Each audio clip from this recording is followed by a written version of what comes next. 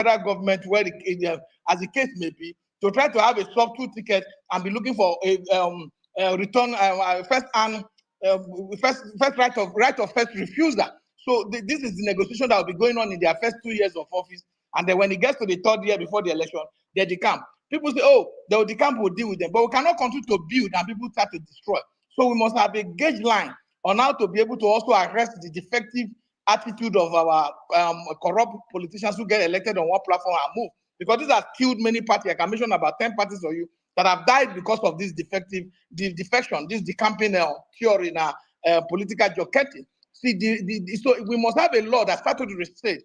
If you are elected on a platform without any kind of command inside, like when it happened to the National Assembly, including the ADC and other parties that went to court, and Umahi went to court, and the court said no, it does not affect executive people in the presidents and the governors. We must have a law that is holistic, that must say, look, if you decamp today, by tomorrow you leave. There's no need of saying that the speaker, like section 109, section 109, section 1G, that says that the speaker must give effect to that resolution by declaring the seat vacant. There's no need. How can a person who is a member of a political party, what about if the speaker decamp, like what is happening in Rivers today? Who is going to give effect to that constitution? Constitutions will have a life of its own and be able to have a live authority to decide on what it is right and what it is wrong, not waiting for another person to now give an effect to that decision. So in all, electoral reform, which determines the clarity, the freedom of our election, the credibility of our election, should be a major focus. And if I will touch about our electoral system, our leaders are so emboldened to see that we believe in the only election day. The Nigerian focus is campaign and election. But there's a during, and post-election system that we must also try to focus on. Because Section 39 is very clear. It's like about freedom of speech. Nigeria should exercise that. Section 40 and 41 talk about freedom of association and freedom of movement. So the right to protest is very key, even in the electoral system. Because without protest, you can't hold your people accountable. Because what we do is to elect people in 2023 and wait to deal with them in 2027. What are we dealing? When there are no protests, when they are not put on their toes, when they are not agitated. There's a statecraft that is going on today. People don't know. You won't notice it from yesterday and the day for yesterday. What they are doing is to try to break the strength that the protest might have. It's like they are giving concession. They remove the workers by saying, oh, we have agreed to 70%. They will bring these people and remove these people. So there's a statecraft because they're in charge of the state. They get more intelligence from their security agencies. So they know the impact of what will happen. So they like to look for a way to try to draw it through manipulative processes. And this also intends that, oh, people will die. This thing you are saying that we will not agree, we will not die, that you haven't mentioned it. Because you say you will not even agree that you don't fear death, it makes another person afraid. So we must learn how to be able to see, how do we mobilize? How do we see that we are all in this together, that people are suffering, that the foundation of our success depends on the credibility of our elections. If we don't have a solid electoral process, if we don't have an election that you can go today and decide to run for an electoral election, there's over 8,000 councillors in Nigeria. How many people can contest councillors if you are not?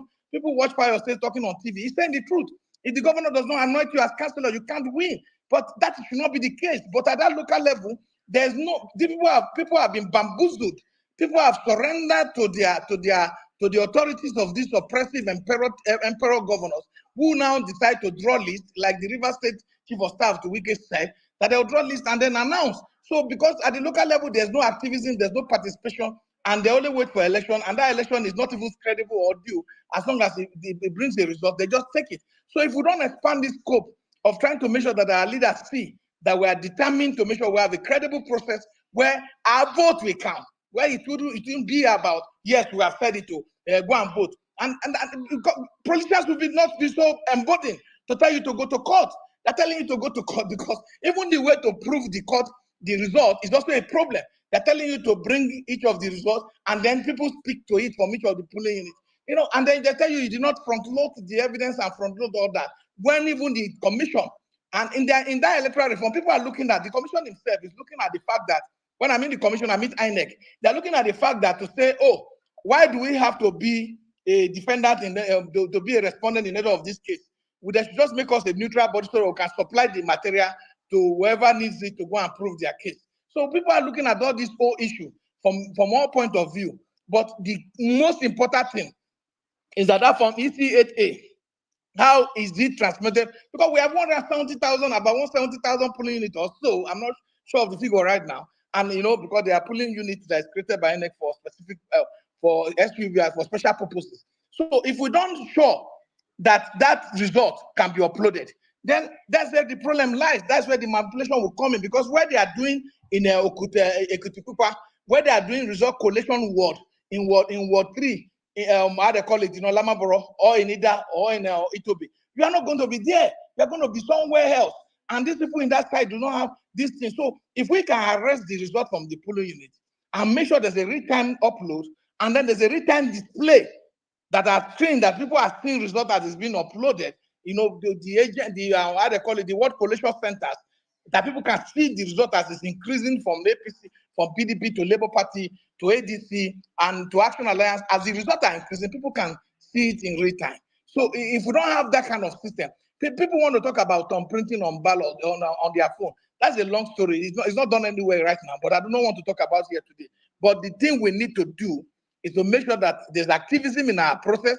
If we are protesting, we protest organically, we participate in the way that we put these people on their toes. And if there's no mass protest, they will always have a way with us. So we must be able to look at things that divide us, the religions that they bring in, the regional sentiment, the tribal sentiment, the age sentiment, all the primordial sentiment that caught people down. I spoke to somebody, I said, look, that's anything you bring. Oh, people say, no, we can't do this. So you need to draft your agenda in a way that we accommodate as many people as possible, because as it is right now, people are playing the game that even if we are going to die, let's hold on to our own teeth. Even if we are going to die, let's hold on to our own manipulators. So it is not going to be all if we don't come together to defend this country and arrest this country. I do not believe in the salary slash of the National Assembly, because if you listen to EFCC chairman, the criminality, the stealing, and the corruption is not in the salary. It is in the procurement. The award of contract and the budgetary processes that is shredded in secrecy and is not covered with transparency and is not open. Today, before we were growing up, we know that a young man can become a millionaire by going to bid for contract. Before the contract is even pass into an appropriation act in the National Assembly, it's already awarded. So you can't even go and lobby and say, look, I know how to do this and participate, except you know somebody. So we must make Nigeria be a merit-based process and try to look at the appropriation committees in each of the bicameral legislature that will play, because the constitution is very simple.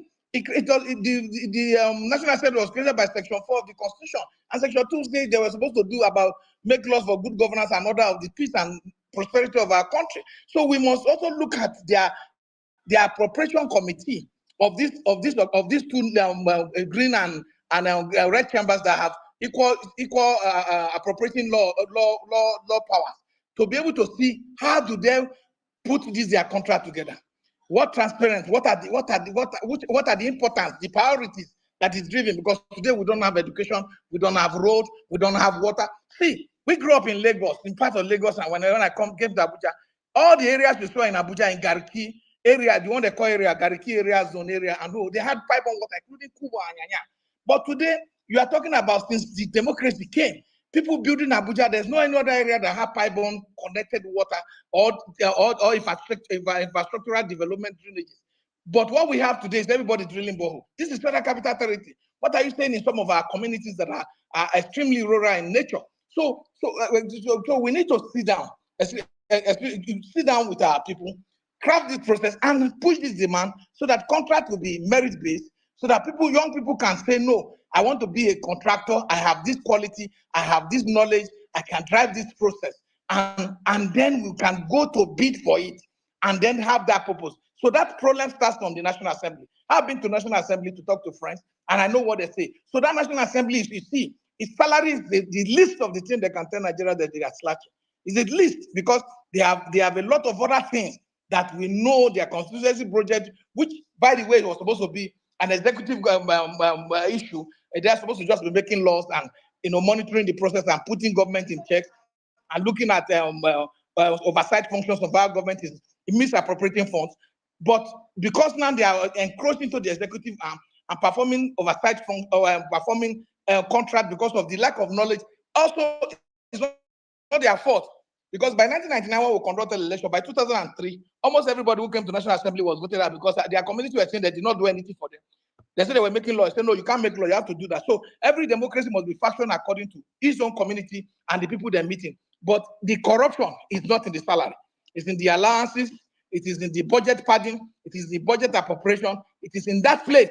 That's why you find out when you come there, the people that will be chairman of the budget appropriation committee must be somebody that probably is appointed by office of the president or something. So there's this encroachment of the executive that is currently weakening the fabric of our legislative chambers. And if we don't know how to separate it, as it has been separated by the constitution, that no one of the arm, whether judiciary, executive or legislature, should have overbearing authority over another. They should be able to have equal powers, and equal powers in the sense that they can checkmate themselves effectively. So we must push for electoral, judicial, and legislative reforms that will be able to put everybody in a way that Nigerians, as we have said in our constitution, that we Nigerians have decided this process and we are part of this process and we are accepted to subject ourselves to this process, and that this process will be fair, will be just, and be equitable to us. Because without justice, you can't say you have a system that works. Because justice is the foundation for democracy and freedom. Without freedom, there's no participation. So we can't have a forced process as it is today. When fear, where those in government, they are subtly creating fear, releasing videos, small videos. You might not affect you because you have already developed. But whatever they are saying, it has over long-reaching effect on other people. So we must have people who are committed, who are willing to see Nigeria work. Like I've said, we can't just continue to elect people in 2023 and wait till 2007 before we call them to come and answer. Because protest is one of the principal foundations of sustaining the democratic process. Without that protest, the protest we mean peaceful protest, we mean gathering, we mean more people participating in questioning those who are put in authority. They are not there to do for themselves. We are not beholden to people in government. The people in government are beholden to us because they are to come to us for yearly approval, to come to us for periodic approval, and come that yes, we want to continue, and then we will decide.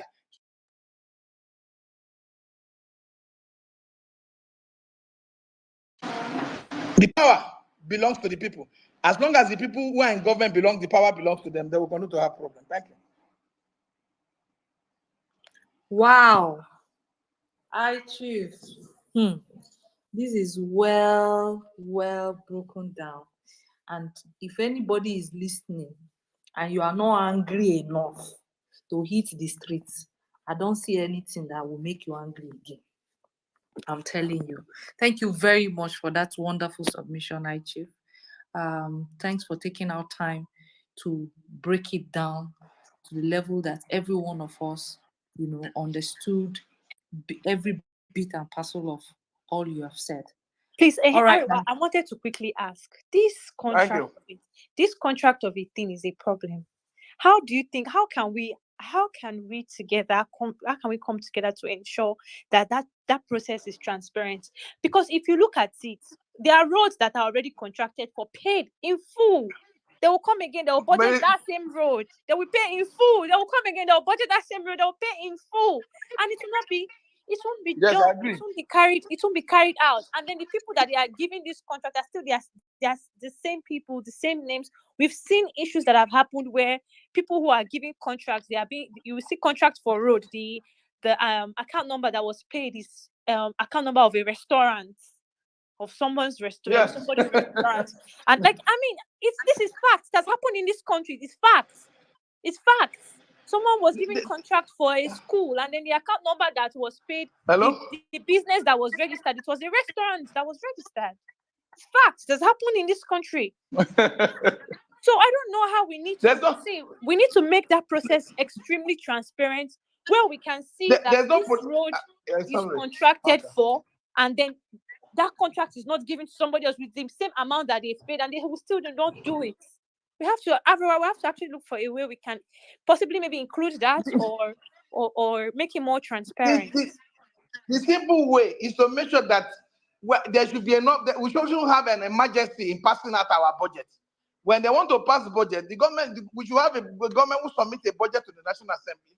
This budget is led for public scrutiny, and then we'll be able to look at it because there's repetition even in the budget, just like you have said.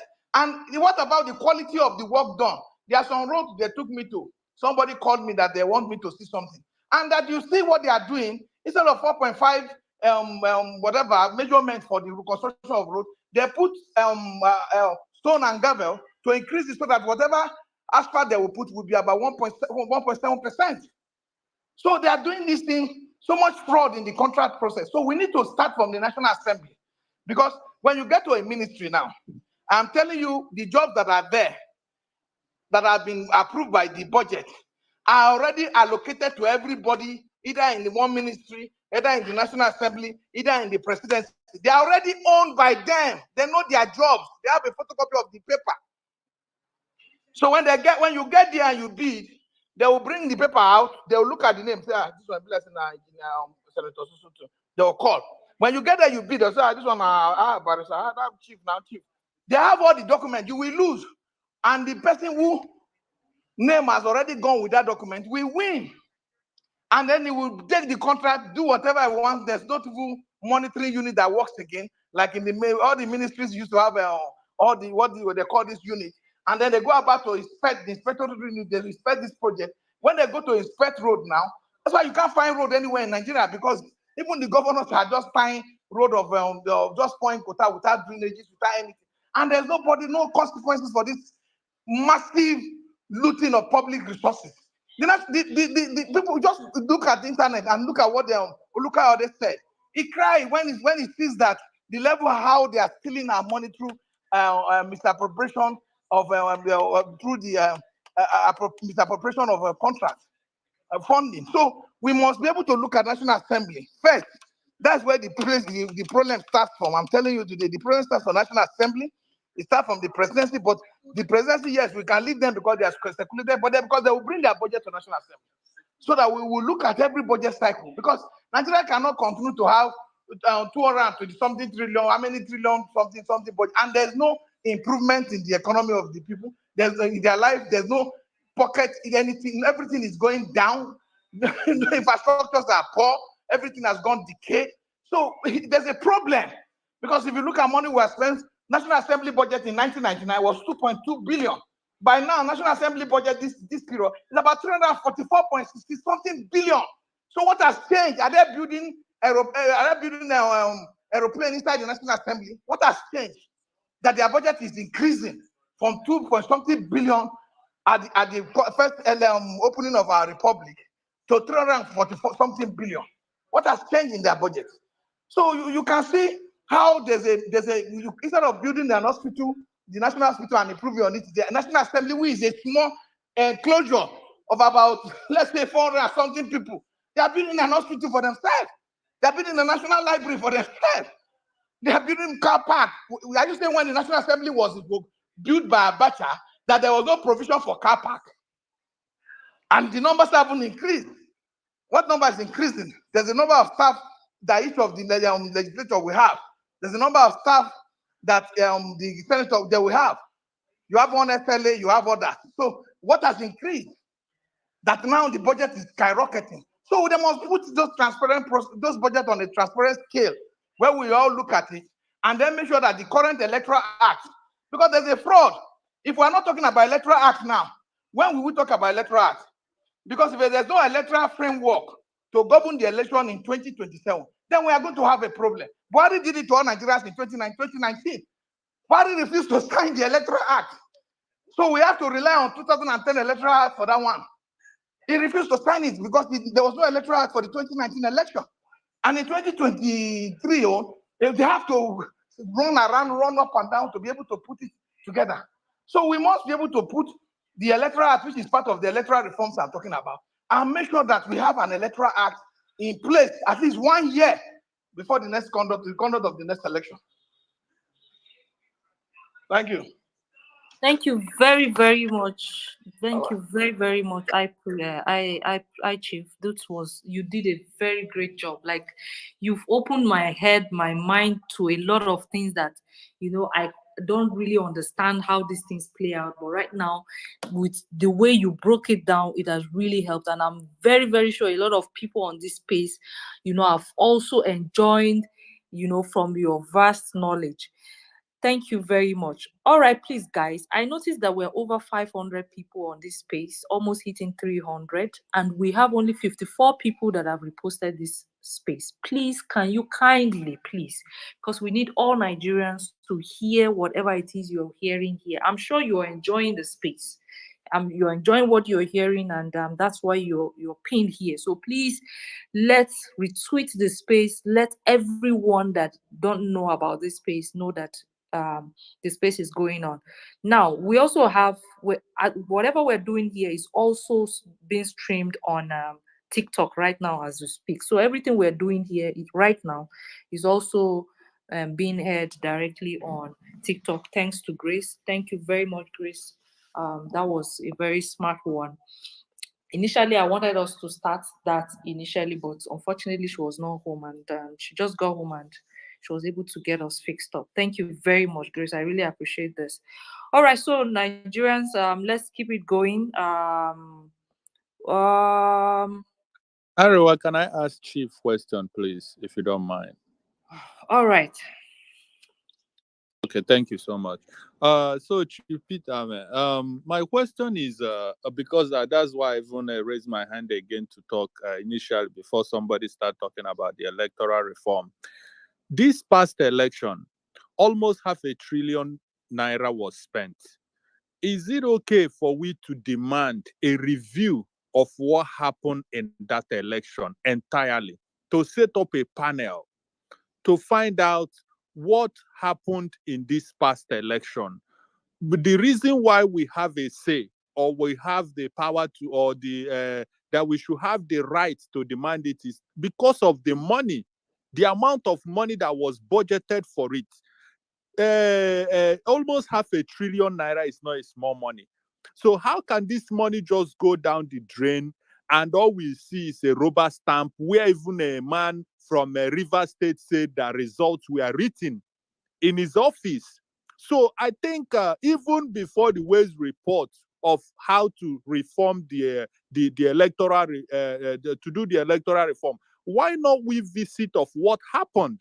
What actually happened in this election that will be independently reviewed, that verifiably independent people that will review from point A to point Z of everything that happened in that election. How did this man win the election? How did the senator, everybody, how did they win? The places where they didn't take the ballot boxes, what happened? I think reviewing the past election will give birth to things that needs to be done up to date on the electoral reform. So the question is, my brother Chief, how can we push? Is it not necessary for we to push for a review, a panel of review for what happened in the last election? Thank you.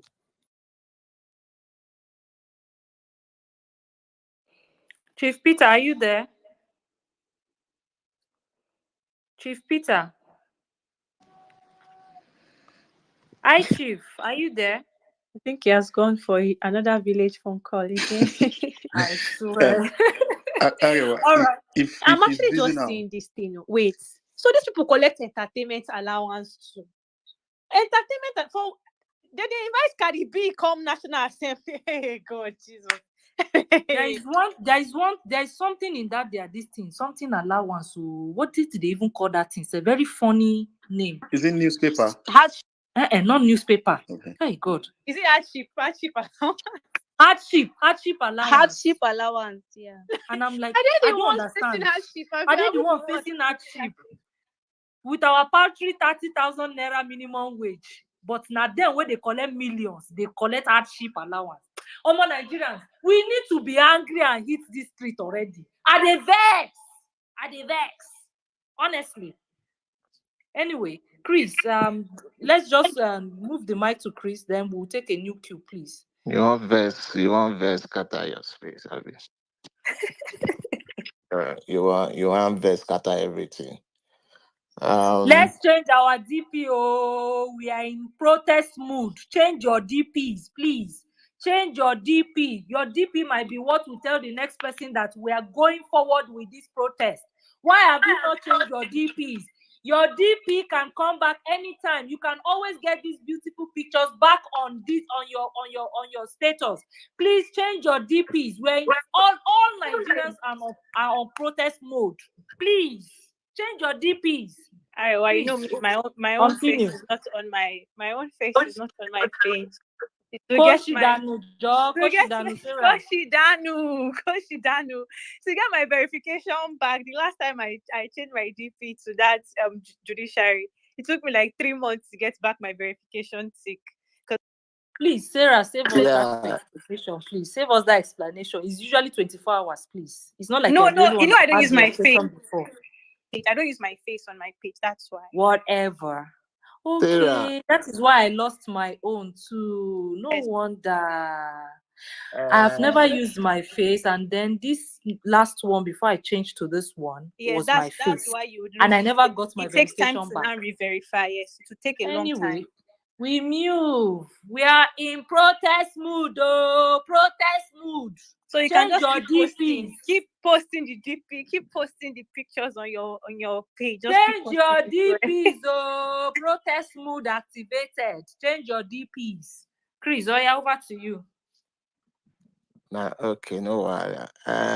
Arobos, talk am again. Say Kushidan. Koshidanu, Kurolono, Abeg. Chris, Which kind serious, Yoruba this one abeg. they speak? Serious, abeg. Serious. Good morning from my end, and good afternoon, evening, depending on your time zone. Before I go on, Arewachi, Gracella, Duke, and Sarah, I sent you guys in your DM the Twitter handle for the Africa correspondents for CNN, and yeah, I'll start with. I listened to that brother, Kenyan brother, when he was speaking. I just wanted to let him know that we actually have, those things mentioned in our laws, but it will only seem that the problem that we have is the rule of law. We don't have it in our country, and little wonder, why businesses would elope and leave. Because of course, where there is no rule of law, I mean, how could that's a huge risk for any serious business. When there is no rule of law, you don't bother participating in such markets. So yeah, so that's where we are. I have read that report before, the Justice Wise report. I think it was in 2007, but that wasn't when I read it. 2007, I pretty much was in. Let me not tell you where I was. Well, I was in this um, vibrant when it comes to political space in Nigeria. So let me take a crack at it. Maybe do it a bit different, so that people, as we continue to talk about it, people continue to grab more things and understand it. So I try to break it down as much as I remember. So, like he said, it was during Maui Yaradwa's regime, Chris, so sorry, I just wanted to quickly ask. I thought is it what I Chief talked about you want to talk about again? So that we don't have a repeat of, because we have too many people. We have over 25 people waiting. If it's what I it's Chief not a just finished repeat breaking per down. se. So Okay. I Chief was breaking it down, but I just thought that our Gen Zs that are on the TikTok, I Chief, you There is don't no need. I Chief did a provide good job them. already. There is no need repeating this thing, please, so that we don't lose track of what we are here for today, please. I want us to keep the ginger, the motivation intact, please. I don't know if you get my point. Yeah, I do. I get your point. But of all the things you mentioned, you didn't mention the fact that the report, because I remember this one very much. The report recommended that something should be done. Like Nigerians have this hugely irrational and negative mentality about election, on the part of the politicians, the parties, even the executive arm, legislative arm of government, and the entire electorate themselves. Where we think that election is a do or die affair, and on the part of the electorates themselves, and it is true. Most Nigerians think that election is all about 2 packs of spaghetti and 1 keg of oil. He didn't mention all of that. He talked about a lot of things, the chief, but like I said, I've read the report. But anyways, it's your space. I would leave it. So I actually requested for the mic because of what Orobos has said. Um, and that's Sarah Ibrahim, by the way, to everyone on the space. So she won't by all means be a dope person, but so Sarah, I was just trying over here to understand what you were trying to say, because at this point in time, like Chick said, everything we are doing should be all about our battle cry. When we come up here, certain things we might say might um, beat down some of that energy, if you understand what I'm saying. I don't think this is the time for us to, and I'm not saying that's what you were trying to do, and I'll explain it, to be politically correct or to make statements that, sort of like allude to that. So I think what you were trying to say was that it's a step in the right direction for us, not a step in the right direction for the people we are going up against, you know. So if you're saying we are doing something good and we are heading in the right direction, I think you could have worded it differently and even better. But most people could have construed it as, oh, someone is trying to be politically correct. How could they say it's a step in the right direction? Because for it wasn't a step in the right direction where these people out of the blues just changed our national anthem. They didn't care about us. They didn't care about us when they bought a yacht. They didn't care about us when they went out of their own way to buy 2 jets for the president. So why should we try to even say anything nice in their way? So I think what you were trying to say was that we are doing a good job, and it's a step in the right direction for us, not on their part at all. So let's be careful. Whatever they've done, and this is to everyone, the 50% or 70%, whatever, slash is bullshit as far as I'm concerned. If you've seen the movie Troy, that's what is called a Trojan horse. Don't even take the bait. These people, the moment we turn our back, they'll throw it in the trash. Giving you 20 trucks of rice, giving you money, that's panic mode on their part. We are doing a good job, right? And they're already in panic mode. Slashing their salaries by 50%, as far as I'm concerned, that is vague. Because like you mentioned a few moments ago, Arewa Chick, what's hardship allowance? I mean, now them need their hardship allowance. We have people in IDP camps in Nigeria, for goodness sake. Do you know how much this government have borrowed or has borrowed in recent times? That money is enough to close every single IDP camps we've got in our country. But what have we got? Women and children exposed to diseases. Women and children exposed to all sorts of danger. Why? Because some people don't just care. So don't take the bait at all. They will do all sorts of things right now because they are in panic mode, right? They during the protest, you will see all sorts of things. And let me put this out there again to I'm sure it must have been traded in so many space. Look, for this protest, fuck, and I'm sorry to use the word, every single celebrity we have in our country, fuck them in their ears. This is not the protest for them. They should take the fucking back seat. We don't even send them at all. This is our protest. Any DJ will come there, I'm sorry for your machine. Any celebrity will come there, just join the protest as normal Nigerian. Forget who the fuck you are. We don't care about you. Because I mean, you guys had the clout and everything to have made sure this happened earlier than this, but you did nothing. You hijacked NSAS as if it was anyway. We will not even talk about that one. So during the protest, guys, a lot of things will happen. They will give you now so many things. Please take it. It is yours. Take it, but stand your ground. If they give you gala, take them. Stand your ground. If they give your mama 100 bags of rice, then you say, yeah, go out.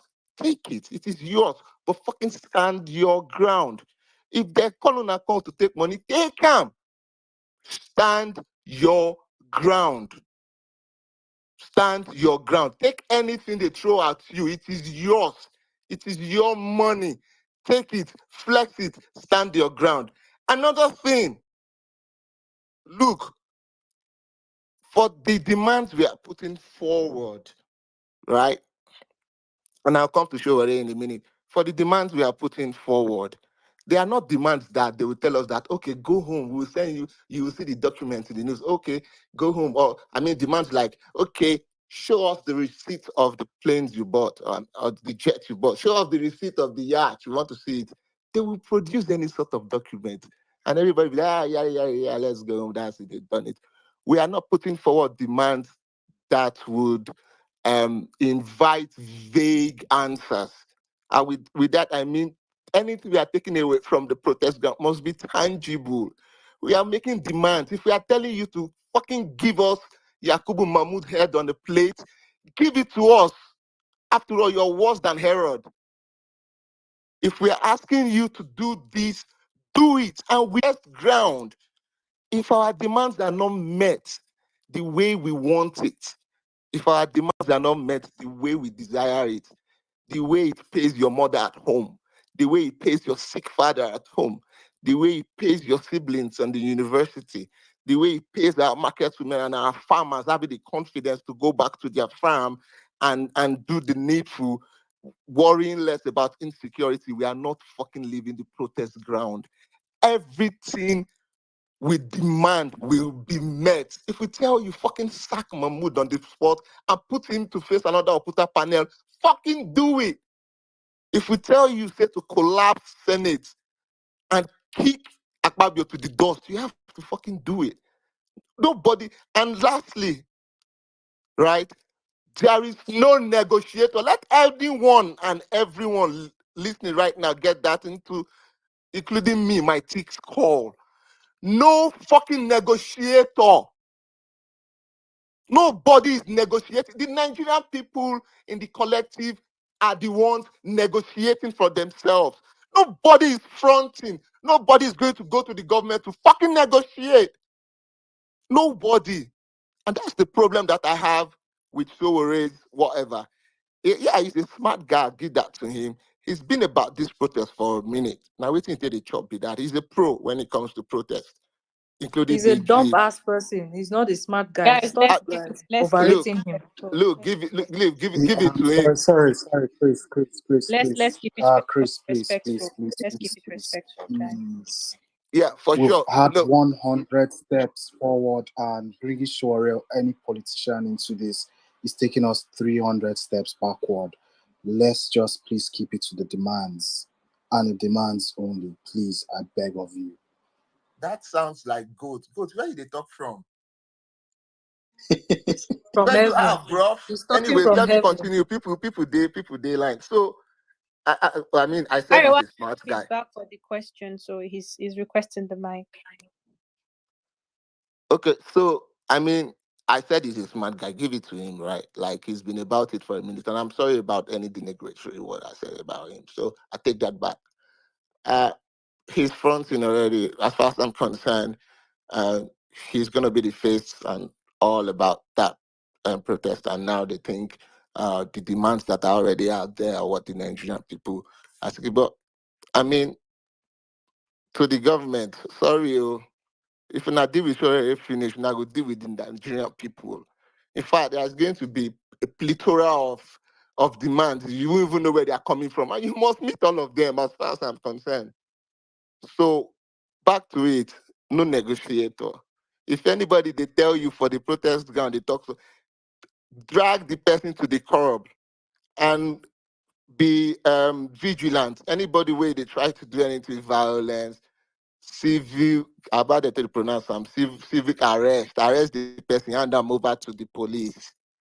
And one more thing, if you've been paying attention on the timeline, you would have seen some flyers flying around. I mean, I'm paying attention and I'm really, really watching out for those guys. I don't know who they are. They've been putting out flyers.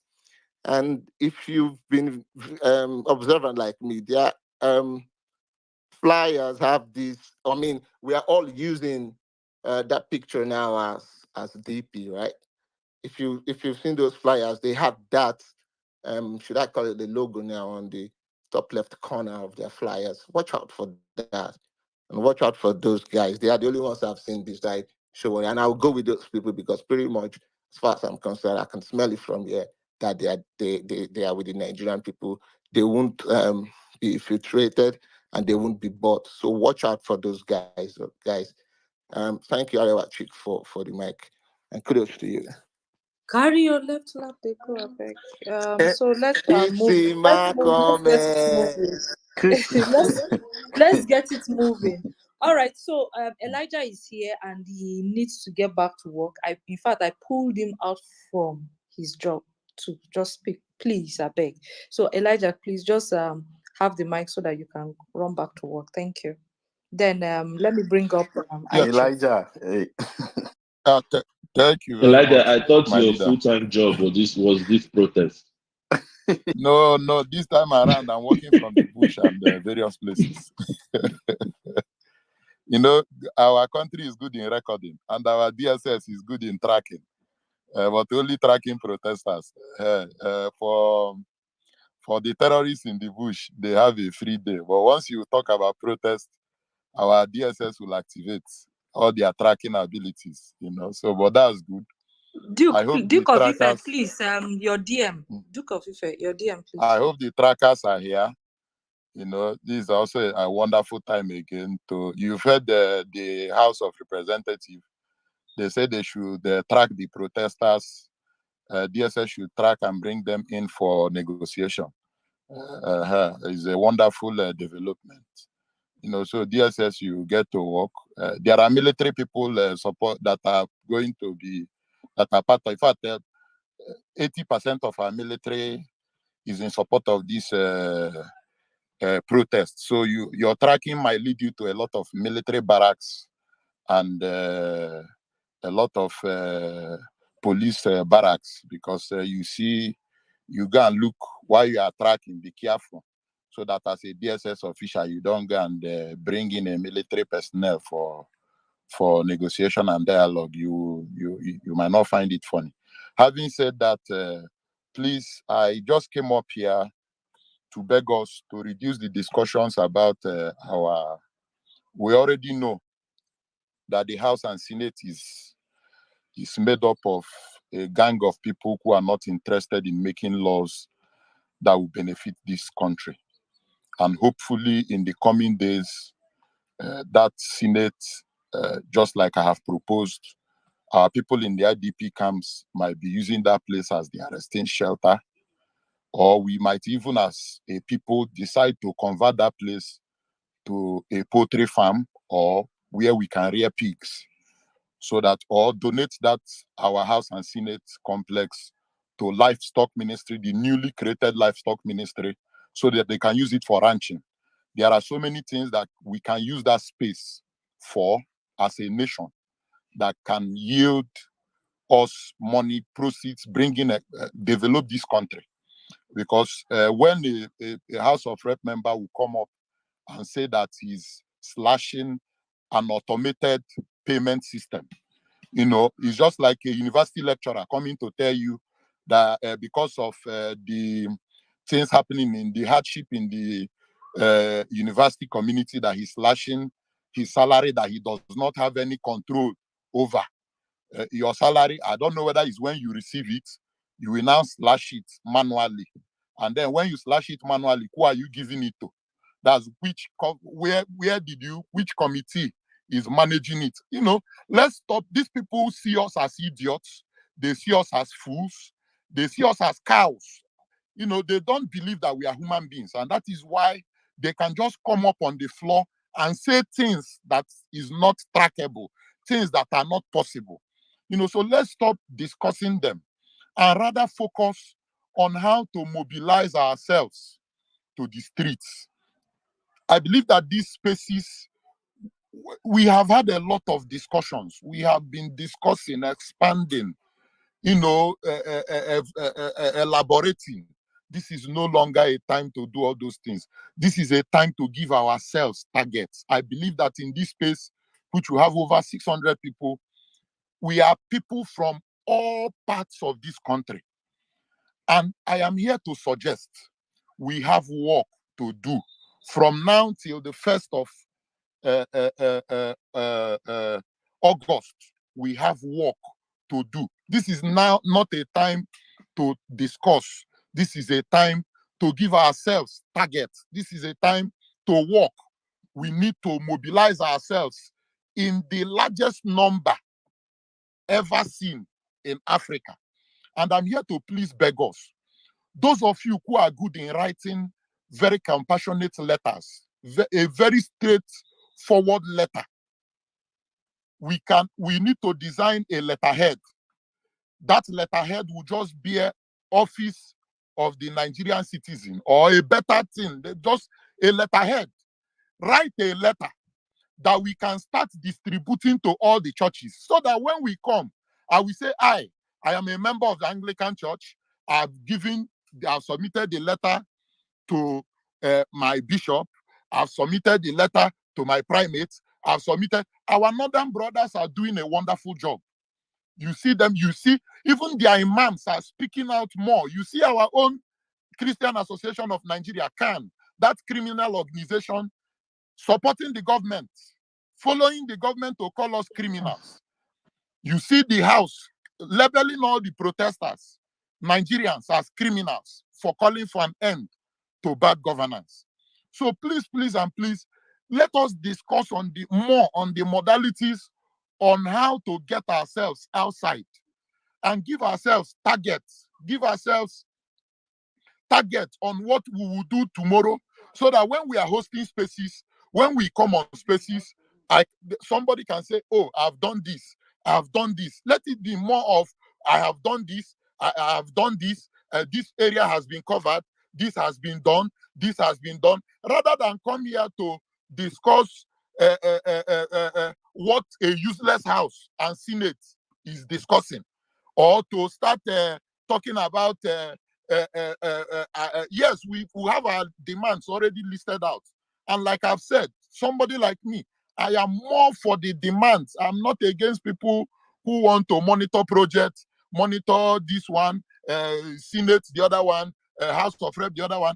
I am more of what Nigerians, the average hungry Nigerians, this protest is built on Hunger Day. Hunger Day. I am more concerned on what I will benefit from day one, immediately. And that was why I'm saying fuel is my main problem. Once they return that subsidy, bring down fuel to 100 naira, other things can follow. INEC reform, Mahmoud Yakubu, Senate closed down, the other one, all those other discussions can follow, because all those ones we are talking about, it requires a lot of meetings here and there. They will now begin to tell you, gather people, let's discuss. I don't want all those. I'm talking about the one from day one, as you request for it. The president will be under pressure. He will call all the petrol organizations with NMPC. They will sit together. That 6-point-something trillion that he's telling the Senate to add to the budget, they can use it immediately to pay for fuel subsidy, so that we can buy fuel between now and between now and December. We'll be buying fuel for 100 naira immediately, because there is 6-point-something trillion that they are adding to the budget that he told Senate in 2 days ago to approve. That 6-point-something trillion, my eyes is on that money. He can use it immediately to pay for subsidy, and we will begin to buy fuel 100 naira from 1st of August till at least December. If the money expires by December, he can now pick up another money, by maybe January. He will organize another maybe 8 trillion or 9 trillion, pay for the one for next batch of 100 naira fuel from January to June. If it expires, let him just be raising money. I don't care. He's good in borrowing. Our president is good in borrowing. Our Senate is good in approving borrowing. This is a time when all these billions and trillions that are being borrowed will benefit us as Nigerians. Let them borrow. Let them borrow. If it is from Ghana, let them borrow. If it is from IMF, let them borrow. If it is from World Bank, let them borrow. This is a time I'm encouraging our president to borrow from anywhere, possible, because what is about to meet them, governors are already handing over to deputy. Very soon, deputy will hand over to the speaker, House of Assembly, and take leave. You people have already started taking 1 month leave, and we are not out on the street yet. Just they play. As you are taking leave, please prepare the money that we will use to buy fuel at 100 naira. That is my main problem. Once you do that fuel 100 naira, the Sarah is here. We have accountants. These people will now monitor other processes. But me, from that day one, from 1st of August, fuel at 100. Once I turn to filling station and see fuel at 100 naira, Mr. President, you've done well. God will bless you. In fact, may your days be long. I wish you to live till 150 years. I don't have a problem with you. You can continue with your leadership. But you see that fuel at 100 naira, that money, if you can borrow to buy jet for yourself, if you can borrow to build house for your vice, please borrow to bring down fuel from 1st of August. Bring down fuel to 100 naira. That is my main problem. And please, as we are on this space, can our good orators who are good in writing prepare a letter that we will just print? Once I see the letter on Twitter here, I will print it, go and give it to my pastor, go and give it to my bishop for announcement this coming Sunday. Let's work with targets. Let's use our churches. These churches are criminal organizations. These churches are in bed with our leaders. These churches are in bed with bad governance. Let us start from the people we can access. That letter will be a very straight to the point letter. That letter you can go to bank and give it to a bank manager. You can enter police station and drop it. You can go to army barracks and drop it. You can even go to DSS office and give them the letter, because them too, all these people that are saying tag DSS officials cannot pay for the school fees of their children, because there is nowhere in the world that DSS earns, special agency like that earns the type of salary they earn. They too are hungry. Even our police, they are hungry. Our military, they are hungry. Today, if a military official dies in battlefield, the first thing the military will do is to evict his family from the barracks. That is the country that we found ourselves. And then you find some authorities cornering the thing that is supposed to come to the family while they are dead. The family will be thrown into the bush. The thing that is meant for the military official will not even get to the family. So let me tell you, this country is not working. The entire system is a mess. It is only working for the gang of criminals that have overtaken and have hijacked this country for the benefit of themselves and their cronies. So please, all these spaces where we come to analyze, discuss, we have done analysis and discussions for 1 year. This is a time to get down to work. How many churches have you covered? If you come on space, you will tell me, I have covered House on the Rock, the Church of the Gym Instructor. I have covered RCCG, the one that drinks tea with God in heaven. I have covered, let us begin to cover churches in all this. Let's begin to move. Let's begin to go down to work. We need to mobilize ourselves. We need to mobilize ourselves to the streets.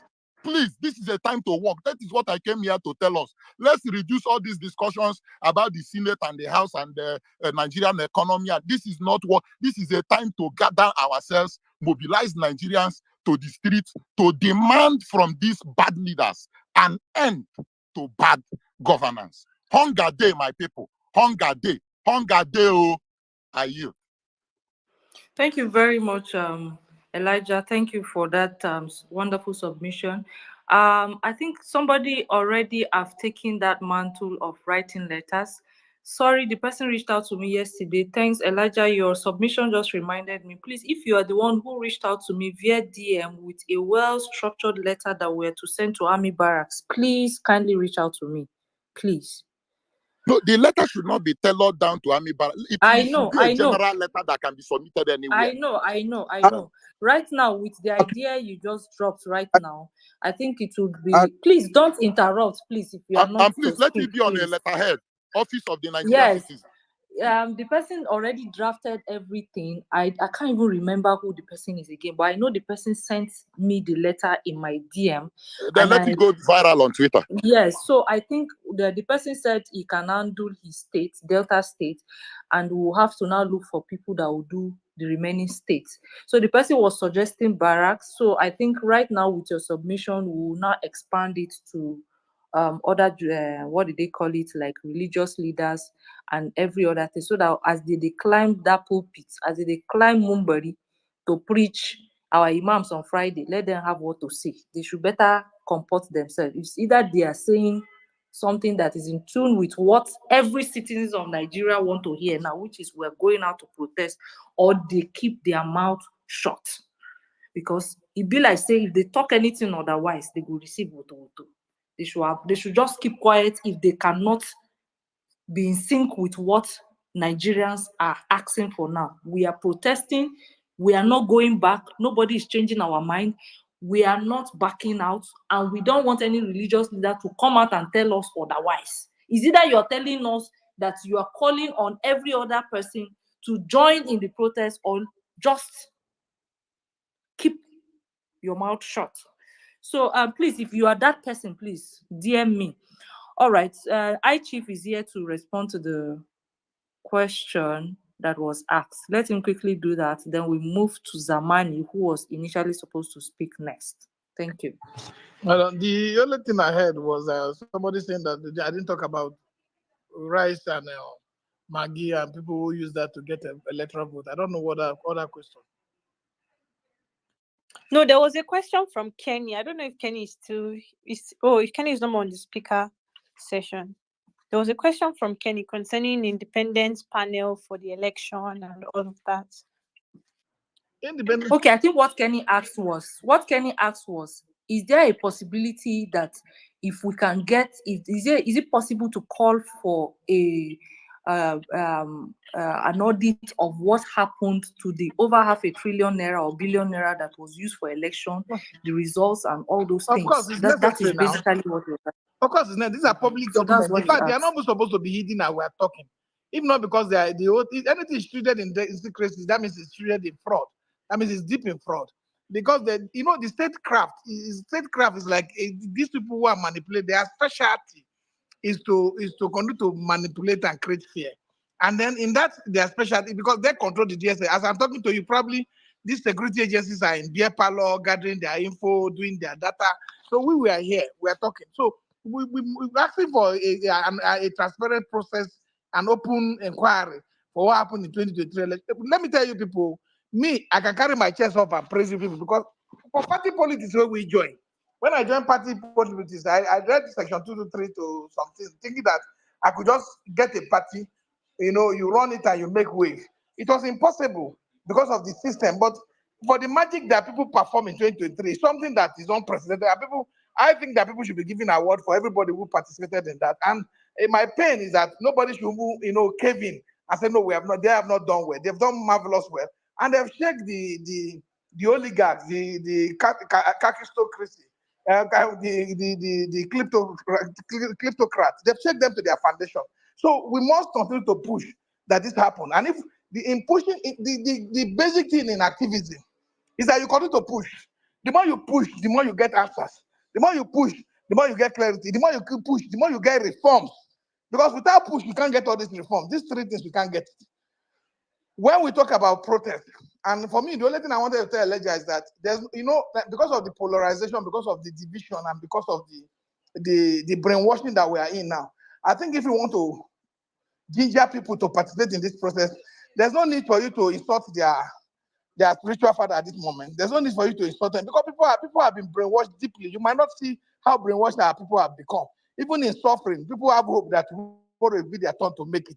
And this making thing is that people are on queue to get into government to steal their own share of the money and become billionaires. So you have to be able to be strategic to know that you don't exclude anybody from your plan, that everybody is part of your plan. So for asking for audit, that is by the side, by the way, because if I forget, asking for audit of what happened in 2023 supposed to be a fundamental right for all Nigerian citizens to have. It's supposed to be a document that should be online by now. The result should have been on the website of INEC. So I don't think even not because it's a criminally, motivated outcome that we had in 2023 election. Why would somebody be asking for a result? If you collected the result, you have the data that you collected from what local government to state and to federal. That data should be made public. And there's no big deal. So asking for that is like we're just giving soft landing. But what we are saying is that the only way Nigeria can actually get it right is that we have an electoral system that is free, an electoral system whose appointing authority does not come from a person, from the president, an electoral system that Nigerians will have a say in the process. And we can design that because everything is local. And our elections in metropolises are not as difficult as the elections in the rural areas. These rural communities have what they call gatekeepers. There are people who have been holding on to party for them. In fact, I went to a campaign in one community, and when I was talking to them, they called one man that all their voters cards are with him. They used to give him to keep. So when election comes, he will just call everybody and they will start to vote what he wants. So there are a lot of other units like that across Nigeria.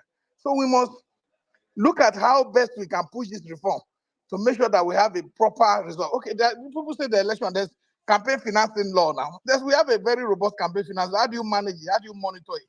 So it is a collective agenda to push this advocacy and this activism to a point where it will start to ring in the ear of the people to know that elections are no longer business as usual. That if you don't do anything now, we'll continue to question you until the next election. That we don't just wait and say, no worry, we'll go vote them out. The man has amassed wealth. And every electoral constituency and jurisprudence area within this country has rural communities. So the man is going to try to look for those rural communities where he tries to manipulate his resources. But they can be defeated. That's what 2023 has shown. 2023 has proven that they can be defeated. So we must hold them to where we know is spending them the most, which is the transmission of electoral results. That form EC8A is a form that they don't want to transmit. They do not want to transmit that form. So if we must make sure that form is scanned, uploaded to the IRF by the beavers, let it be our main point that form at every point, any result that is not uploaded at that point becomes invalid. And you know, we have dual electoral process, the dual electoral collation process too. I used to say, if not for the criminal maneuvering that they brought into our election, we would have had one of the best electoral platform in Nigeria. Because while we have this electronic process of collation, we still have what we call the manual process that was used before. That has never been jettisoned. So we have dual transmission process, dual collation process, and this is what we should rely on. And then make sure that the other electronic one that is not subject to manipulation, that is not easily manipulated, is held in a more secure form. Because one of the form ECA that moves from polling unit to the World Collation Center can be replaced. And result announced, and then they say you to go to court. So we must look for a way to make the electoral system transparent.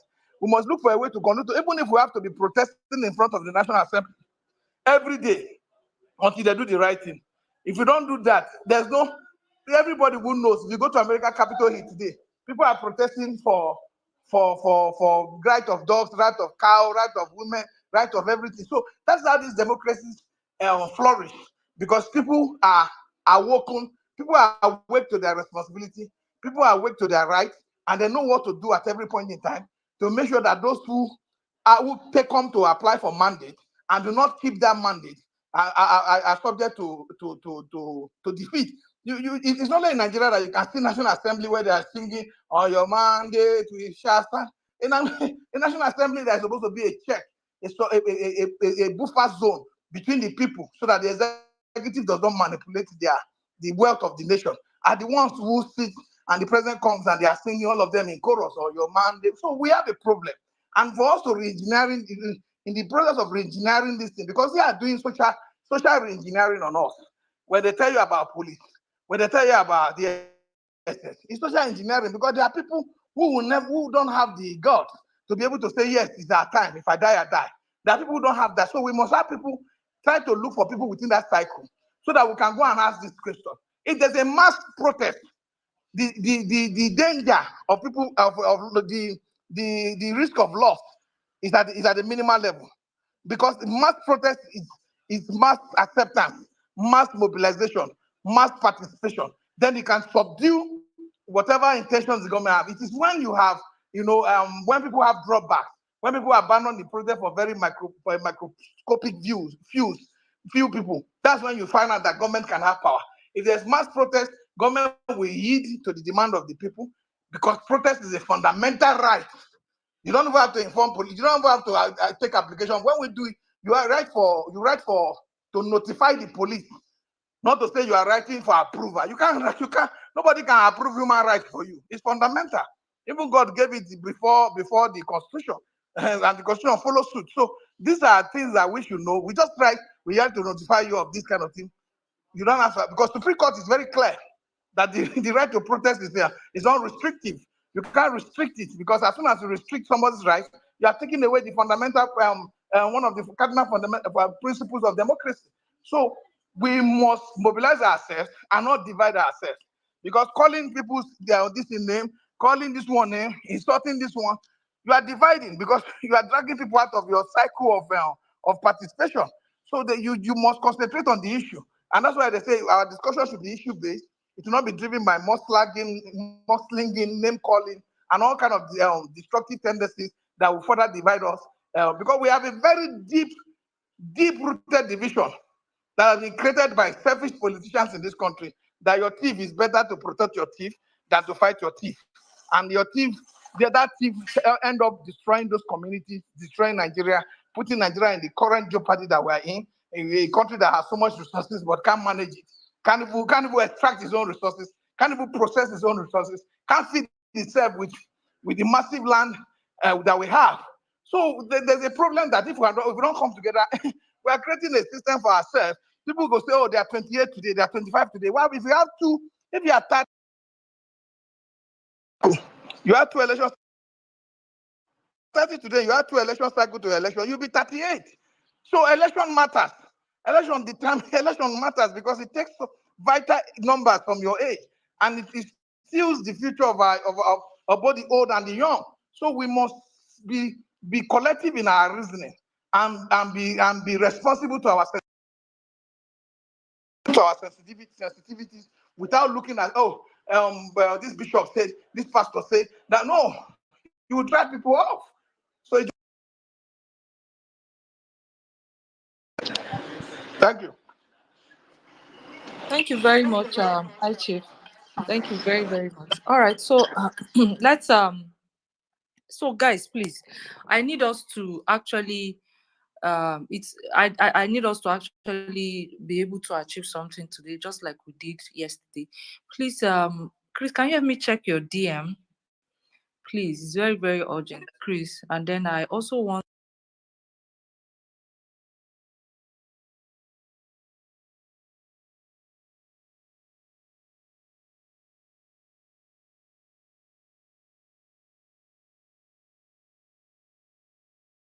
people that are going to fine tune the letter, because the letter was sent to me yesterday. We didn't finish, so we're just going to fine tune the letter.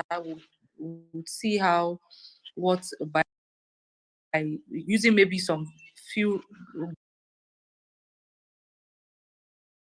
Calm down, please. You've not been called. So when we fine tune, everybody. When we fine tune the letter, Ariwa, I don't think she can hear you. when we fine tune the letter, then we can now probably just go through with the distribution, just like Elijah suggested, because initially the person said military barracks, but then with Elijah's submission, I think it's very good to also harness our religious leaders so that they could also charge their followers in the church. Any true religious leader who knows the pain and the plight of Nigerians would not receive that letter and not do the needful on Sunday. And any imam that receives this same letter and would and knows the plight that the northern region is going through, with the kind of raping, kidnapping, and everything that is going on over there, and does not say or do the needful, then at least we'll be able to now identify the evil ones amongst us that are in bed with these bad, evil politicians. So let's see. Please, for anybody that has volunteered to help get these things done, please, I beg you, I dey like sharp sharp. Like, okay, when we say we're doing something, let's just get it done. No procrastinating, no delay. Please, let's just do as much as we can to get whatever we have agreed or put ourselves out to say we want to do. Nigeria is ours, and together we can save our country. So Zamani, Then please, over to you. I just wanted to quickly state something. There was this story that I read of a lady that went to farm, a pregnant woman, yeah, and she was pregnant, and then these people, these headsmen came to attack her, and they threw dice on if they should rape her or kill her. Then they threw another dice to decide what was in her stomach. The person who actually would win would be the person to rape her first. So they cut off her stomach to check if it was a boy or a girl. And then the person who got it, the baby was a girl. They cut off the baby, brought it out. Like, it was insane. I was reading it on BBC. Was it BBC also? Where did I see that story? I mean, people are going through a whole lot, especially in the north. People are going through a whole lot, and we have to all come together to make sure that this country works. It's everybody's task. There is no division here, man. We all have to stand together.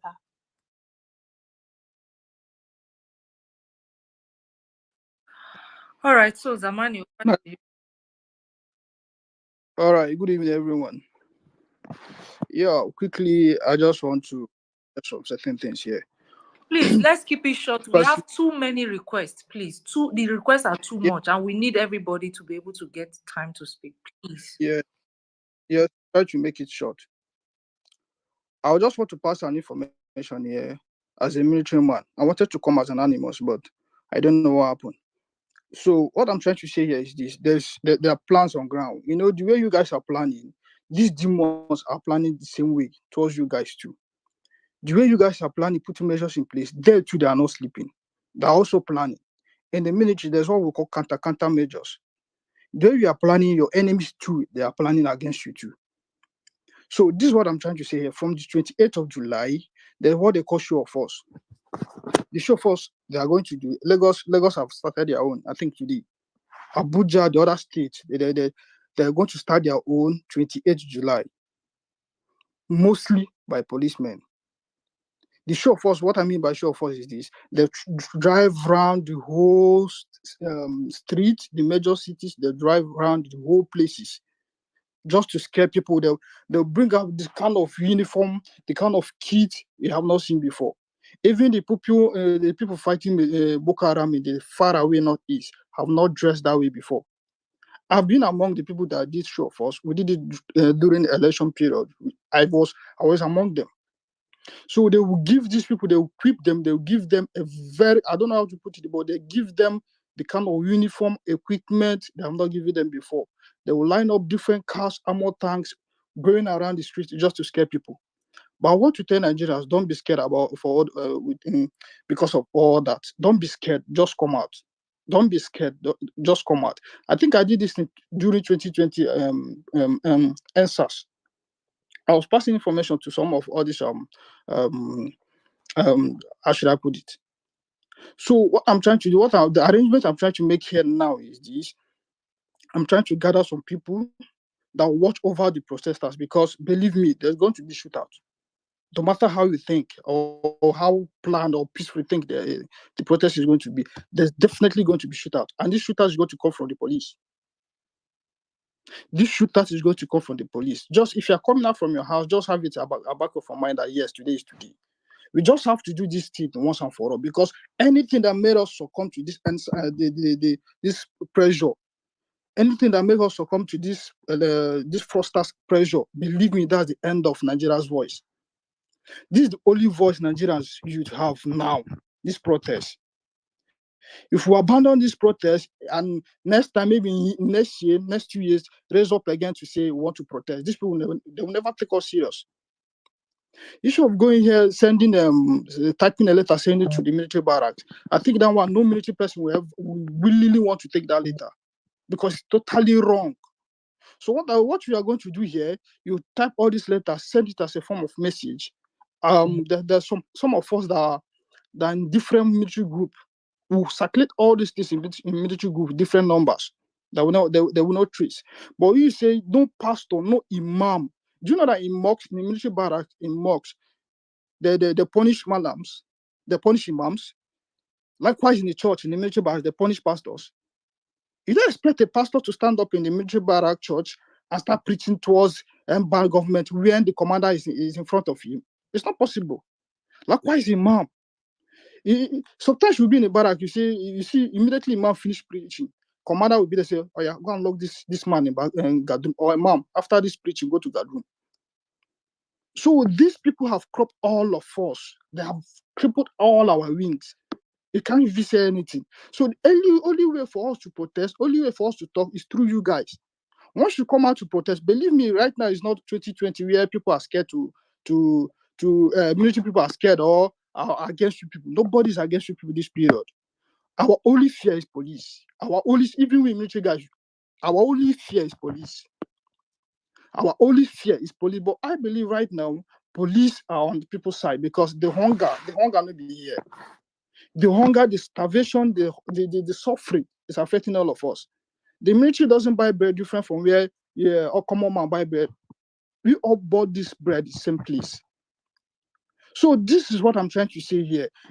And where we should channel this protest to is towards this. Don't forget that these people have family. They cherish so much. But we, our own family, are suffering. They have family, they cherish so much. So we should channel our energy to their family too. These people, they are not ghosts.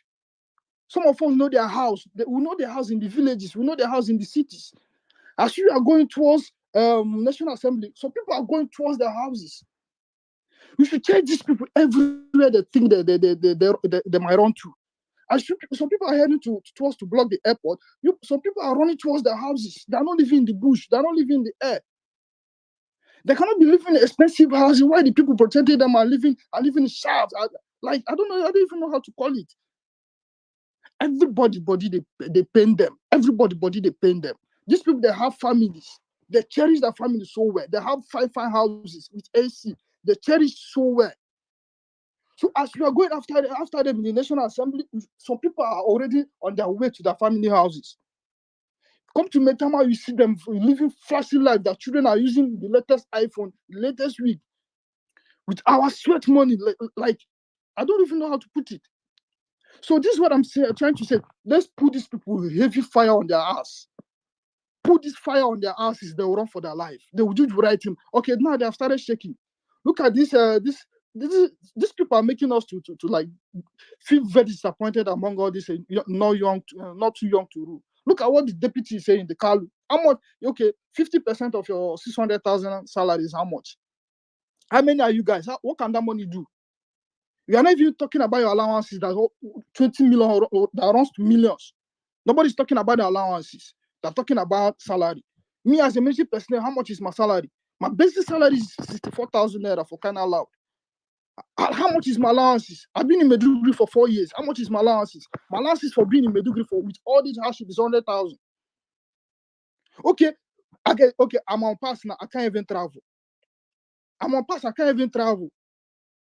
How much is transport from Meduguri to Abuja? How much is transport from Sokoto down to Port Harcourt, down to nearby for you to travel to see your family? Okay, the other guy complained about he can't even travel. They locked him up. How many months did that guy spend in the Gadroom before they even release him? These are the issues. Everybody's frustrated. Everybody's angry. So take away that fear in you, say you won't die. No, the military is not after you guys. I know how many military guys are telling me, bro, when we go protest. It's not that all of us are living in fear. Okay, what if they kick you out of the job? What next? All of us are just living in fear. We are just looking for voice to air out our grievances. But the problem is that police is our major problem. Police, they are full of illiterate. If you watch how police do that training, bro, you don't even feel secure whenever you're around police, no matter how dressed they are. If you watch how police do their training, you will not even carry police as an escort. I've been on duty with police. I know what I passed through. Just leave all this big talk we are talking here. There's issue on ground. Let's focus on this issue on ground. One by one, we'll address the issues. One by one, we'll address the INEC and the rest of the judges' issues. Let's just get started. Secondly, issue again, this police, that's my only fear, police. These people, if you tell them go, they come back. If you tell them stop, now then they stand up. They don't know anything. They don't know the word of command. So any police that shoot anybody, make sure you get the picture of that person. As soon as they shoot the person, make sure say that they bring one member of his family down. Then the rest of his colleagues will take caution, we withdraw. But they shoot this one, all of us don't leave the person. Listen to me. Some of us are joining this protest in these guys.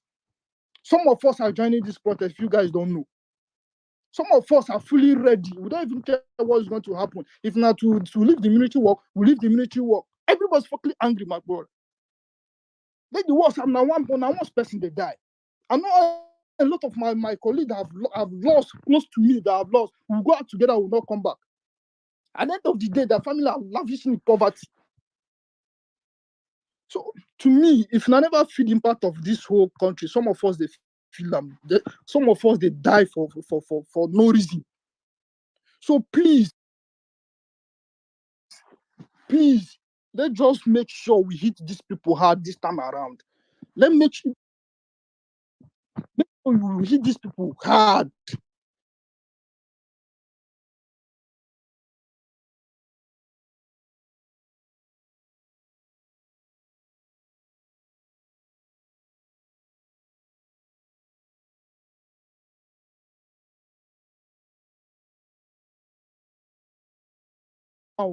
Now them power they hand now. All of us we are pointing finger at Tinubu during 2020. Say that I don't want to waste much time. Thank you very much. I hit the mic. Thank you very much. I could feel your pain, the passion in which you use in speaking, and I'm glad that I didn't give Arrow, up bringing you can up I just at every can I point just say in something time. for 30 Please, seconds? can I just finish, please? All Please, right. I beg. I can feel the pain, and I am glad that I did not. For some reason,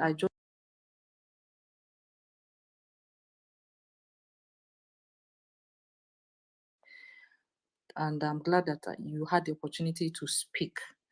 And I'm sure that Nigerians have heard. Nigerians, if we missed this chance, it is over. Nigerians, if we miss this chance, it is over. We need to take this chance that we have now. We are fighting for our lives. See, most of these things are deep-rooted more than our eyes can see. Whatever we are facing now is just a tip of an iceberg. Trust me.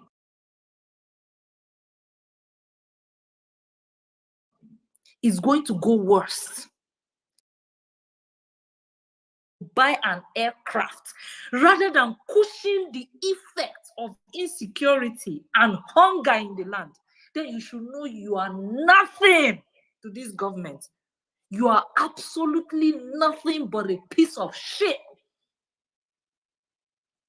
And it's time for us to actually let them know our worth, that Nigeria is not for them. Nigeria is for us all. Nobody is more Nigerian than any one of us here. And if we did not rise up, now, Nigerians, we will not get it right again.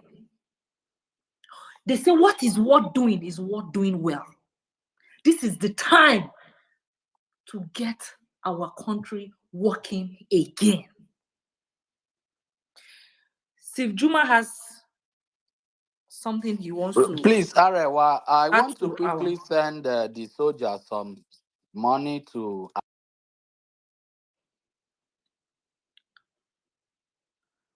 Steve Juma have something to discuss with us, and I don't know. He has dropped again. Steve Juma, please. He said he has an insight he want to quickly share with us, and I want him to really come up. So Odogu, can have your 30 seconds before I take another cue. Yeah, just briefly, Nigerians, if ever you needed, if there was anyone here who needed an extra motivation to come out to the street in protest, there you have it. You heard it directly. This is what you call directly from one of the horse's mouth. And it's no joke. You understand? It's no joke. Even some policemen are also coming out for the first time in a long time saying stuff like this, that Nigerians need to protest now more than ever. If ever there was a time that the soul of the country stood on a balance, it is now. Because the hunger is all across every sphere. So make no mistake about it.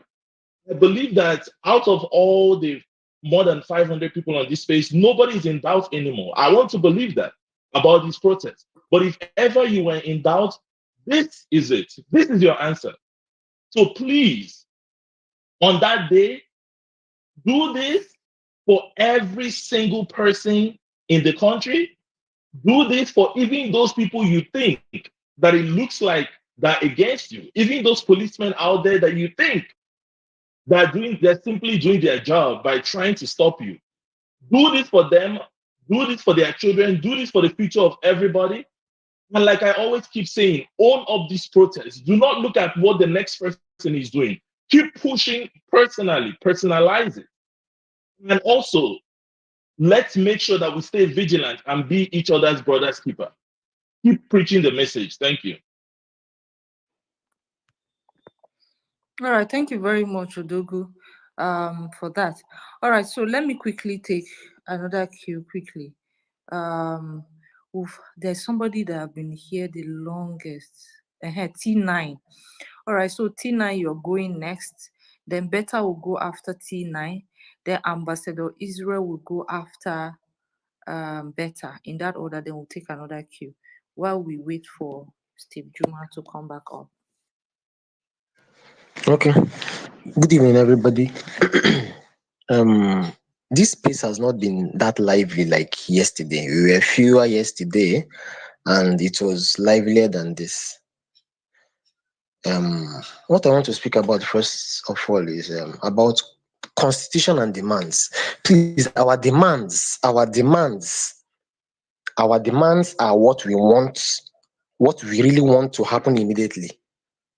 Then there are some things that we know we should put in the constitution. Demands and the ones that should be in the constitution should be very different. That's what we should do. We know all those voting, INEC stuff. Those are the things that should be in the constitution. Now let's recall in 2022 when we are collecting our voters card in Lagos. It was shown that so many voters cards were thrown away. So many of them were thrown away in Owerri. So many of them were thrown away in Port Harcourt, in Abia State. So many of them are thrown away. If it was a government that knows something, once or that care or that don't believe in this INEC, what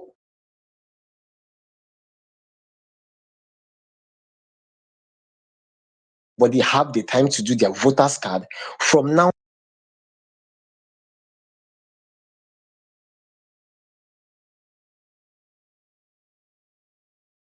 till 3 years, so that everybody will have voters card. Now, one of the things that hit us,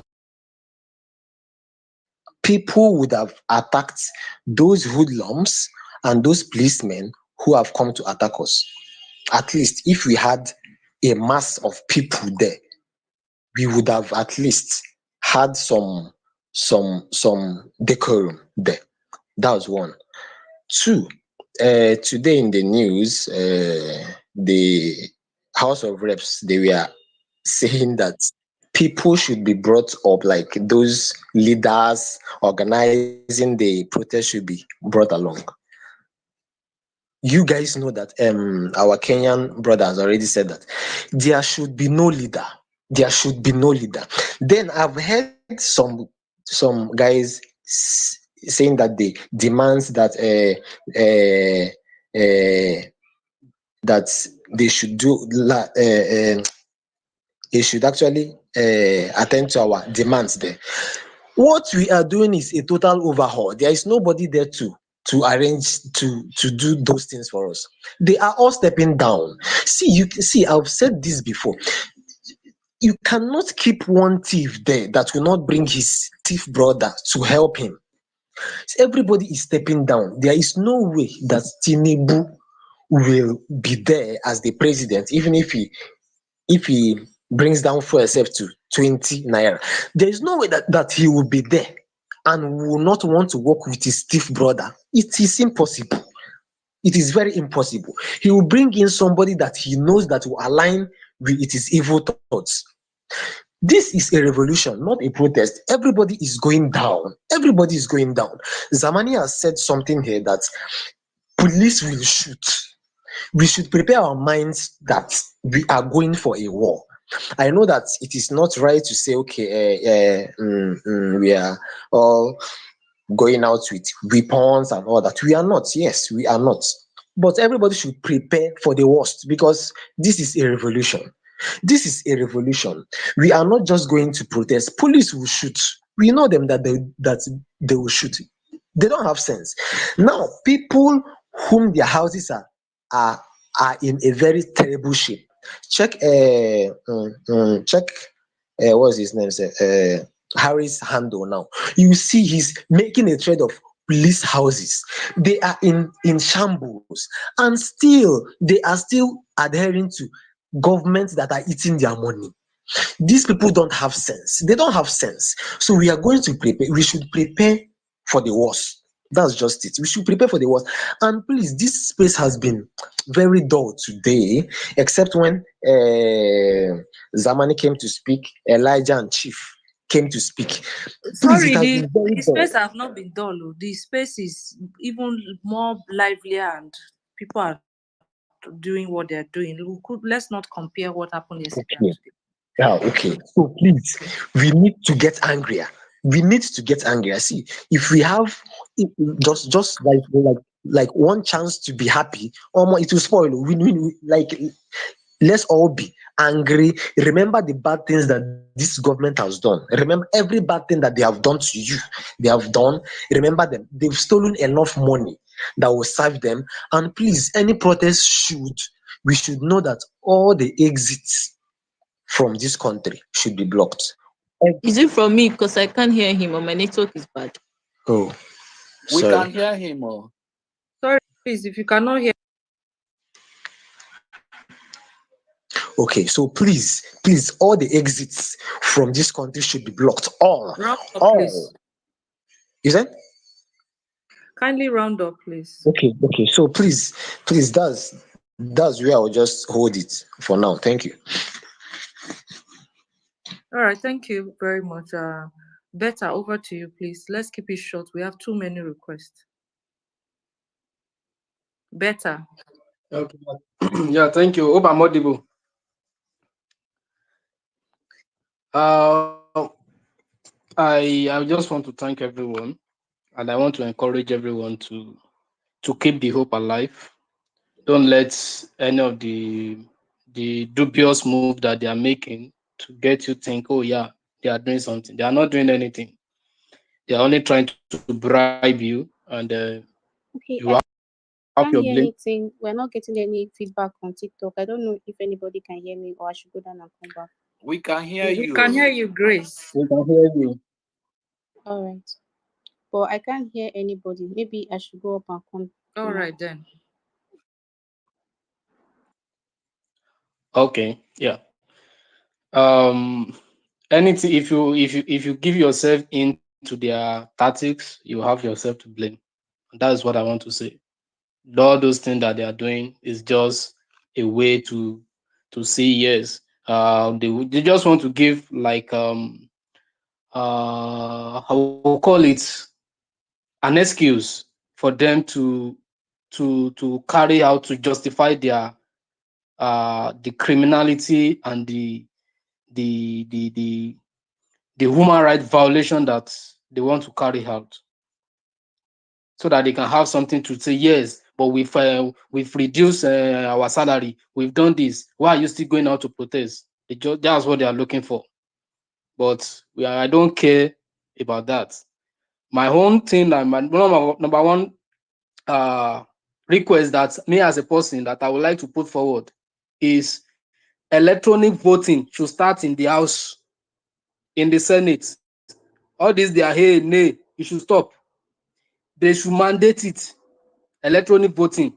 Let them vote. We will know those people that voted for, not for them not to investigate properly those possession of arm, construction contracts and all the likes.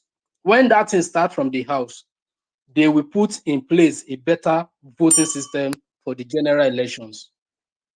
That is my home point.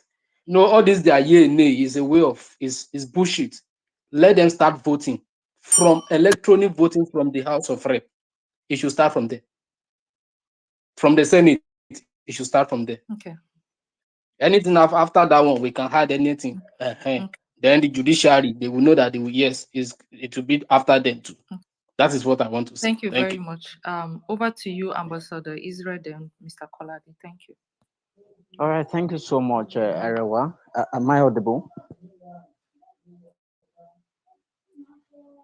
Oh, all right. Yes, we can hear you.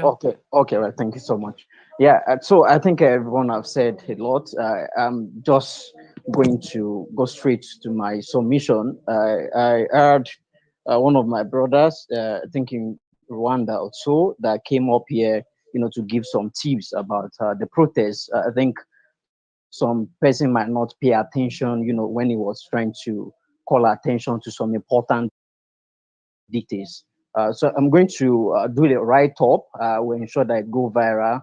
I'm going to put up like more like a infographics, yes, so that people can get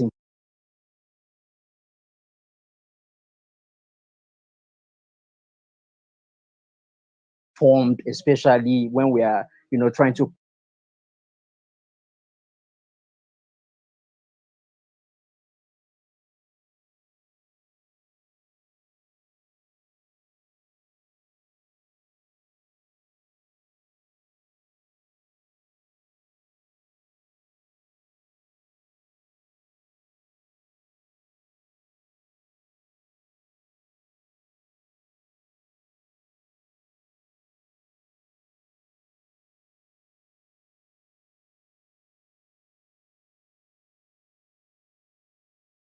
We say we should do.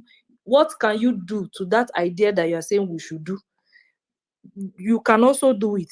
It mustn't be any one of us that must do it. So please, as we're throwing out ideas, let's also be taking responsibilities as we're taking and dishing out ideas, so that you don't end up thinking that one person is just going to capture everything and the person is just going to do the Omema magic and get it done. So please, everybody is a Nigerian and everybody needs to take responsibility where they can. And if there is not, then at least we can now say, okay, who can take up the responsibility? By the time we scream it out, we'll definitely get somebody that can do that. So I'm just going to let Mr. Kolade go because he has just a little time in his hand while I run us through some other points that have been noted down so that we deliberate on it. Thank you. Yeah. My sister, thank you so much. God bless you real good. You've been holding it down real good. I greet everyone. Sarah, God bless you. Duke, I greet everyone. Thank you, guys. Thank you. Okay. Apologies. I couldn't even listen, but I've been online since. It's a crazy day for me in my own profession today. But that aside, when I joined, I heard just two things that I want to speak to. Please, for us, let us stay angry. Let us stay angry. They will do a lot between now and, in quotes, the next couple of days. Whatever they do is none of our business. We have a mission. Our mission must be achieved. And what is the mission? The mission is simple. We want good governance. And how do we achieve good governance? We've highlighted some key points that they need to fulfill, and it doesn't cost them anything. They don't fulfill it, we would not leave that street. We will remain there until it's going to be fulfilled while we are on the street. But for me, I want to say this: we can begin to write open letter. You don't have to go and physically submit letter to someone in this present age. Okay, and if you are writing, it is we. It is we. The word we is important. It is not I. We. And writing should be to notify and ask that they act according to the rule of law, especially for the military. Okay, so we are not writing because you don't give control, you don't command them, you don't give order to them. So you cannot write them to say, oh, this is no. But we need to begin to write, especially our pastors and imams and everybody. We know their name, you know their handle, you have their email, write it, make it open. Why we are doing that is to document things, to state our position that look, we are going on a peaceful protest. And all we are asking is that nobody be molested, nobody be killed. That is not too much to ask from any citizen. So maybe once we write that openly and everybody see what we are asking, they will be forced to do the right thing. And if they don't do the right thing, then they know that whatever they see, they cost it themselves. We've said it. The demands are going to change if they dare kill a single protester.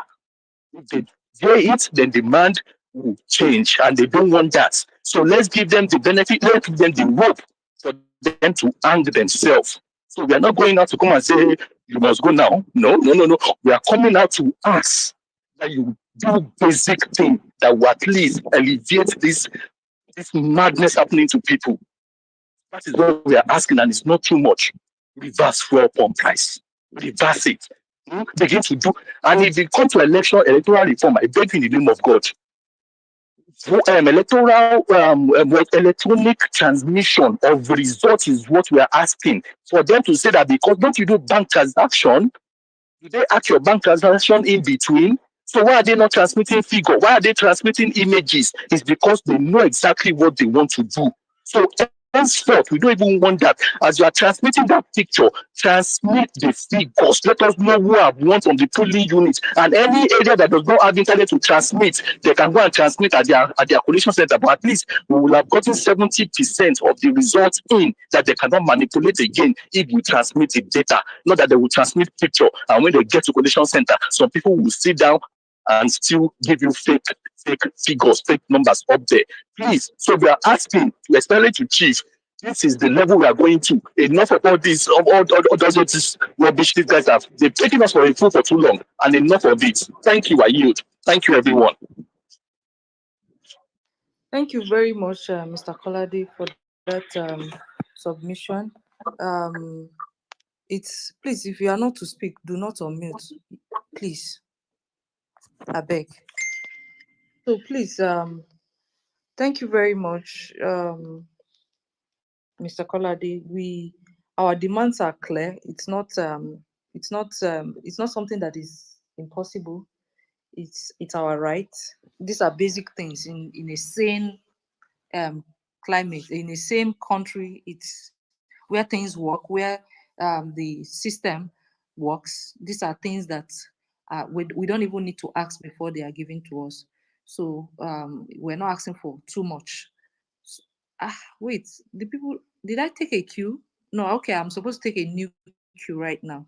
All right, so Dre, you go next, then Sizwe, you go next, then Harry will go after Sizwe, in that order. No, Caesar was up before me. All right, Sizwe, go, then Dre will go after Sizwe. All right, my people. Thank you very much, guys. First of all, I want to complain to you guys. I think this thing we have been talking. I think you guys some of you are not serious, and that's why sometimes when we want to yab you guys, we say it's like you guys deserve this leader, this hardship you are going through. Now, the moderator said, simply change your profile picture. We understand what Sarah said, and simply change your profile picture. This is the problem with so many people. Let us begin to send the message. You are already sending signal. The House of Rep, the Senate, they're already talking. Why do you cherish this your agbada so much with your 100 followers compared to what we are now? Come on, change your. Imagine somebody coming into this room and seeing every of these images. What is wrong with us for crying? The simplest thing, one do. Everybody is doing less concern. At the end of the day, you try to blame people why you are getting what you are getting from the country. Change your profile picture, my people. God bless you. That is one. Again, we are coming up to say what we need to do. I have talked about, I'm already making my own arrangement, calling people from my state that all the water they are gonna drink, I don't know for how long the protest is going to go. I personally, with my friends, also in the diaspora here, I'm already sending messages. We have our own groups that everybody should get ready. All the water they are gonna drink, maybe for the first 3 days, I am very sure, I don't know for how long, we are gonna, in my own state. So you also look into your own state, begin to do something. And again, what we are trying to say, and you are here, I know they are rattled. These criminal gangs, these old higgy haggers that have refused to leave us alone. These very wicked, primitive idiot of leaders that don't go to school, a lot of them don't even have certificates, that don't travel, that they don't go to, courses to enhance themselves. They travel abroad only to go and steal and stack money. The other day, we see our madam going to, what is that country, Belarus or whatever. And I'm like, we that are abroad, we know the only thing that happens in Belarus. You guys think we are stupid. All these old men need to step aside. If you have like 30 years more to live in this earth, please take a back seat.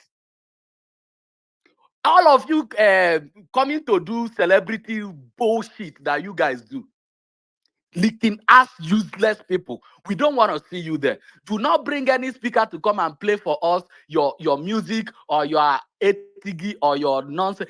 We don't want anything beyond public address system. We don't want to see it. Let us know between these very few local primitive idiots, opportunists that found themselves in Senate, in House of Assembly, very local. When you interview them, I've been there. I have some of them as my friend. When you interview them, nothing in their head that is keeping very vibrant, hardworking Nigerians in chains. We will know between us and them who owns that country. If they are going there, people that have not tested life, that have not worked hard, you finally found themselves in Senate, and all you do, look at what about you, look at that woman. We need to send DSS. We need to send the same DSS, the same police that always beg me for money. Whenever you find yourself in Nigeria, extortion upon extortion upon extortion from airport.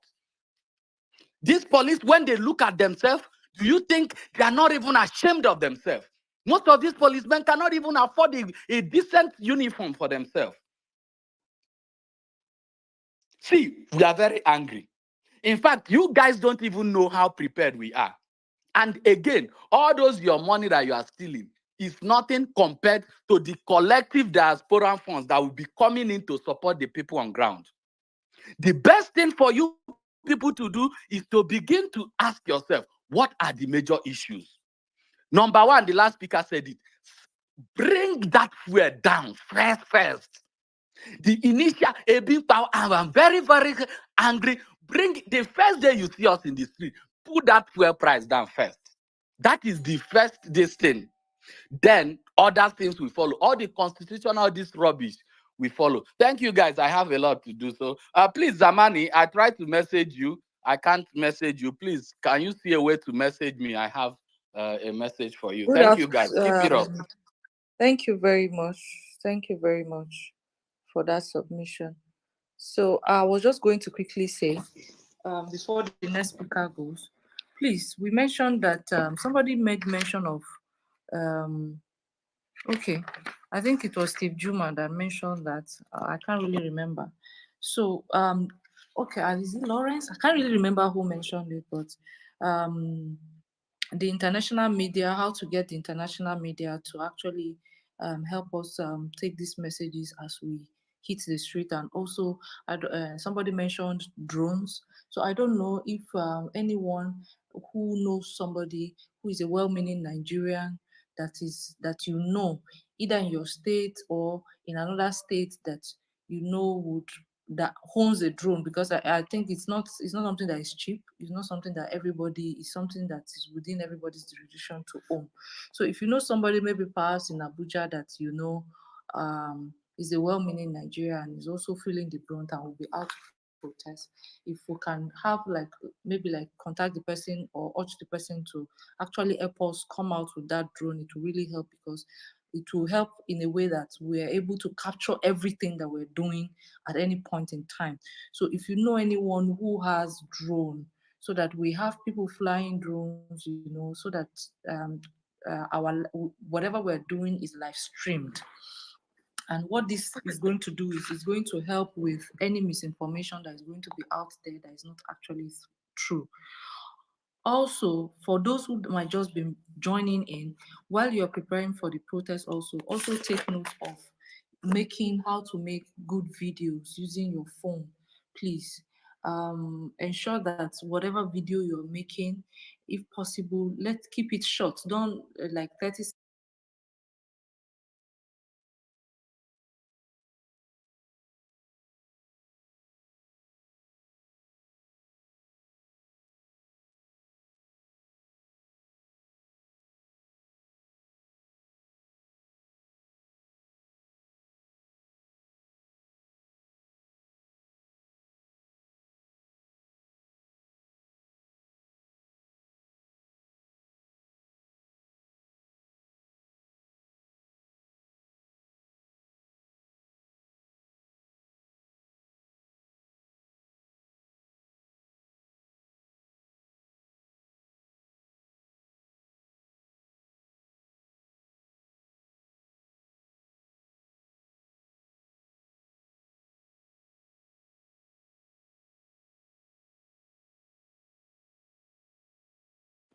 Can anyone hear me? Yes, I can Yes, hear yes. you. Yes. I I can can hear hear you. you now. Yeah.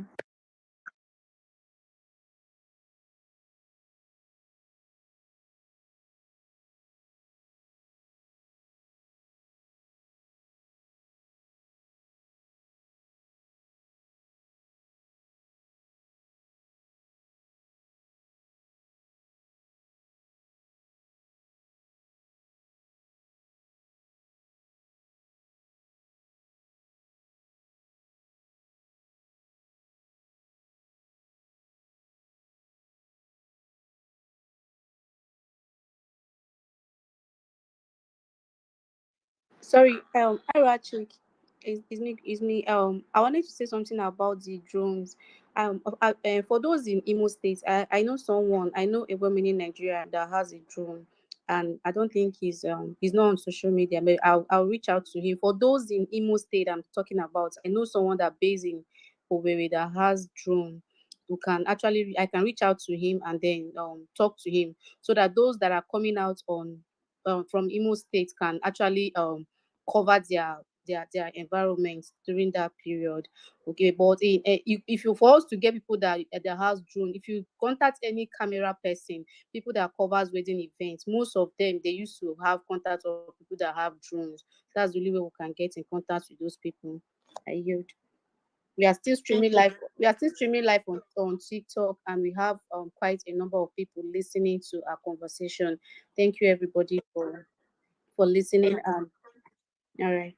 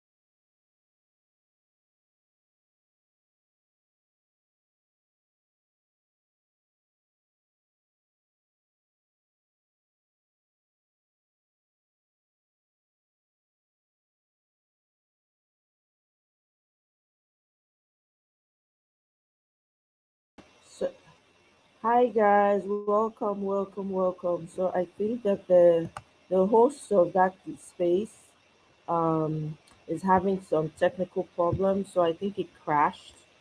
I'm checking to see if they restarted. Yeah, it crashed. So it happens, it happens sometimes when it goes on like that and then it crashes.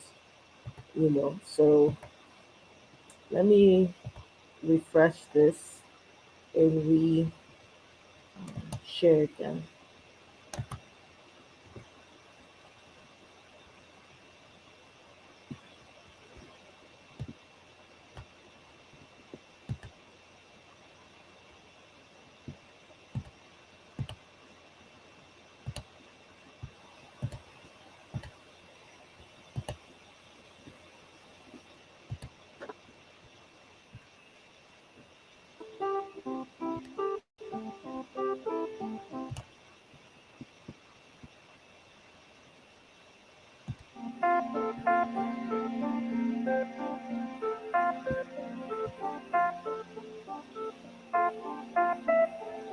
Let me know if you can hear.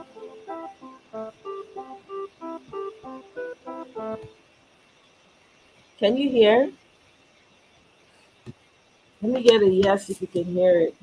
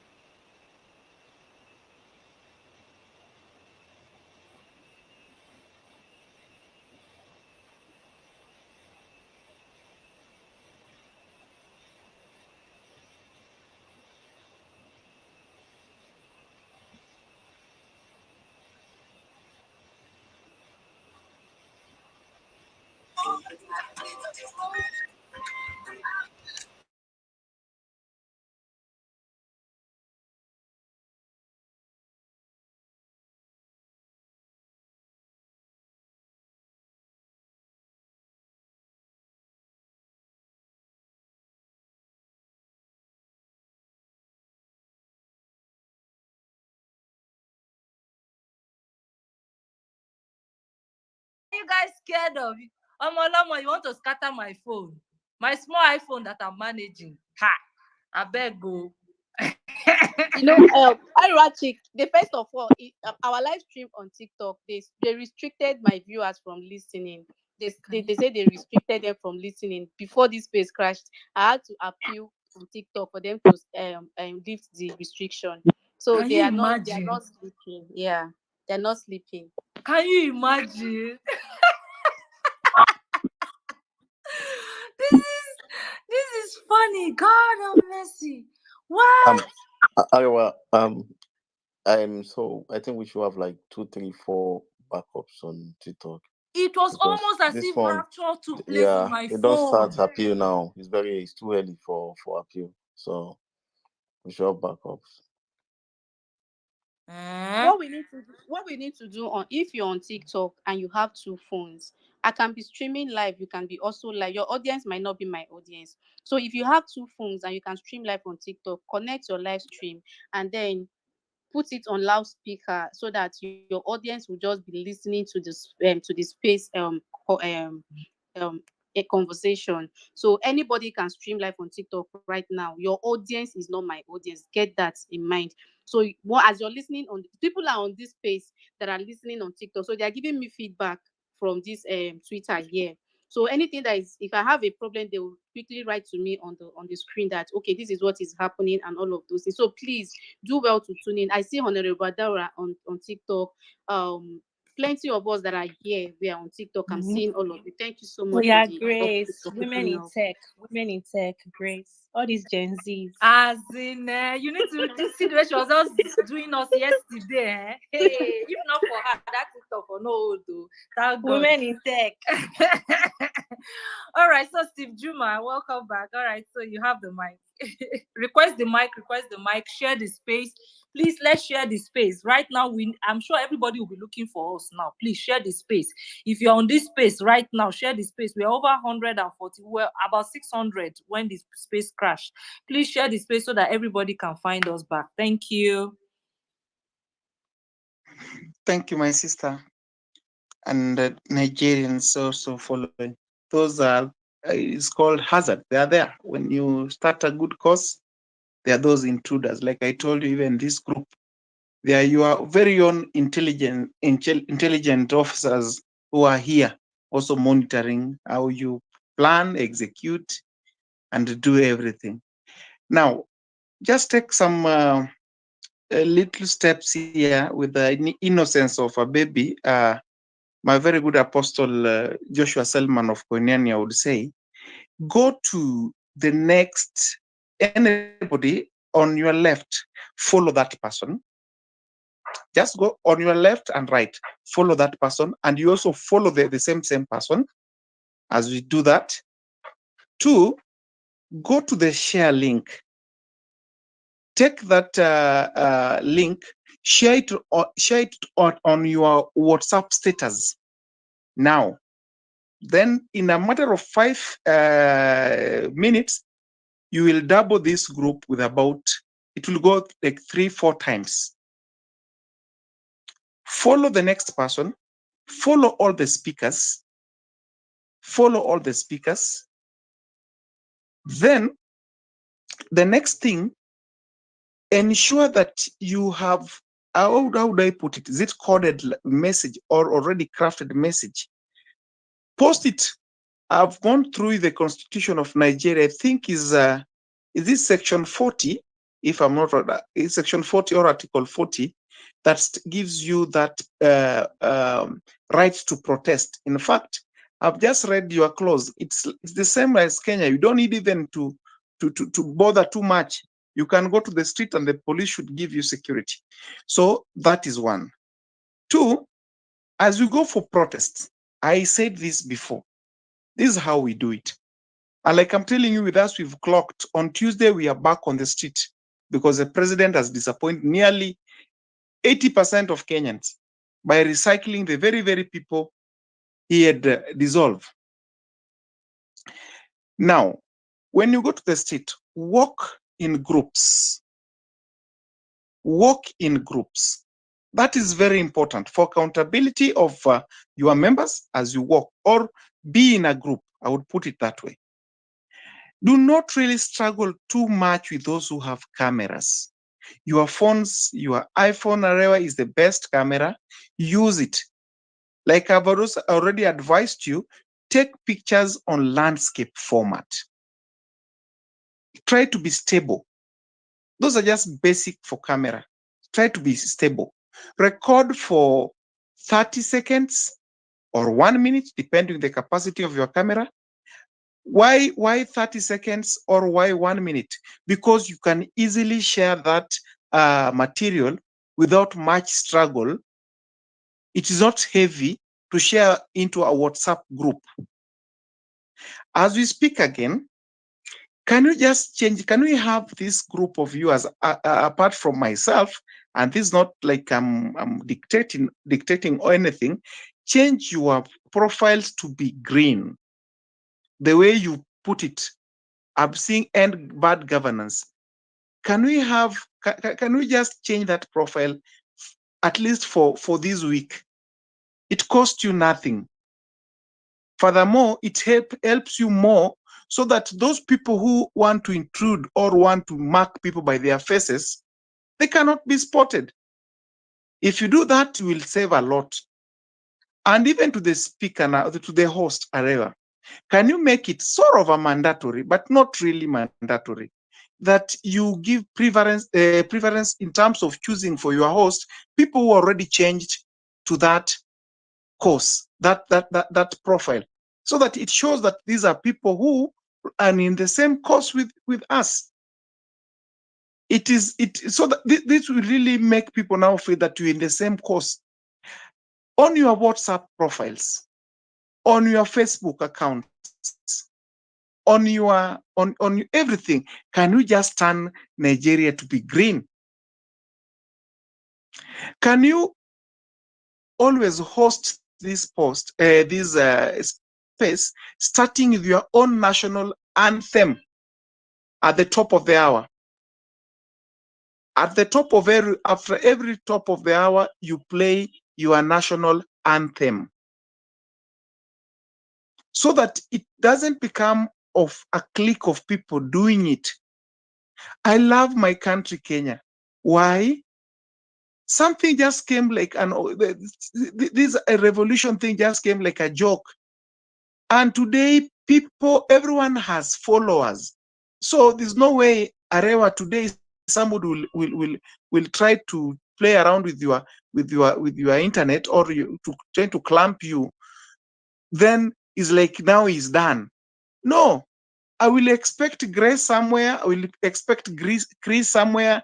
I will expect somebody like Godwill, anyone to start it, and the people are there, and the communication is on. I heard a brother of mine here saying that the only problem you fear the police. My friend, the moment the fear will be gone, even that police person or policeman or policewoman is on your side, because you are not agitating for your personal issues. You are bringing issues of the country. You have a generation. And I'm urging each one of us here, including the listeners who have who maybe may not have chance to the microphone to speak. See yourself. This is how we see ourselves as millennials in Kenya. We have Gen Zs now. Tomorrow, your grandson will ask you, Daddy, Mommy, why are we facing this situation in this country? What will you tell your child? That the country was messing up and you are just there? You also need to answer that some certain question, that this is the step we made, or this is a step I made. This is a sacrifice I did as an individual, so that you have a generation that knows that there's a struggle, and they also need to put the struggle on, keep the struggle burning. So I'm just listening, Arewa, and I will just share more. And I'm still inviting each one of us to follow one another. Follow one another with the determination of a devil, Apostle Joshua Salman would say. So please, let's be determined in this cause, and let's be together. I'm still insisting on unity. Remain leaderless. Let no one prompt you to lead anything, because these people have one role to play. They will compromise the leader. They will either kill the leader. That is how they operate. Remain organic as you can. Plan your things. Those who can support, those who can fund, because these are a criminal activity. Those who can support people with water, please go to Arewa's inbox. Go to any person inbox who can coordinate, sponsor. You maybe you may not have an opportunity to be on the street with others, but your role, your participation, even contributing here is needed now than any other thing. Go to your pages, write something about, let it be a debate about good governance, those agendas. And then, Arewa, you need also to get someone, I believe you are better graphics, even in Nigeria, people to do better templates, better posters, things that can be read easily. And let everyone share those things in your forums, Facebook, Twitter handle, now space, TikTok, and let people record small videos. Even if you fear that you don't want to be seen, wear your mask, say something. Let those short clips run all over. That is how you will win this cause. And then you will bring unity of purpose. I'm listening, my dear. I'm here. Thank you. Thank you very much, Steve Juma. Thanks for that I, contribution. I really appreciate you. Thanks for your time. It really means a lot, and Nigerians appreciate you truly. Okay. I check your DM. This is Chris. Sorry, All no right. offense. Okay. All right. So who was even supposed to go? Okay, it was supposed to be Harry that will go, but he's off. So Phoenix, you can go then. In Cambridge's, then Lazy X. In that order, Phoenix, in Cambridge's, Lazy X. Okay, good day, my fellow compatriots. Nigeria is sitting on a keg of gunpowder. We are at a cliff. It's either we fall in or we pull back. Anyone that is still coming to gaslight us or tell us that this protest will not hold, the kind of divide and rule that the leaders are trying to use from all the media, they are lying. They are lying. We don't have a country anymore. This protest ought to have taken place 10 years ago. But the next best time is now, and nothing can change it. There's no amount of propaganda that can change it. It's unfortunate that if you go out there, people will talk to. You'll be shocked that they don't even know what is going on. They don't know what is going on as how these people are squandering our money. They are not stealing in millions, they are stealing in billions and in trillions. They are stealing as if they have the premonition that this country will no longer exist in a couple of maybe years or months. Right? They've borrowed money, they've used our crude and our resources to borrow money for the next 50 years. Now, look at this. In a same country, the 2014 budget was 4 trillion, 4 point something trillion.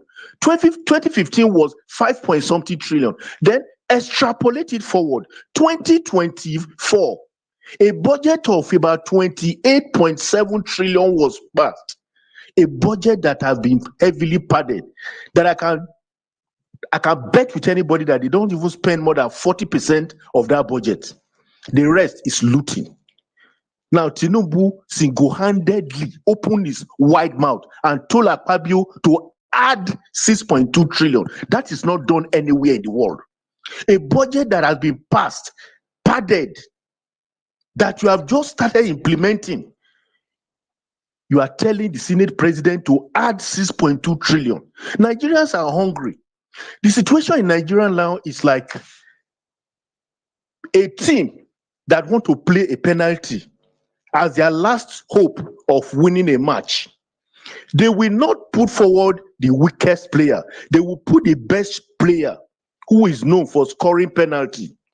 This very penalty, if we lose it, we've lost the match. We will not lose it. I'm very, very optimistic about that. Nigerians are angry. I was here when that military man came, and I'm happy we have these people on our side.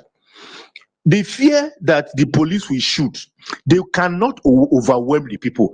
And once again, I've already given a shout out to Steve Juma. I'm very happy you are here, and I thank you. I dove my capital for you. I normally come to your spaces, and I'm impressed by the numbers. I was in a space earlier on, and when the space was going, I made a position in that space that let us try to come together since we have common goal and common objective. And I was so happy. The person that hosted that space, as he was trying to close the space, he said, Arewa space is on, that we should all go there. I was on this space again. I was on this space yesterday, and I thank him. This is the spirit.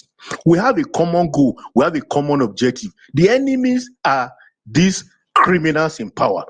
They are not human beings. We can't negotiate with them. We can't negotiate with somebody who will wear a 7 million apparel at a time when people next door are being killed by armed robbers. We can't negotiate with people who are buying planes, who are living in luxury. I don't need the list is endless. The 2023 supplementary budget, we saw the makeup. We saw the makeup of that budget. We saw how they are squandering our money. They don't want this country to succeed. These people are criminals. I can't draw any dividing line between Tinubu and his cohort and the bandits and the Boko Haram that we have in this country. These are our real enemies. Tinubu and the people around him are our enemies. Look at Wike. These are evil men. Look at Bajabiamila. Look at Bagudu. The whole is a subject of the parts. If you remove all the parts, there is nothing like a whole. Now, the people that make up the government that is in power today, that stole themselves to power, they are all criminals. There is no saint, there is nobody that has character, nobody that even have capacity. They are just there to loot the country dry. People are dying in droves, they are not bothered. They don't care. Now, they are making plans, they are shutting down our space. They can't weaken us. The more they shut down this space, the more the space will come on stream. We will achieve our aims. Nigeria, see this as a situation of a team that want to play the last kick to qualify them for a final or to qualify them in winning a cup. So you cannot afford to lose that kick. This is the climax. These guys have actually stretched the elastic to the limit, and the elastic has no other thing to make it stretch further. The elastic will break any moment from now. Nigerians are angry, Nigerians are hungry. Even the military, the police, everybody, we are angry. Everybody is angry. The demands are all stated there, and the bottom line is end bad governance. There is no way you can negotiate with criminals. These guys are evil. They are wicked people. And let me shock you. This is the game. This is the game. They are not working alone. They are working in consonance with the world order. They have their paymaster. They have their masters abroad. All these imperialists, they are the one that is actually teleguiding them. They are holding them by their balls. So whatever they tell them to do, they do. That is why a country that Dasuki embezzle all the money that we're supposed to buy ammunition, we don't have any ammunition on ground, and you want to plunge us into a war with Niger, right? So these people don't have brain. They are animals. They are wicked people. They don't care whether we are dying. They don't care whether people are hungry. Now, what are they doing? They are throwing 70,000 naira minimum wage. What can 70,000 naira do for a family of 5, husband and wife and 3 kids? What can they do with 70,000 in terms of education, maybe your school fees, in terms of housing, and in terms of feeding and Medicare? What can 70,000 naira do? These labor leaders are all complicit. They are thieves. When they go there, they don't represent the interests of the masses. So what is going to happen in Nigeria is that, fine, this thing is going to start as a peaceful revolution. But from what that militiaman has told us, they have a plan B, and their plan B is to make sure that they turn it bloody. But Nigerians will not go back. Nigerians will not go back. There is no retreat. There is no surrender. This is our last card. This is the last card of Nigerian. We won't go back. If you kill us, no problem. It will turn to revolution. If they kill one person, this will turn to revolution, because this is our last card. The women there, they don't have money anymore to feed their children. That is why somebody can stand at a cliff of a bridge and fall down and bust his brain on the ground, on the pavement. So these guys don't care. There are kidnappings going on. There is a lot of banditry going on. People can't go to farm, but they don't care. All they care about is their luxury. How to live a luxury life. In a society, in a sane society, all these people from 1999, these corrupt leaders, should all be killed by execution. They should all go to hell. Because how can you be wearing a wristwatch of 900 million, maybe 200 million, 300 million, in a state where your subjects cannot feed? Right? There must be equity. This thing they are doing can't continue. It cannot continue. The resources of this country does not belong to Tinubu. It doesn't belong to Akpabio. It doesn't belong to what's it called? Senate President Akpabio. It doesn't belong to Wike. It belongs to everybody. The resources of this country belong to even the sperm that has formed an embryo in the mother's womb. The resources belong to that unborn child, up to anybody who is very close to the cliff of his grave. It doesn't belong to the ruling class alone. It belongs to everybody. This nonsense must stop. Nigerians will not go back. This is a war that we must win. This is the last chance. Like I said, the best time for us to have come out like this was almost 10 years ago. And when they did their nonsense in that election, they actually threw away the constitution. You can't negotiate with criminals. There's nothing you will tell these people that they would agree. They won't do the right thing. The 25% in Abuja, what did they do? They threw it under the carpet. All the other points, okay. Yeah. There's something I just heard. We're not killing anybody. We are not killing anybody. We are not. I want to take back No, that okay. word because we're Okay. going out The point I'm for saying, I've already said, I said it. I said it's going to be peaceful. wait. If I land, then you now explain yourself. Okay. We are not going out to kill anybody. We are going out to peacefully protest. We are going out to peacefully protest. And the security operatives will be there to protect lives and properties as it is in the Constitution. That is their job. That is what they signed up for. We are not going to also entertain anybody who tries to vandalize government infrastructure. If we cite anybody, we will be the one to personally call the security operatives on you. We are not going there to vandalize or loot anybody's shop. If you are cited or if you are caught, we will do a civil arrest and give you to the right appropriate authorities to handle. We are not going there to kill anybody. We are going there to peacefully protest. And the security operatives, as enshrined in the Nigerian Constitution, will be there to protect lives and properties as they have signed to do. Please, I want us to get that clear.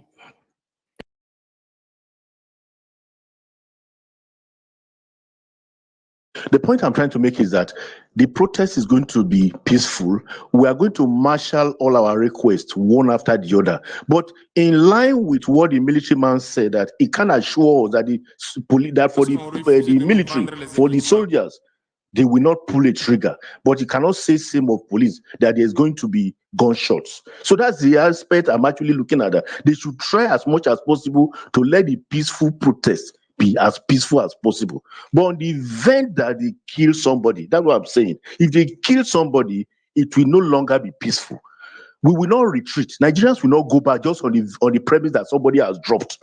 Right? That's exactly what I'm trying to say. We will make it as peaceful as possible. We will marshal at home our points. We will make all our requests crystal clear.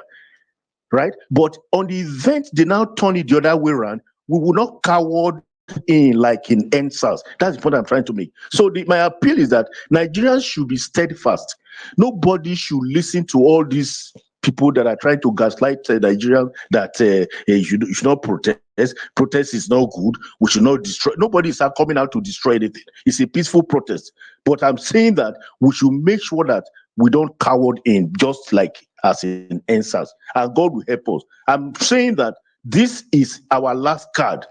And we don't have anything unless we win this race. We must, because the people at the helm of affair, they are all criminals.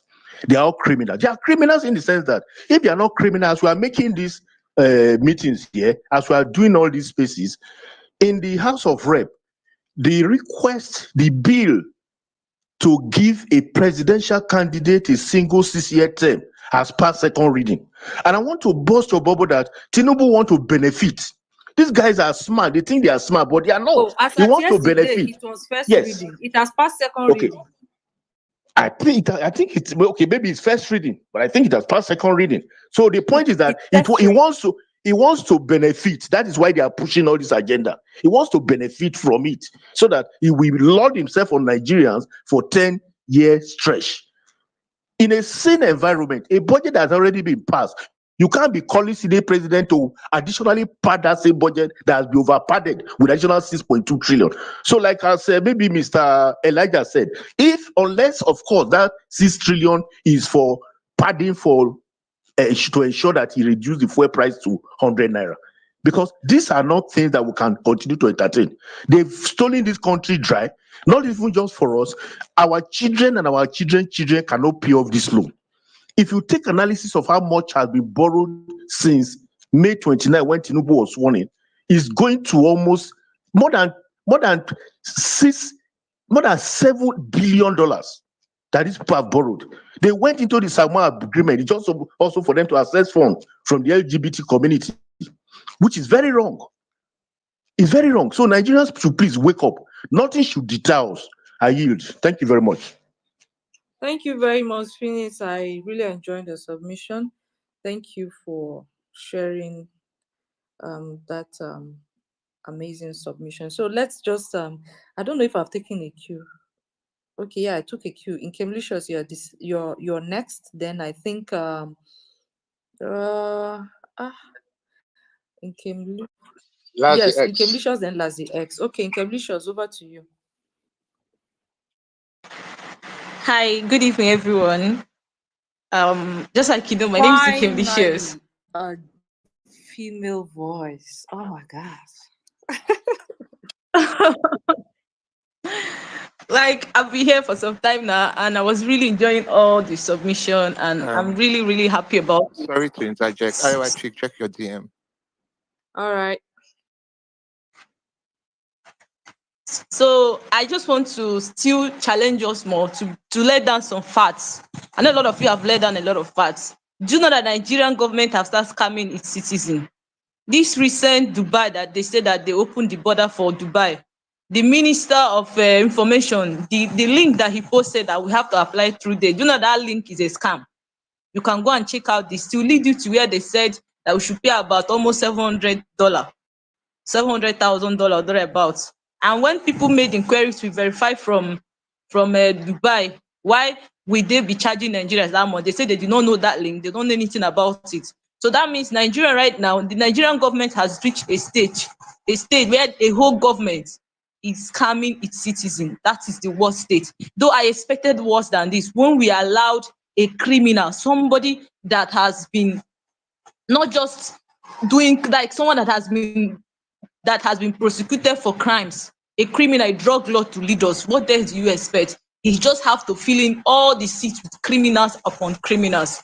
So what I'm trying to, if you still feel like, oh, let me, I don't want anything to concern me. I don't want to die. I don't want anything to happen to me. Let me just be at my home. Know that you are destroying your generation.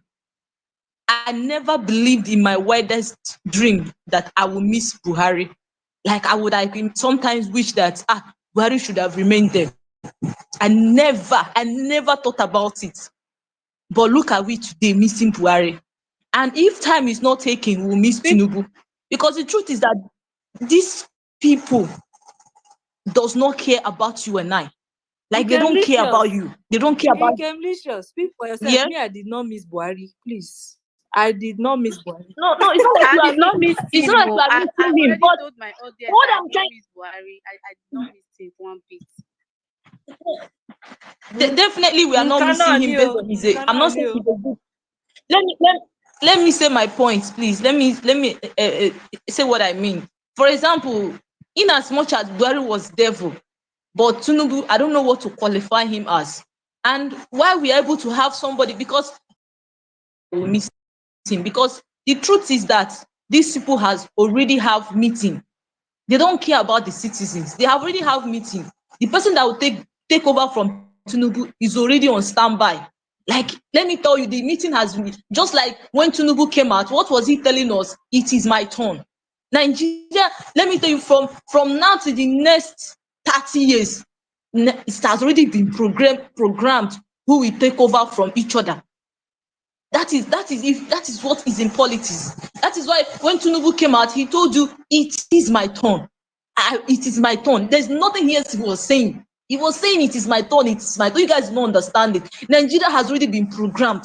It is only you and I revolution that can stop it. If not it, we are going to suffer till the next, I don't know, even your children.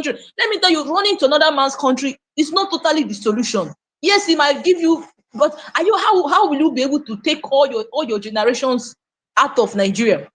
And in as much as um even these places you are running to is still not heaven, because being another man's country, you are not going to have your total freedom like you're going to have in your country. It's never, no matter how we try to adjust in another man's country. So what I am trying here is not the best way, is not running out. The best way is how to fix Nigeria. Now we have seen with what happened in the last election, that our vote alone cannot fix this nation. Because last election, I put in everything. I slept in the polling unit. It rained on me. I spent my money. When I got there, there was no Labour Party agent. I made myself an agent immediately. I paid the police. I made sure that so that our vote will not be compromised. Those INEC people there, I spent the little I had. I slept in the polling unit, making sure that they upload those things. I did everything humanly possible to deliver my unit because I was believing in the votes. But with everything that just happened, have let us know that our vote cannot do anything if we do not go on this revolution. Our vote. You heard what Senator River State Senator what is his name? Is he a senator? What in River State came out to tell us that they are the one that writes the result and give to INEC people to come and announce. If this is when I had this thing, I didn't even know what to feel. Like the right result, and it's not just happening in River State. Oh, forget that the man came to do confession. It's happening everywhere in Nigeria. That is why these people does not care about you and I, because let me tell you, even if they change INEC chairman and put another person, they will still put a person that will favor them. They will still put person that will favor them. They will write this result and they will give it to them to come out and announce. So that means all our time wasting, all standing in the sun, everything we do is nothing but waste. That is why because we are not the people that put them there, that is why they go there and they do anyhow. They don't care about us. We are crying of food, then we come out and tell us we should give Tinubu time, he will do something. He cannot do anything positive, but he keep doing things that are negative. We are dying. If he cannot do anything, why can't you just let us at least remain how he was when he was in seat? Why making the country worse? He can't make it better, but he can make it worse. So what I'm trying to say here is that we should all go out, come out in mass. These people cannot kill us. It's a lie. The highest they can do is to scare us. They only want to scare us. But they will only want to scare us. And why did they scare us? They will pour their tear gas. That one is the one they see. They will shoot on the air. All these things are the things. Just be ready for these things. These are the things they are going to do. But be rest assured, as they are doing it, we are still coming out in mass. And when you want to do a video, just like the man said, put your phone on landscape. And please, a video that you do not state the place, the time, and the date is as much as useless that you do not make any video. Because once we go to the courts, because these things can lead to court, they will come out and deny, just like they did in NSAS, and say that those things are old videos. So please, I yield my mic. Thank you. Thank you very much for that submission.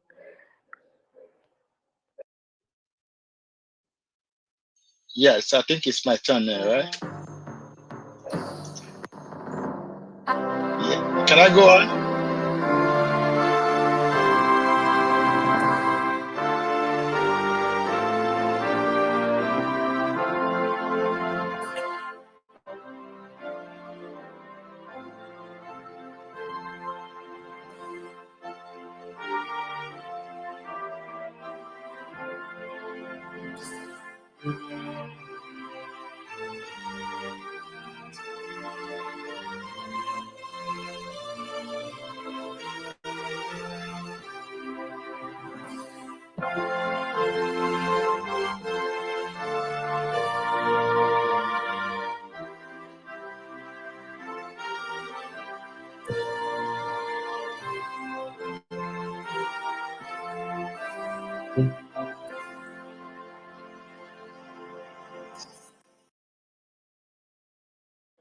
All right.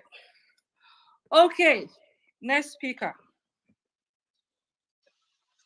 Yes, Arawachik, I greet you and every other person listening. I hear all of you, and I like the spirit that's going on.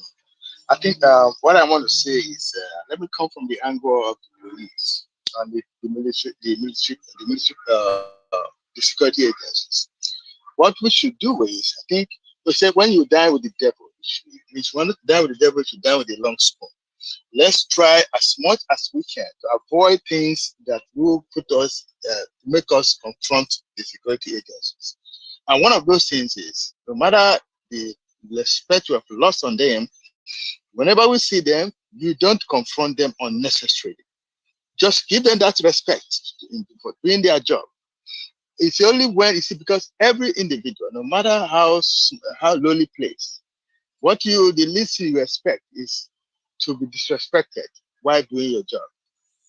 So for the police and the other security agencies, when we see them, we give them the respect they deserve by not talking down on them or showing them that, oh, we have a number that we can always rely on. No, we don't need all that. Give them the respect, but let us be resolute in what we want. Because if we don't, we're giving ourselves away for things that it's okay. Oh, they did this to us. That is why we took this action. So let, as much as we can, avoid those things. Those are the things that can mar the resolute we have. For this, the police, they will mobilize, like the military man has said before. They will mobilize. The military will mobilize at their own time or whatever. But they're not coming to just like, okay, I know they learn lesson from what happened during the NSAS. Nobody is going to carry a gun and start shooting. And again, the beauty of this whole thing is that everyone is in the same everyone is in the same we're wearing the same shoes. The shoes that where it's fishing Mr. A, it is where it's fishing Mr. B. The military man doesn't go to a different market. He buys fuel from the same from the same filling station. So that is the beauty of what we have now. And I like the energy, the synergy that we are having with the South and the North and the South. The synergy is so fantastic because if you see the killers coming in from the North and the one that coming from the South, the energy is the same. It's electric. So let's keep this going. And that is why you see them panicking. You know, now, what they started with was, oh, it is, they here, they speak, and the man was saying, Zanga Zanga in Yamini, whatever, I don't know what he was talking about. But he was saying kind of that this is a Igbo protest or whatever. But I think that is gradually dying down because he was countered, even right there in the north. So stop deceiving us. We've had so much of this. That's what the message they got. And that is why you see those things dying down. You see those initially they wanted to make it a kind of tribal thing. But with the resolute of Nigerians, from countering them from whatever angle they come from, they have nothing now. They now want to rely on the military or whatever, because propaganda has never the seen that propaganda is not going to work. And so let's be mindful of all this and make sure that whatever plan we're putting together, like I tweeted earlier the other time, I said if we want to mobilize, which I think I tweeted today also. I said that the issue is now we have had most of the demands. How do we strategize? How are we going to move? And let's make sure that our plans get to the grassroots, like the Kenyan brother suggested. Put it to your WhatsApp group, push it out. Let people, let your contacts know what is going on so that they can key in from there. We need the people in the rural area as much as we need the people in the urban centers, so that with the same energy we can come from these rural areas, come from where these urban centers, block the airport, block here, just share ourselves, make sure that we while people are taking care of the National Assembly, others are taking care of strategic places where it will touch them the most. I think those are the things I said I need to put forward. I love the energy. And thank you, Arewachi. Thank you, Sarah. Thank you, everyone on the space. And I love the conversation. I like the spirit. At least for the first time, Nigerians are coming together, and together we shall move mountains. Thank you. Thank you very much. Thank you very much for that submission. All right, so let me take another cue. Dreams, you go next. Dr. Naza, Mona Shine, and then no. This Clinton, you have been here like forever. Although you've made your first submission before, but you have been here the longest on the speaker session. So I'm just going to let you speak, then I'll take a new cue from there. So Clinton, please, and then keep it short, please. Thank you. All right, thank you very much. I wanted to say I'll be missed again, but I'll just go straight to the point. Good evening once again to everybody.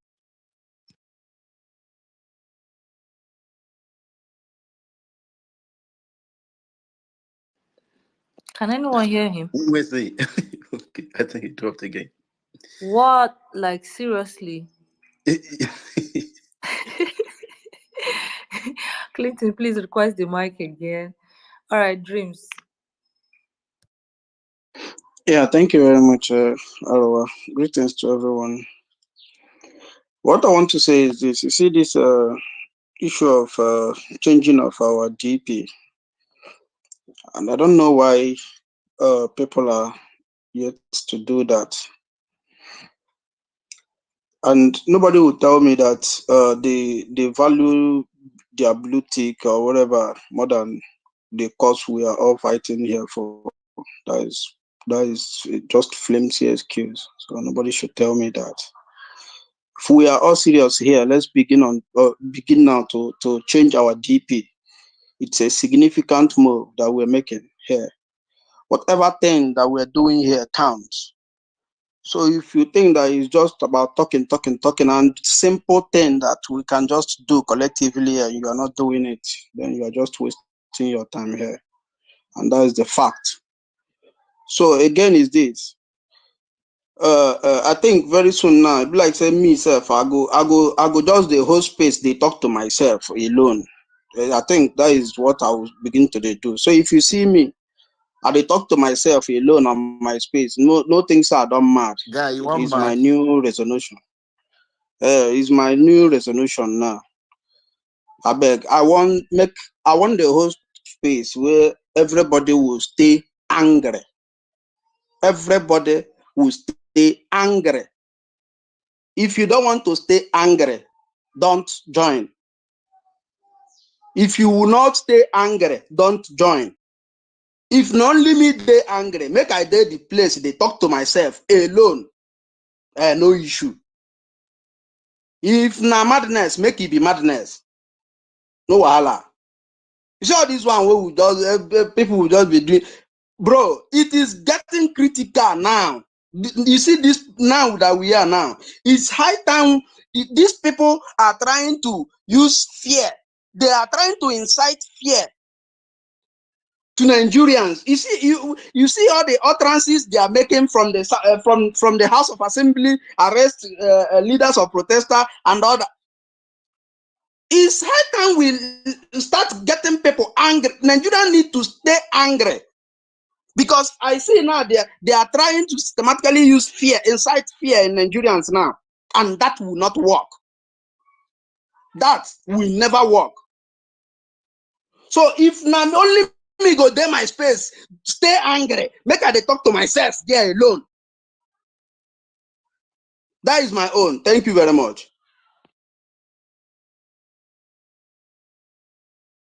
You want the craze now, ba? Official start. You want to stay angry on your space alone. Okay, oh. No wahala, no one. Official start say we should stay angry. All of us are going to be staying angry. Thank you very much, official staff. It's angry, yo. Then so it's Dr. Naza, then Mona Shine. Please, guys. Dr. Naza, then Mona Shine.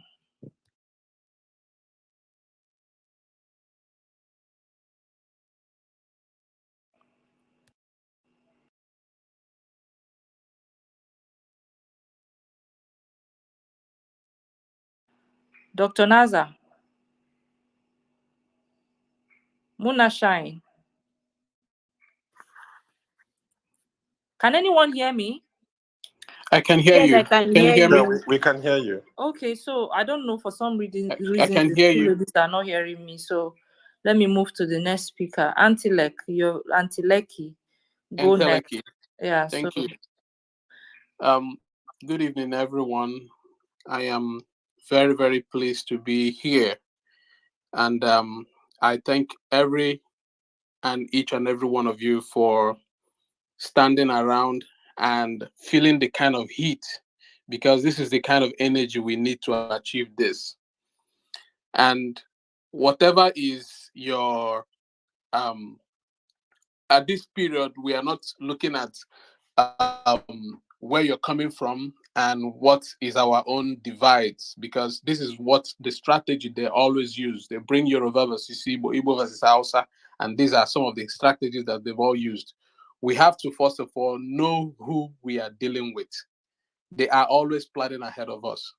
I have one thing. I have a note. I'm going to just read the note I wrote, while I was waiting for this. So I started with, if you're a Nigerian thinking about suicide and suicide notes, I have this message for you, because it started with the suicide notes I've been seeing and people committing suicide. Only Nigerians will be pushed to the wall by an aggressor, and they will break the wall and pass through it instead of fighting back to defend themselves. Can y'all stop this rubbish? Please, just stop it. The criminals causing you to kill yourselves are not immortal. They can bleed, they can die, they can cry. Let us go after them and their families, one after the other, in any ways that they have, looted our commonwealth. At this point, no one cares about your feelings and my feelings. No one cares about your hunger, your depression, which are on the prowl. Nigerians don't care, and Nigerian government and her criminal leaders don't care whether you live or die, so long as you don't take the feeding bottles out of their mouths and their hands out of the commonwealth. Please, nobody cares. So if you decided that you want to take your life instead of fighting for your life and your country, why not wisely channel that energy towards your oppressor? In the past few days, I've seen videos of people jumping from flyovers and taking poisons and killing themselves. Please stop killing yourselves. It is not worth it. We need your number as defenders, not as statistics of the dead. This is what our oppressors want you, and you are falling for it. Dying will never deter the criminal oppressing us. We rather die trying to save our country from thieves, criminals, and terrorists than yield to their crimes and wishes. If Kenyans did it, Nigerians can do it better. We need to set the record straight this time. Teach the criminals like the Kenyan lesson. To achieve this, we need everyone to stand together and strong. We need everyone to galvanize and cauterize their anger towards the common enemy. Bring your anger, bring your hatred, bring your love, bring your anxieties, bring your hunger, bring your trauma, bring your envy. Everything you have that gingers you up, come along with it. Bring whatever that makes you cry and cringe about Nigeria and her criminals in power along with you. Come, let us salvage the soul of a dying nation from looters and corrupt politicians and their cronies. So this is just what I highlighted earlier. Then the last part I wanted to mention is I was shocked to know the reason why we are having some of the problems we are having. These people have looted so much into the future of our grandchildren. So anybody, if you are here, the debts that Nigeria is owing, our generation can't pay it. Your children's generation can't pay it. So think of the next generation coming after us. These are the people we are dealing with. So we are going back, we will touch every place that they have fixed this money or they have invested this money. We will touch it and make sure that we recover every looted stuff. And if if you check very well, like everybody has been saying, the trajectory has changed. There's a tension in the land.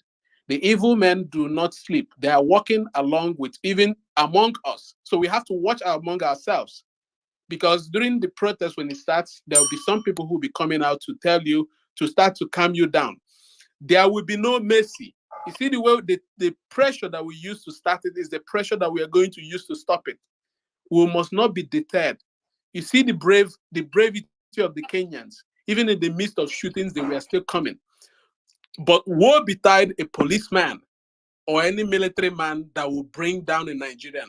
We will promise that person that you will never see your family. We are going in peace. I want to mention that. We will go in peace. We will protest in peace. But if you take a life, we will promise you, you will not have yours, because every life is precious. This is just what I want to say. I yield. Thank you so much. Thank you very much. And Teleki. Entelekia. It means I was trying it to. means activity, action. Oh, Yes, really? Is it what tribe? I don't know. Is it a tribal? Who dropped the person? Oh, Abby. Grace, did you just drop him? All right. I really wanted to. Okay. Probably he dropped himself. I really wanted to know. All right. So let's keep it going. Dr. Naza, you're back. You have the mic. Hi everybody. Good afternoon. This our problem in this our country. I feel like there are days when I have just laid on my bed and just cried, and I said, God, is it that what we are doing is not moving the hand of the clock or something somewhere about it? I get so sad because, to be honest, I'm somebody who strongly believed in Nigeria. I believed in Nigeria to the extent where my parents would tell me, why in Epobe? Why have you not left? Your friends are going, your mates have gone, this, that. But for some reason, I held on. I held on, just holding to that tiny glimpse of hope. I remember during the election period, how I not just physical contribution, spiritual contribution. I said, God, you see how you said in the Bible that if you find one person, God, for my sake, there is nothing. Like, I think about it every time and my heart just breaks, and I feel like these people are taking us for granted. And it's not like, what is killing me is that it's not just physical, it is also spiritual. Tinubu feels like he is an untouchable. He has grounded himself in the fact that he knows that he's a principality, and he's so comfortable in knowing that, oh, I can do and undo. And I'm so happy with what this protest is planning to do, because we need to show him, like, how do we say it? Hand needs to touch him. Hand needs to touch him. He needs to know that you don't reach like that. Yes, you are who you say you are or whatever, but you don't go reach like that. Forget the fact that, okay, you've pushed drug, you managed to gather money from here and there, doing all your dubious things. You are not all that. You're not beyond being held to accountability. You're not beyond being held to a standard. And all these stupid people that follow him, that are behind him in his back, Ababio and Wiki and the rest, they think, oh, they have arrived. They feel like they've come. Now everybody's acting like a chicken without head, running helter skelter. They don't know what is coming. I feel so, like, I feel so sad for them, because if this actually goes the way it is supposed to go, guys, both physically and spiritually, these people, how about also when they finish running for their lives, nobody will tell them. Nobody will tell. They will the way they will make decisions. Even them, they'll be surprised at the decisions that they are making themselves. That's by the side. I don't know if we can still hear me. We can hear you. Go on. I wanted to read out I wrote out like maybe like a mock letter in response to what Elijah has spoken about in the earlier space. Dr. Naza, Yes. please can we speak in the DM, please? Sorry. Oh, okay.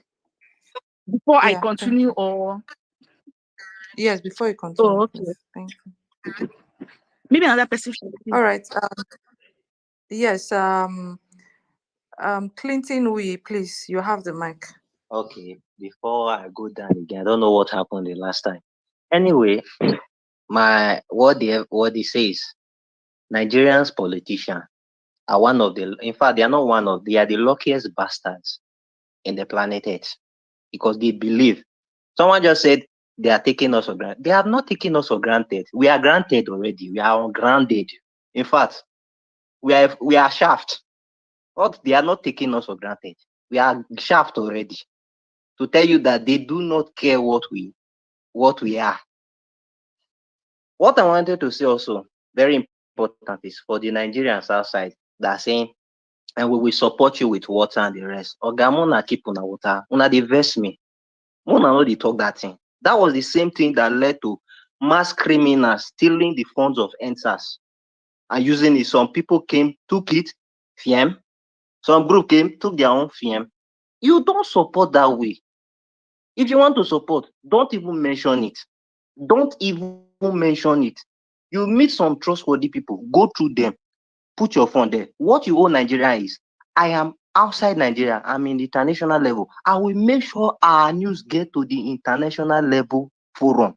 I will make sure I put other news to hear about us, what we are facing, what we are fighting for. Then you will see that this present government will be afraid for themselves. You are trying to tell me you want to give them water, you want to give them this. What if they not get your details? The same way they got some people that didn't even mention their name because they say they want to put this thing. They made mention of it. They started freezing accounts. They started going after them. Don't tell us you want to help us. Most Nigeria they'll say, okay, say you want to help us, let us go for that. And this will go see water drink. And they will see food. No. That hunger is more than enough for people to realize that no water will you give us, no food will give us, we go settle our mind. We are going after this set of lucky bastards. Their time is up. You want to sponsor us, you want to help us, go through people that you know they are trustworthy. Do not tell us. When we are there that day, we will see it. We will not come out and say, one chief Emeka brought water for us, one chief Ifeanyi brought water for us, one chief Bola brought us water for us. We don't want that. That's distraction. What you owe Nigeria is, I will take this news to the international level. I will make sure people in my side hear that Nigeria is going through massive revolution and protest. You will see this thing will pick up. Apart from that, sponsoring this thing, we'll never ready now go your talk. Because it's not like becoming ugly to me. It's not becoming the learning. Be angry enough to this news in the international level so that people will know that Nigeria are not playing anymore. Then you will see that revolution will take place. That's all I want to say. Thank you.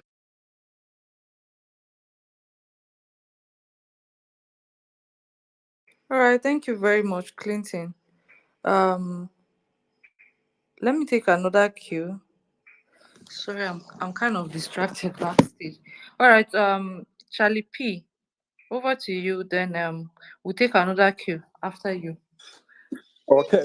Hi. Good evening, everybody. I beg, when our brothers from Kenya talk national anthem, now new version, I mean, our old version we got adopt. I feel my act first because I saw you playing the old version. I mean, and they say elder brother we no respecting. It's no longer it's no longer news now. Like we don't play and we don't play. I just feel my act. Whatever anybody wants to do is left for the person.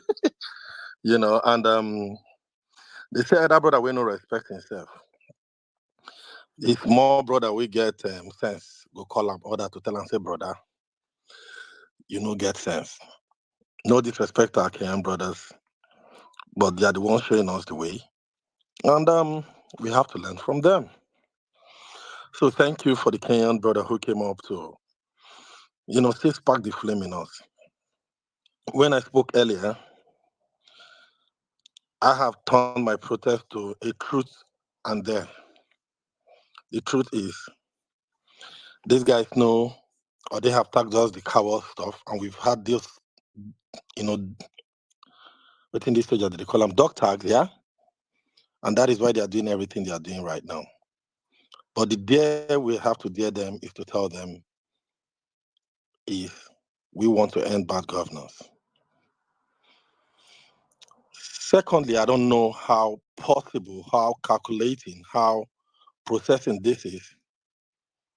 Whatever letters we are sending, although the military and other probably outfits in the military space are assuring us that they will protect citizens and, as long as the protest is peaceful.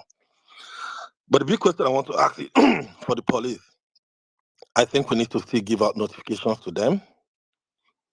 And in those notifications, we have to put a clause there too.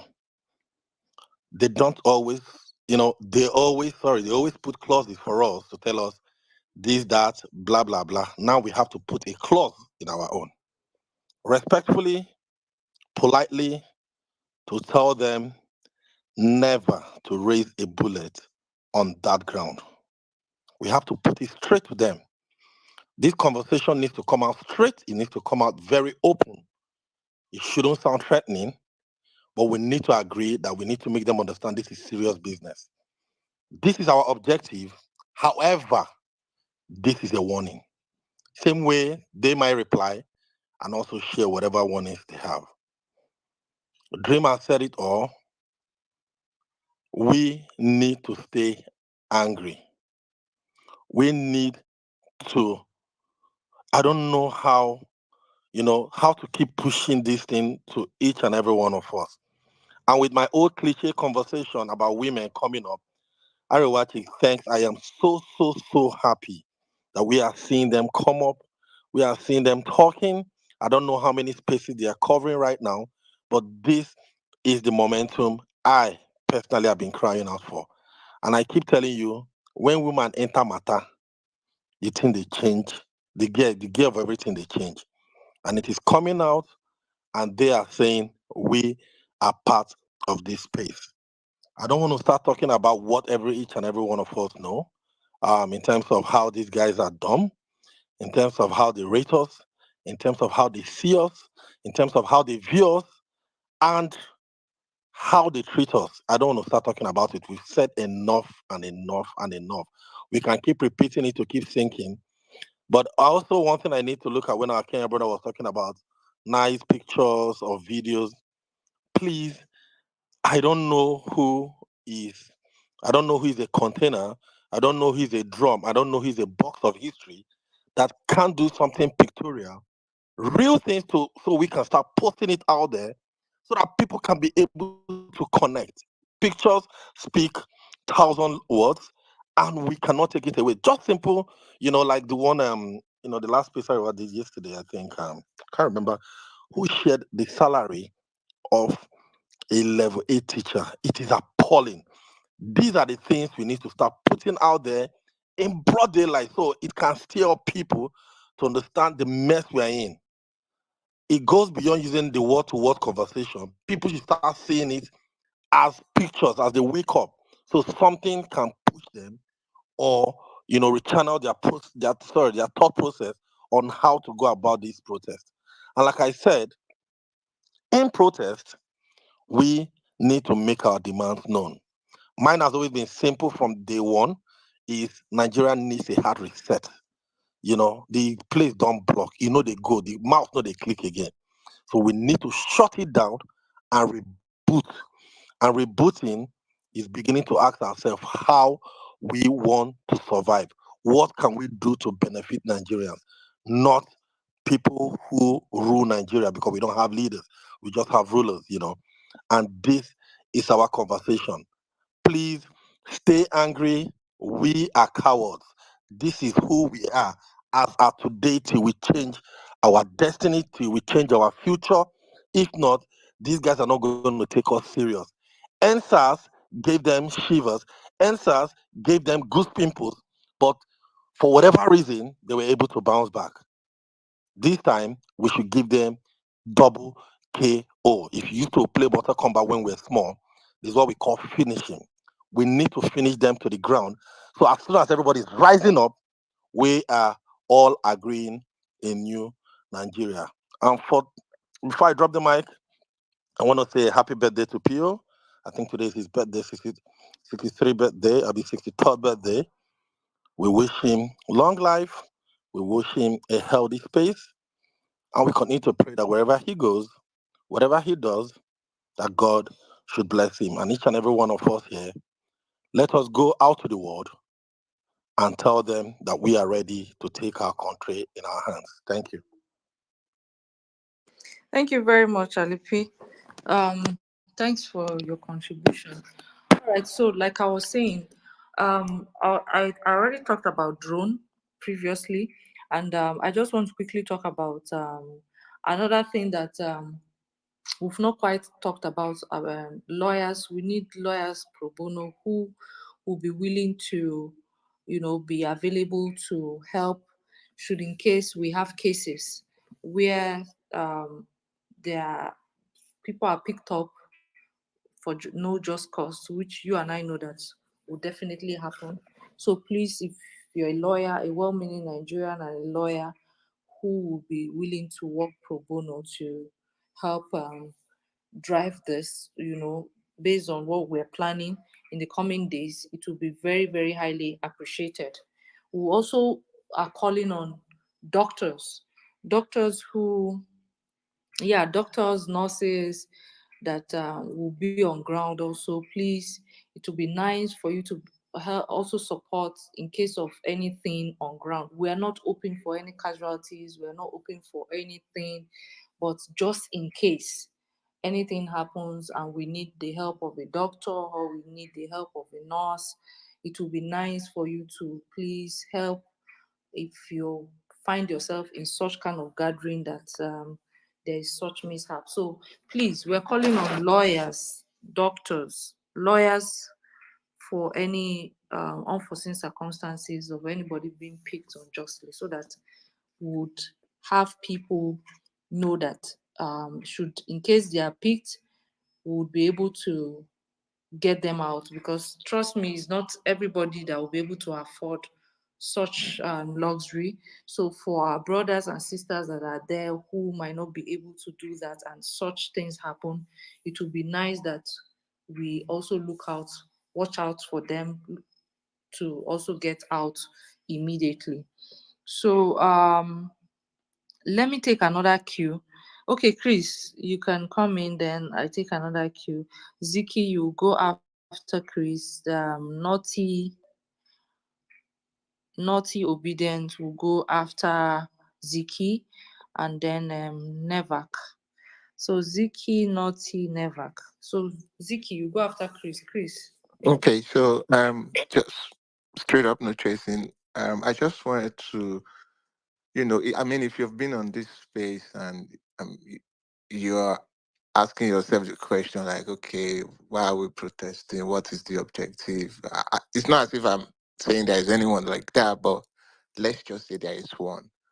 Look, there are a lot of things, like how many we won't even talk about. Like, can you imagine that the bill, I mean, I heard it on this space, that the bill to pass a 6-year tenure has already passed second reading. Like, things just go on and we are unaware. We just woke up one morning, see they don't change our anthem as if we don't matter, right? And someone asked if, I mean, which anthem should we play? We play our anthem, the one we know. Did they consult us before they change the anthem?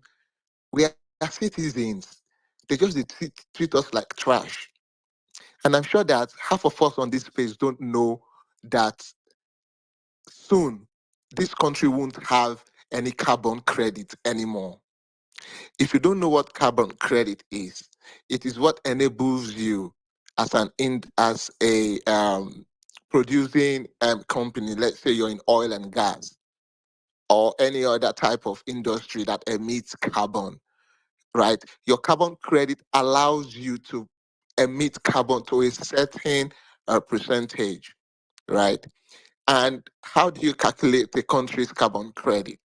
It's calculated using the depth of your rainforest.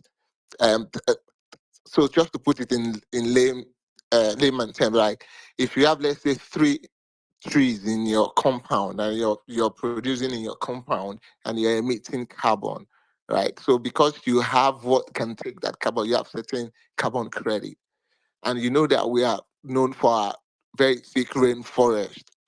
Currently, as we speak, Delta State has sold its carbon credit. Do you know what that means? It means that there is no industry in Delta State that can produce. Because, I mean, how do you produce if you don't even have carbon credit? Think about it. Let that sink in. These people are just dipping their hand. It's like a kid dipping his hand in the cookie jar without any restraint. These people are just doing things. They are just eating away at the next generation. Like, what will the next generation live on? There will be absolutely nothing. Imagine if the entire country sell its carbon credit. It means there won't be even the smallest thing as small as a sawmill. Let's say a sawmill is emitting carbon. It's crazy. It's alarming. Ah, look, there are 1,001 reasons why you should be on the street, why we should all be on the street. But find one. Let it rile you up. I'll leave it there for now. Thanks, everyone. Thank you very much, Chris. All right, Ziki. All Ziki. right, good evening once again. Good evening, everybody. Thank you for this opportunity, everyone. I want to just buttress on some key points on why we must be on streets. Can everybody hear me before I continue?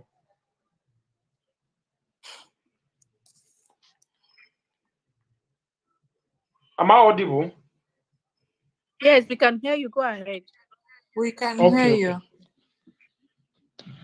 okay. I saw some other lists, like a post of 10 over 10. We must also understand that I follow that list. I don't know if clearly maybe I didn't see it. But there's nothing like a capture of like end insecurity.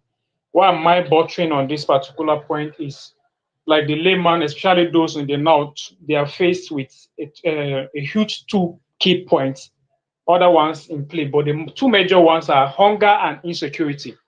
I think maybe we'll need to add insecurity over that particular list. Then we must also know that if you ask yourself, when will this country be better? Since I was small, I was told I'm the leader of tomorrow, Nigeria will be better, Nigeria will be better. I have faith for this country, but I don't have faith over this government. We must really understand that we are 2 million people or above, but we only have few people who are being cycling the wealth of this nation and be making decisions.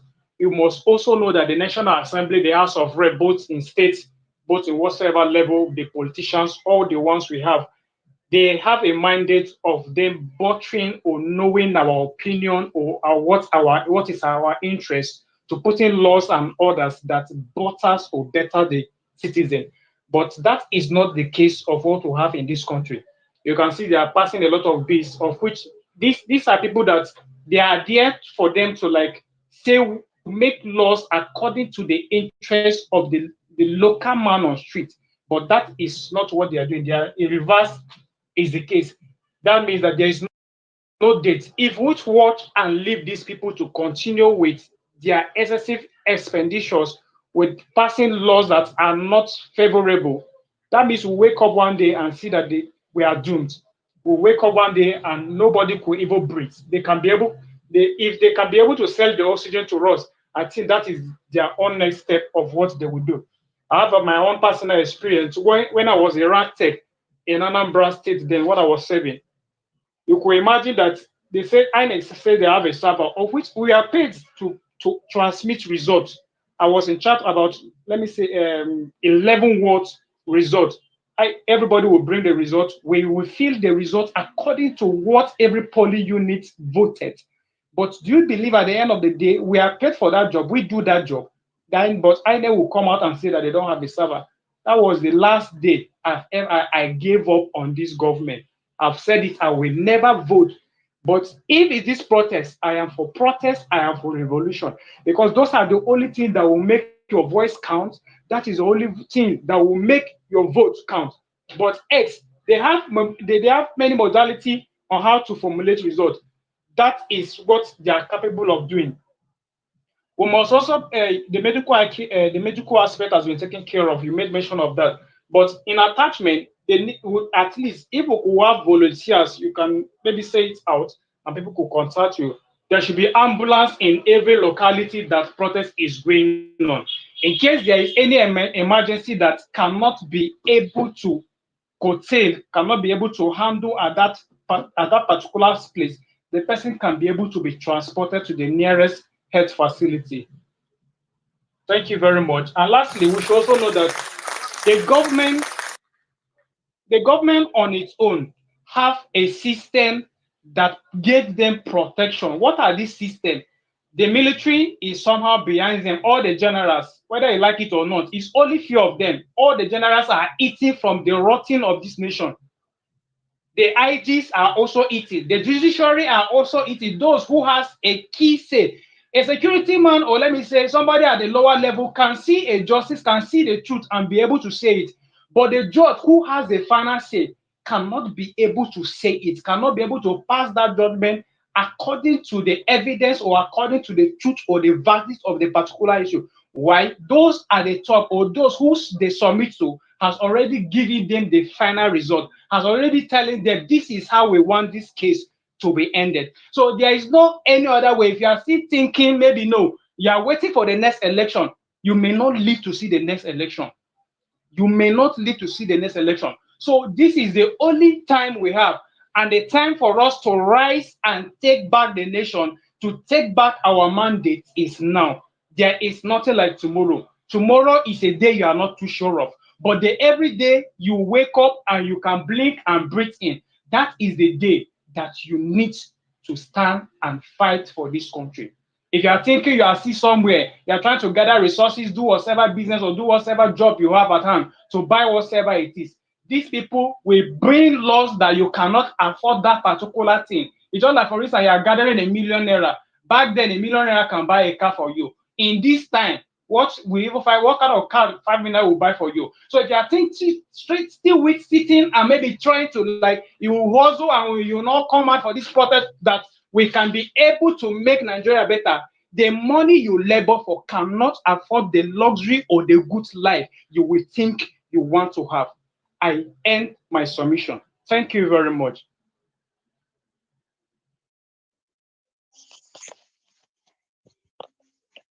Please, Grace, go on without me, please. Sorry. Thank you. Good evening, everyone. Hope I'm audible enough. Yeah, Naughty, you are next. I know. You are next.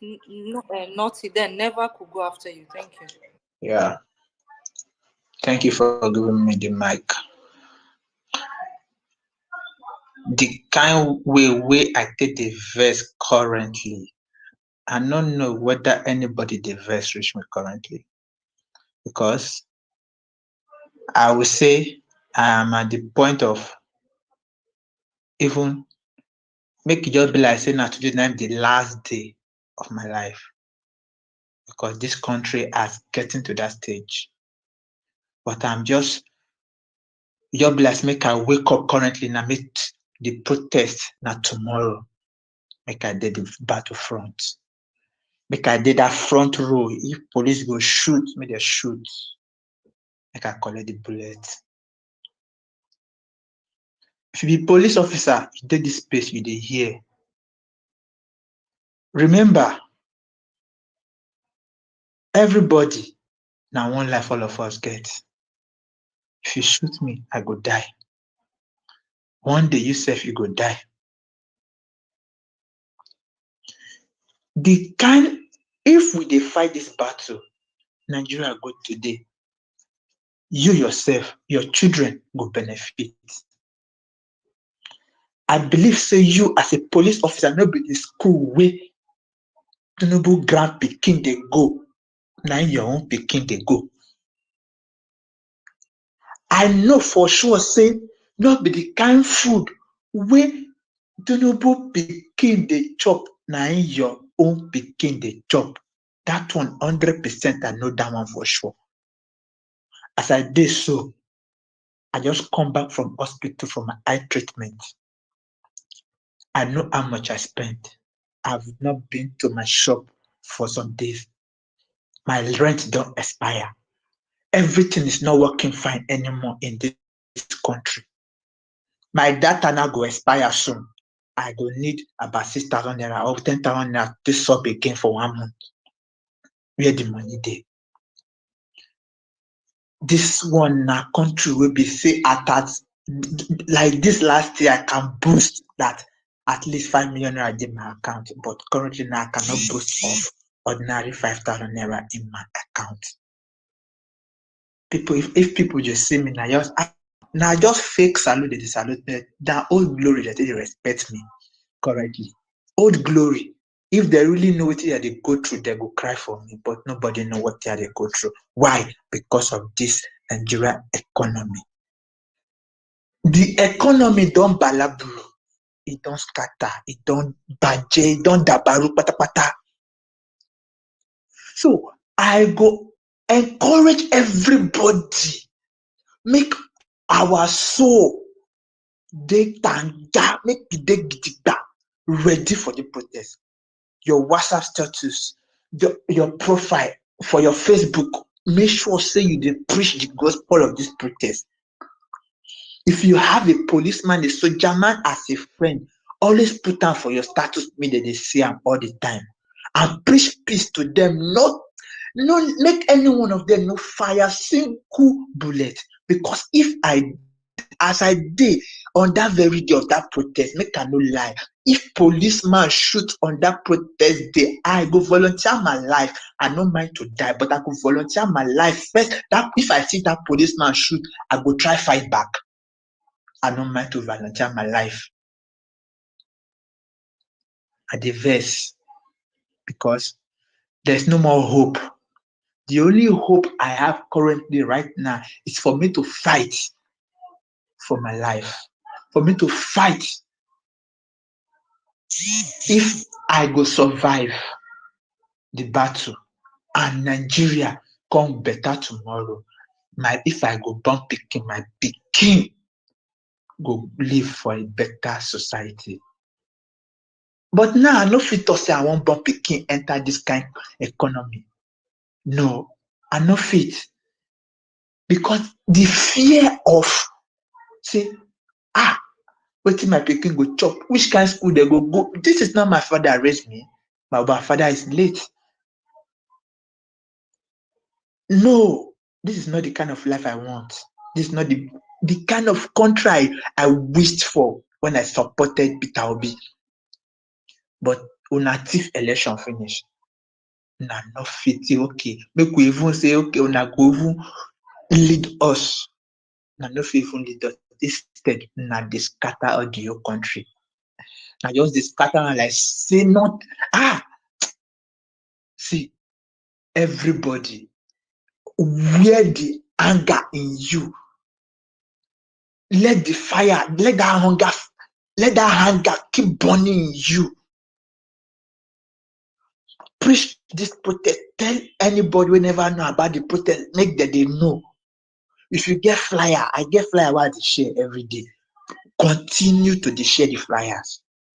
Preach the gospel, because it will not be as usual. Thank you.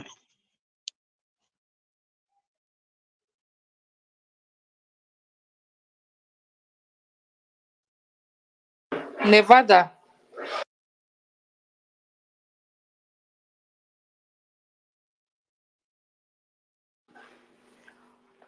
Grace, are you there, please? Yes, I'm here. Okay, please, can you take over, please? I'll just give me a minute. I need to really sort something out. All right. Okay, please, if you're on the mic, kindly raise your hand so that we can take a new cue. Thank you so much. Ijo, please go ahead. Okay. Philosopher. Yeah, thank you very much for this opportunity. I've been here almost all through the day waiting. I'm so happy about this. I'm not going to like reiterate what people have said. I don't think there is even an unborn child that a pregnant woman is carrying to know that there is a reason to protest. But what I want to say here is, as much as we want to use Kenya as a blueprint, we shouldn't follow it hook, line, and sinker. I love when the Kenyan guy that has been trying to help us here spoke. He said one thing that I was in a bus. I nodded. He said, though your Nigerian leaders are more corrupt and very wicked. See, the kind of wickedness that our Nigerian leaders have, in fact, Nigerians have, our ingenuity is both bad and evil. The way Nigerians can be good, Nigerians can be evil. Don't think these 400 and something persons that you're seeing on this space, they are all wishing for the protest to go out. Some of them, they are their people. I'm not the people here coming. I'm not going to say I'm against the police or the army or the military. All the people that are coming here, that the military is with us, the army is with us, don't listen to them, because as we are speaking to you now, as they've gone to NLSC and they've given them their 70,000, I'm sure they've bribed the leaders. I'm sure they are with army generals as we are talking here. Them too, they are holding their spaces in their evil covens. I'm sure they are speaking to them, trying to bribe them. And you know, our Nigerian military and their stupid obey before command. So don't think, as we are all going out there, we should carry in mind that we are going to face the devil. Don't think, I don't know, as much as we are saying peaceful protest, have that at the back of your mind, that you want to have peaceful protest, but know the people you are dealing with. And by having that, our self-defense, there's a way you position yourself. Your self-defense kicks in. Like what happened during the NSAS is because we went there innocently, thinking, no, they can't shoot, they can't do, and they did. So we should move. Me, I believe in learning from mistakes. So I have 5 things I want to suggest for the protest. No need to. First one, we should have an official account for this protest on all social media, because believe you me, once this protest starts, you will see even people that have never been on this space, they will use propaganda, and there is something they call information overloading. They will, even if we use our hashtag, they will fill the hashtag with stupid things that even when international media wants to filter through it to know what is true, they will not be able to pick out what is true. And nobody has time. There's already a war in Ukraine and Russia. There is one in Gaza. Nobody will have time to come and be filtering to know what is happening in Africa. Nobody is coming to save us here. So we should have an official account. Everybody here follow. Anybody that cares, follow the account. The account should be verified on Twitter. If possible, the account should be and the account on Instagram should be verified. The account on Facebook should be verified. 3 people should be on ground handling these 3 accounts. Those ones don't need to be on the ground. Anything we post on Twitter, it will be on Facebook. Anything, the same thing at the same time, as Twitter person is posting, Facebook person is posting, Instagram person is posting. Because now they will use old videos. There will be too many lies, and when we are unable to tell what is true and what is a lie, they've defeated us, and they know that this social media is what we have, and we need to handle this social media very, very well. So if there are some persons here already that already have verified accounts that can surrender the account and say, okay, use my account, and maybe you have a lot of followers, use my account and do the official protest account, or if you can do it before the protest time, is very important. That is one. We also need, as much as we are calling doctors, so many doctors to come and join. In fact, Nigeria as a whole, UK has collected half of the doctors Nigerians have, and the doctors also have to be in the hospital. While we are protesting for good governance, there are people that are still sick that need the attention. They can't divide themselves into 2. So our next space, we should bring up a doctor here. The worst thing that we don't know in Nigeria, we don't know first aid. If for a doctor or 2 doctors or more to come and teach us what to do when there is a gunshot, because we are going to face the devil. Everybody have that in mind. What to do when there is a gunshot, at least to remedy the person. It's not the one that I saw some cases during the NSAS that people gather the person. In fact, the way we even gather the guy itself is enough to kill him. People that are shot don't need everybody panicking, running around, suffocating the person that has been shot. We need people. What do? There are local ways, I'm not sure, but I heard that sometimes kerosene can help with a gunshot wound. Not to treat them, at least to resuscitate the person or keep the person alive where we rush them to hospital. That leads me to a second one. We need to prepare. If you go to hospital, most times where you get attention is private hospitals. And for the fear of not losing their license, they will ask you for police report or whatever nonsense that they used to ask for. So if the police officers here or the DPOs or whatever, they say they want to help us, we can have people in different states. You can go to them now, collect the police report before time and have it. Because by the time we start running around for police reports, and when you go there, They might even arrest the person that is going to ask for police report or one thing. Who wants to go to police station at that heated time? So we should have it. As soon as we go there, we present the police report. And that will lead me to another one. I don't think we should be on the streets. Please, we should not be on, what I mean streets is, we should not be scattered about in every street. By staying on the streets, it is ordinary day Nigerians that are trying to live their lives that will disturb, because these idiots around that time, they will know not to walk on the streets. We should go to official quarters, and I'm going to give you 2 reasons. If we go to official quarters, we'll be much in our numbers. We'll be so many in our numbers. Let's say we plan, we have WhatsApp groups, people that are going to the airport. If you're staying close to the airport, you go to the airport, strategic points. And when you go to the airport, go to international airports, because that is where these devils, they used to travel up and down as they leave the locals, the domestic traveling. Go to international airport and stay there, where the international airport is, occupy that place. Then assembly quarters, Aso Rock, or whatever Aso Villa, whatever thing they call those, that they are evil coven. We should go to those strategic places, because while we are on the streets, these guys can stay in these places and plan to kill us. So we have to go there and disrupt them from meeting. Nigerians, see, we are all Nigerians, we are very, very smart. We have to outthink these guys, and we can outthink them. We have, so they cannot meet. If it's there, all the House of National Assembly members, if it's to hold them siege, how will you now make the call to call whatever person to do whatever thing you want to do? Because if we're on the streets, these guys can mobilize. They can mobilize. Before you know, somebody will come with one van and open fire at us. Let us stay there with them. So nobody, I'm suggesting that we should forget about streets, scatter ourselves in different ways. They'll be able to be picking us apart. If 1 million persons, Nigerians are so many people, if 1 million persons are in Aso Rock, how many way you want kill? If 1 million persons are in the airport, how many do you want to shoot? Where do you want to move? How many Please police begin to officers? round up. We have so many queue. Please, Thank you. one more Okay, minute. thank you. Let me just finish. Then please, I know we are saying we need lawyers, but I'm going to say one thing now. You don't need a lawyer. Lawyers are very important, I'm not doubting it, but you don't need a lawyer to tell you when you can resist arrests. There's what they call there's civil obedience, there's what they call civil disobedience. That's why we have to be in our numbers. If somebody is protesting peacefully and a police officer comes to arrest that person for no reason, nobody should agree. Everybody should gather the police or the foolish person. We have a right to resist arrest if we have seen that this person has not done anything.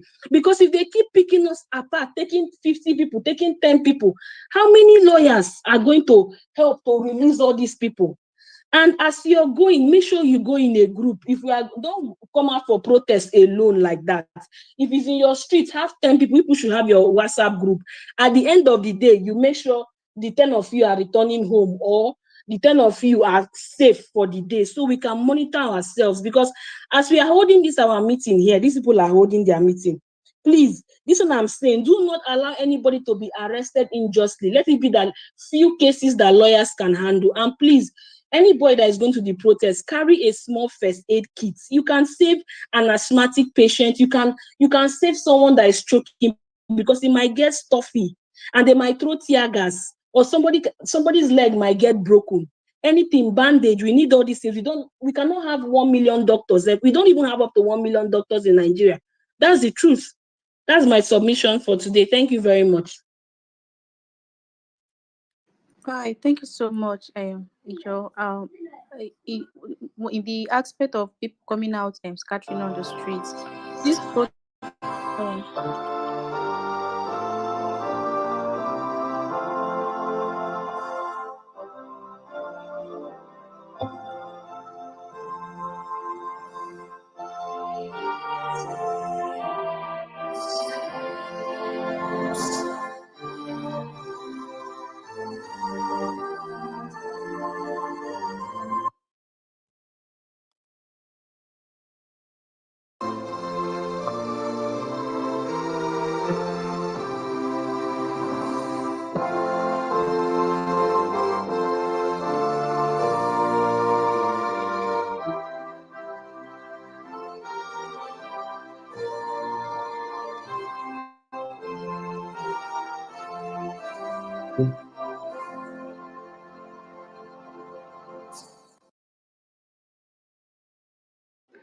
Thank you so much, Chris.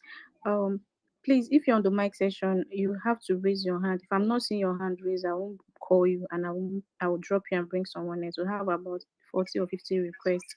Then please kindly go ahead because you're the only person I can see his hand up. I Good evening. I just heard the last speaker, a job philosopher. She raised a very very valid concern. It's not cast on stone that police will not shoot. In their stupidity, they will, and that's where they will get it all wrong. But the concern she raised is about first aid for gunshot and all that. We pray it doesn't happen, but if it does, the first thing that should come to your mind is how to stop the bleeding. There's not really nothing much you can do. That's the best first aid you can give. There's what they call a tonic.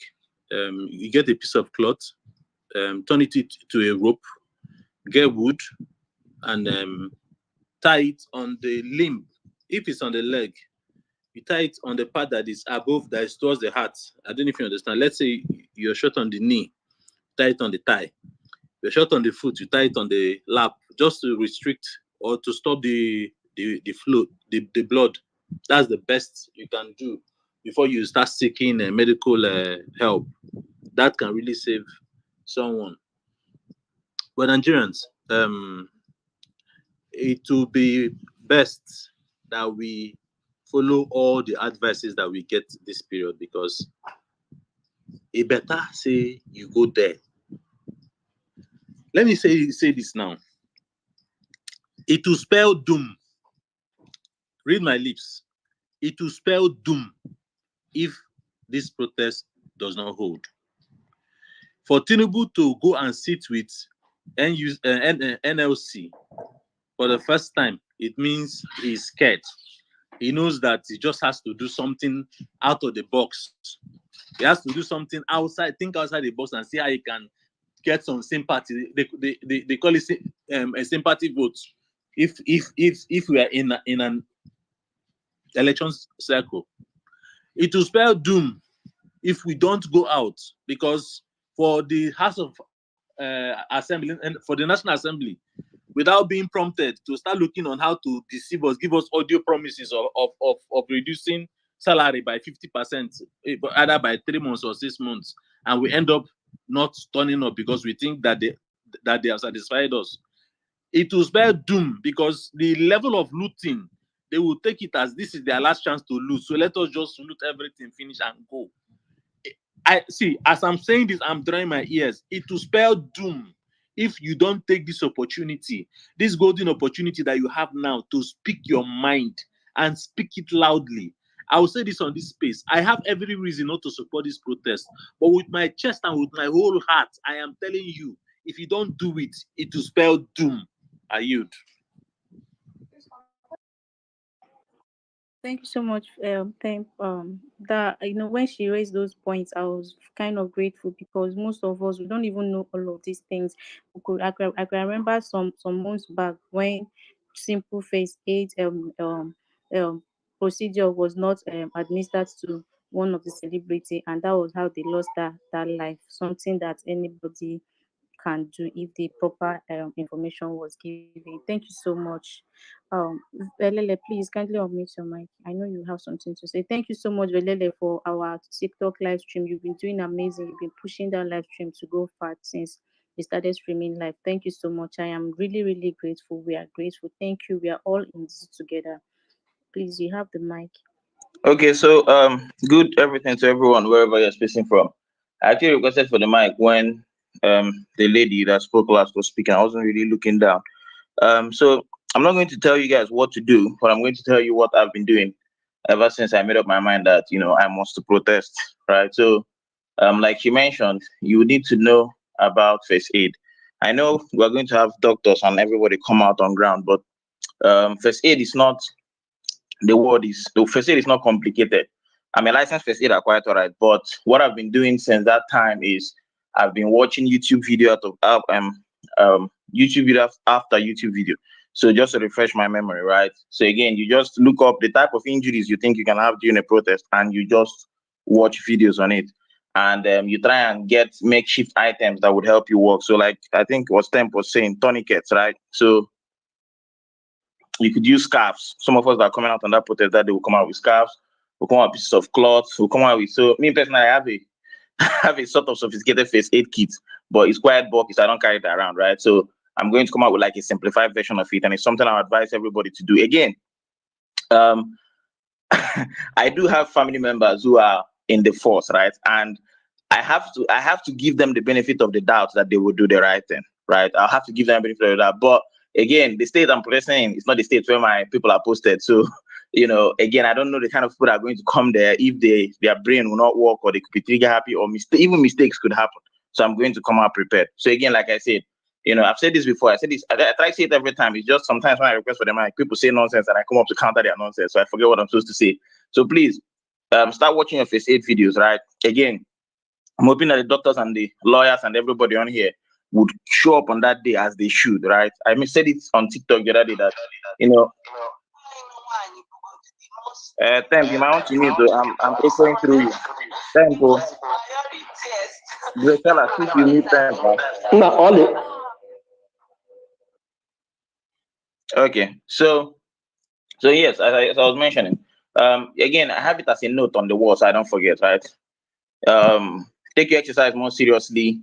First aid videos. Those are the two things, because you're not going to particularly fight the policeman, right? That would not make sense. Of course, would deal with them as the case may be if they renege on the terms of our agreement, which is no single peaceful protester should be harmed, right? But again, because we have time between when we've announced to the government that we're going to take action and when we are going to take action, it's very important that we use that time in between to actually prepare ourselves, right?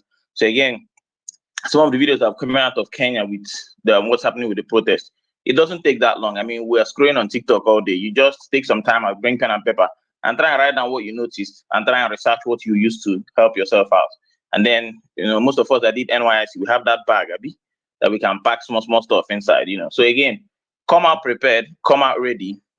Start watching your first aid videos. And please, if there is any lawyers or doctors on here, start identifying yourself and start stating it very clearly that you'll be there on ground, right? Because what's the word again for it? It would encourage the other members of your field to actually come out there. But Nigerians in general, me, I'm not waiting for anybody, right?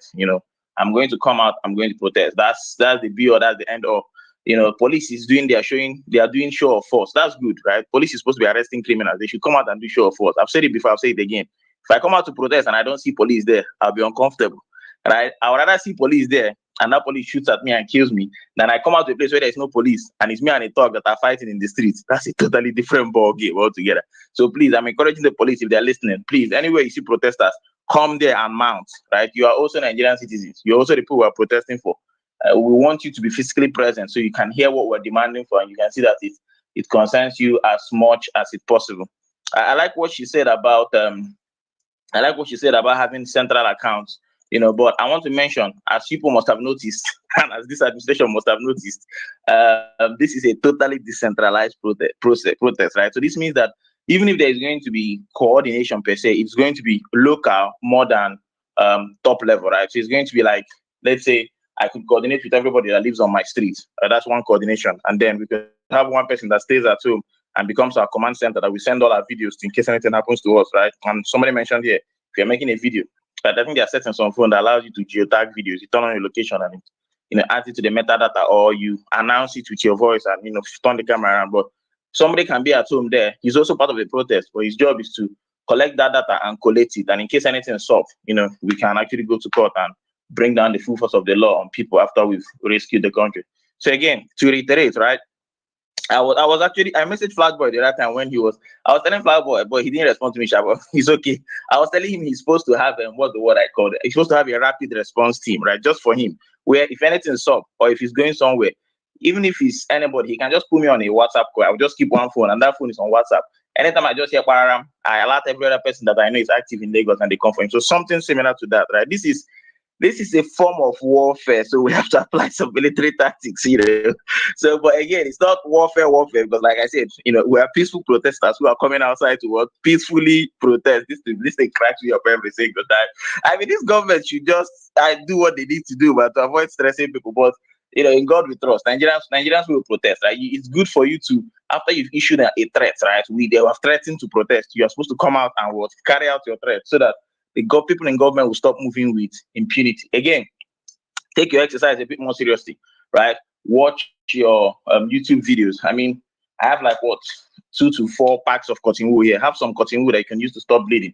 Have some of those bandages you can use to stop things. Have things that can double as tourniquets. If you watch YouTube videos, it's like what's the word? It's like a well that has no bottom, right? So as you just watch it, you just begin to see these things, and you can easily pack them into a bag and come out. You know, but again, I'm sure our doctors and our lawyers will be there, but just in case, you know what to do, you know how to clear airways, all those fine stuff. Let's not get too technical. Again, just sit down, watch YouTube videos. That's what me I advise on that particular front. And again, like I've been stressing, I said this on the TikTok the other time.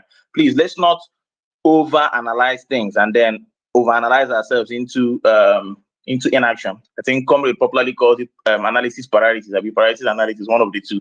So the idea here is, please, Ambiko, come out on the day, right? The planning here is not too long. You watch, I don't know, 2, 3, 4 YouTube videos. You make a small list of things. You gather them and put inside your bag. You are doing your exercise daily. That's it. As you go around, you inform people about what is going on. You know, flyers, et al. You coordinate with someone and say, bros, we go protest. Mommy, you dey house. Since you're a bit tech savvy, now you go, and we're going to send this thing to, you know, Wi-Fi, all that fine stuff. It's not too complex. I don't want us to come and, over analyze the thing, and then towards the day, people will not be saying, I'm not ready. You know, please, I use beg, they beg. Don't overanalyze the thing, right? Some people self are going to be so ready that they will be ready for you, right? So please, what you just need on that day is the crowd. In fact, let me say it this way, right?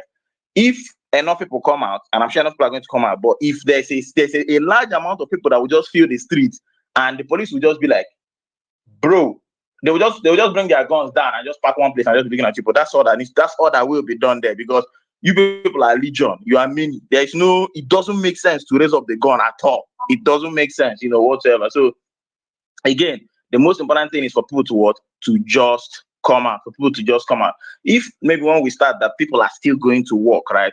They can decide to say, if I'm going to work, I can come to that particular avenue and show you my solidarity, right? And chant with you for a bit, and then, go off to work.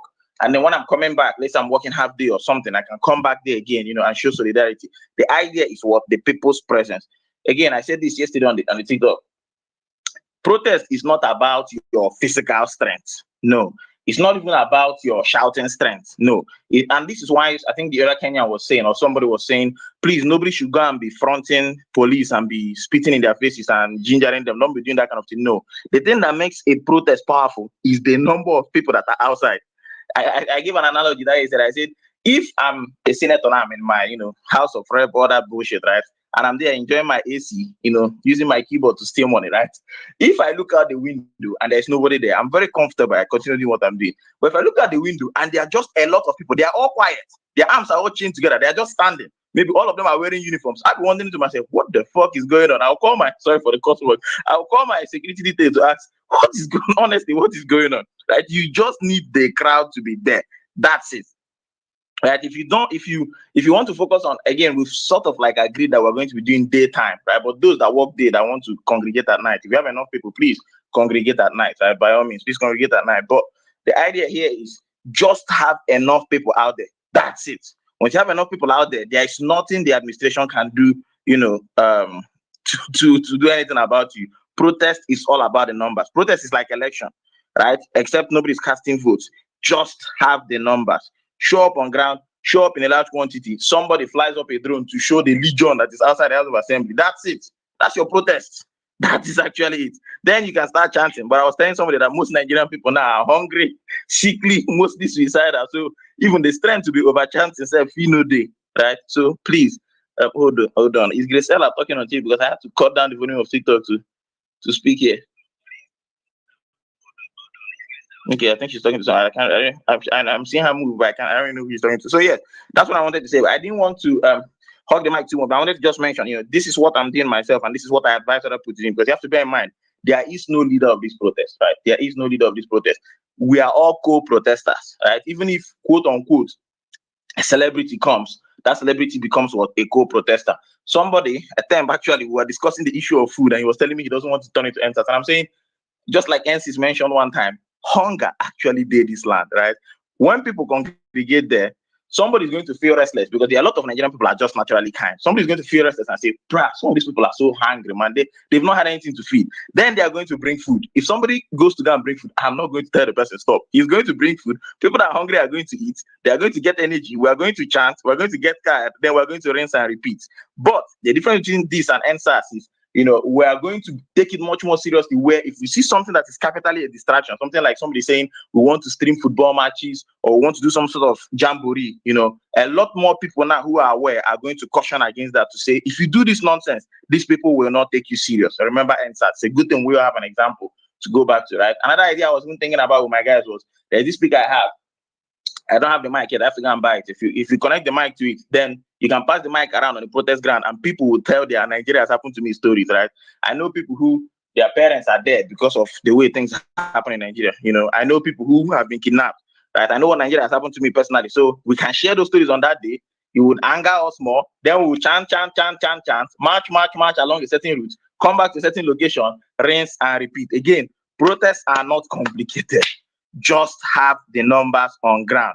If you are coming out to that day, walk to all the people you've spoken to, right? As you're speaking to somebody, tell him about the protest, collect his number so you can remind him, so you can add him to your WhatsApp status, so he can be seeing what you're posting about the country. I was in a bus today, right?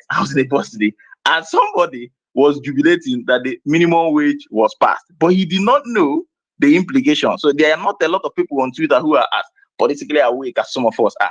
Right? He didn't even know that the minimum wage was passed like this because of the protest that was threatening to happen. He thought it was just the goodness of the Lord, right? He didn't also know that the minimum wage that was passed was just BS, right?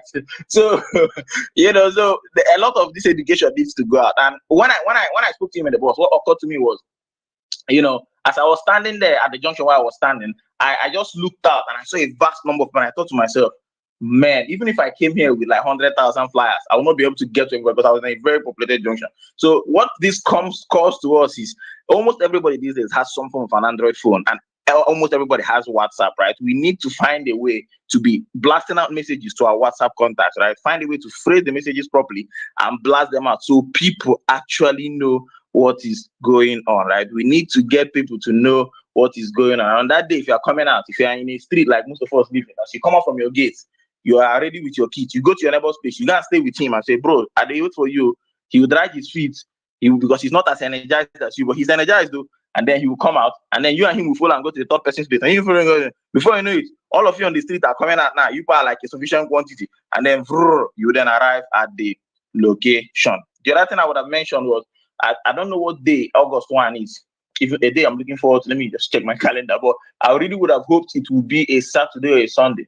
Where did this mouse pointer go? Well, I can't find it. But again, the idea is, if it's something like a Saturday or a Sunday, even much more preferred, right? Because people will be mostly at home. As I'm coming out from my house, I'm going to my neighbor's place to say, my brother, leave church for today, my guy. God no go vex if you no go today. Come, we'll go do what God say we will do, right? We've prayed, and God has said the solution to your problem is to protest against the evil rulers that are stealing all the money that I've given you people to use, right? That are misusing all the oil I gave people to eat, that are misusing all the gold that I gave people to sell and eat. God is sitting down in heaven and speaking at us, and he's wondering, what are these? Why is this guy asking me for this? Why is he asking me for this? I've provided all the things they need to. Is he not seeing other people that I provided for in other countries, how they are using it? Come on, protest against your rulers now, solve your problem, right? So please, let's stop disappointing God, if we're going to say it that way, right? Let's stop disappointing God. Again, co-host, you just allow me to run on and on. This is not fair. I drop the Continue, mic. you are making sense. I use Please make beg sense. it. The way Velele used to talk, you don't want to beg, stop listening to him. I Velele, use the beg. No, August 1st I'm still here. Let's is pass on the a mic round. Thursday. Yeah, Oh, I'm okay, so it's saying that Thursday. August 1st is on a Thursday, yes. Okay, no problem. So the idea would be, right, and this is the thing, right? This is the thing. I actually said this thing first in one space a long time ago, that protests may not have leaders, but they have what they call cause. Cause are people who like me now, don't zero my mind. That's the word I use. Like I've said, I've said this before. Let me say it again. There's a certain month in this year that I don't have any plans for because I'm not sure I'll reach it. Right. So again, to back up, that's what you want. So there are people who every single day of the protest they are going to come out. Right. So those people are going to most likely come out on Thursday, go to the market and bring some people, go to the where Okada Riders Park and bring some people and bring them to the protest ground. It's going to happen again on Friday. And then by Saturday, when more people are at home, you're going to have some of the most massive crowds. Right? And the idea here is, please, very, very important.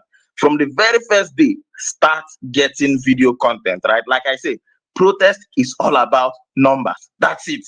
If you can just get a sufficient number of people to come outside, you won. We've finished capital. That's it. That is it. There is no if a sufficient number of people come outside, there's no way shooting will happen because that sufficient number of people would grab any number of thugs that come. How many thugs one can you mobilize? How many police can you mobilize? Right? Unless you are going to commit, the genocide of saying you are going to drop bomb over a group of people that just start together chanting. If you start on the floor chanting, that's just stupidly silly, right? Because again, I'm sure people know that, but the Nigerian people are not stupid. Would have cameras everywhere. So unless you want to go down as some of the worst, again, let's not even go down. I'm sure that one won't even happen, right? I'm sure it won't even happen. So please, it's just the numbers. It's just the numbers. Come out. If you're a doctor, carry your kits, carry the first aid things you can carry and come out. If you're first aider, carry it and come out. If you're a lawyer, I don't know what lawyers used to carry, but carry your lawyering things and come out. If you're an engineer, carry tape, carry what you need to carry and come out. It's just a bag. Right, carry it and come out, carry food and come out. That's it. If you get speaker, carry speaker and come out. That's it. Come out.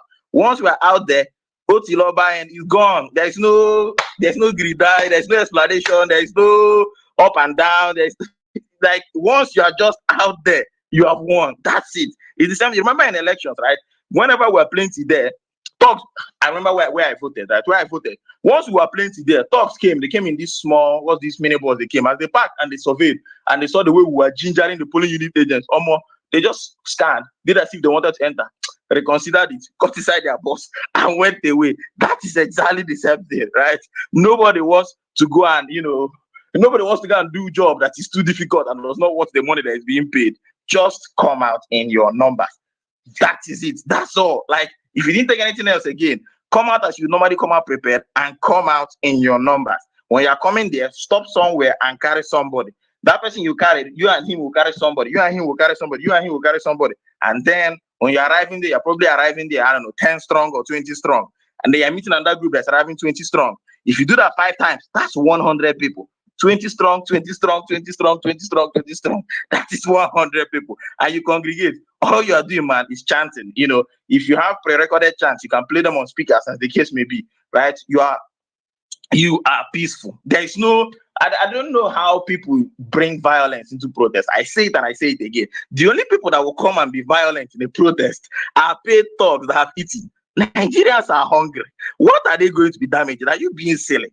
Right? People that are the protest ground are compassionate people because they actually care enough to come out. They are the people that will say, you where they say, Gala, how much be your gala? Okay, make I buy for this, my guys will follow the protest. That is what is going to happen. We know. So nobody is going to be damaging anything. The people that are going to damage things are the thugs that have been paid and be told, go and damage things. And they will come with weapons to come and damage things. It's very clear. Which is why when someone sent me itself, the police doing the march, I said, thank God, please, police, prepare.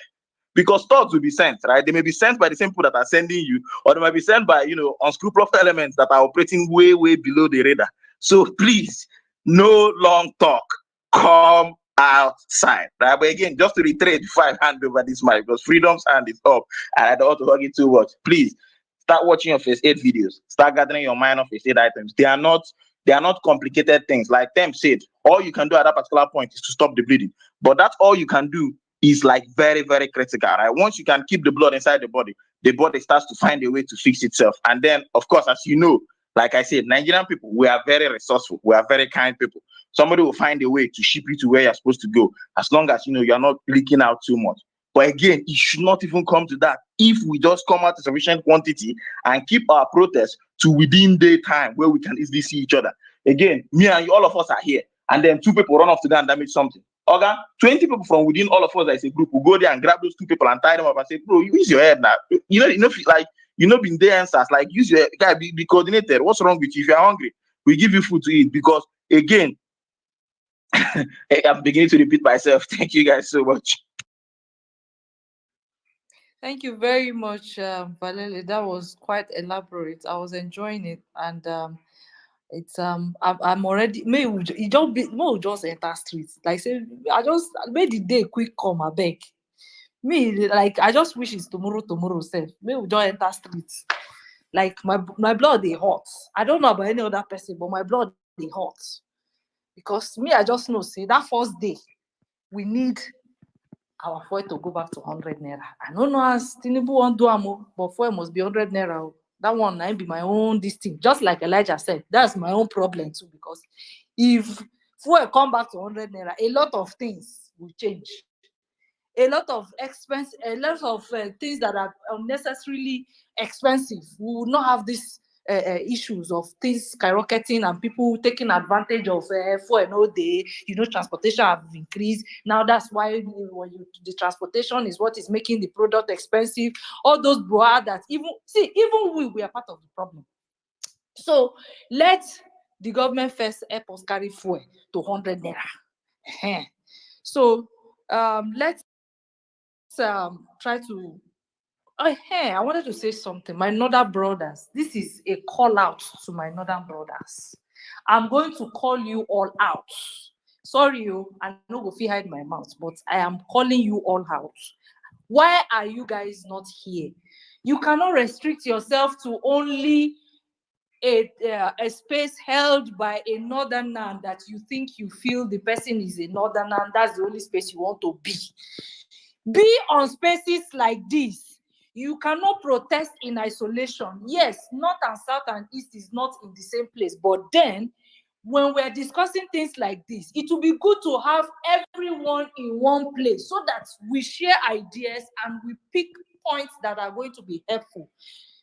It is not, it's not something that is that difficult. Maybe you have to see Bashir, or maybe probably if I had put Awa on my this thing, maybe you would have rushed and come because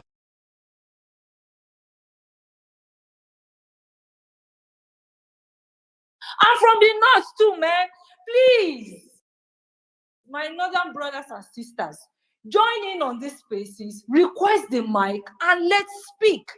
Let the world know that you are also planning to join, because this misconception of, oh, the north is not joining, the northern are not doing anything, they are not coming.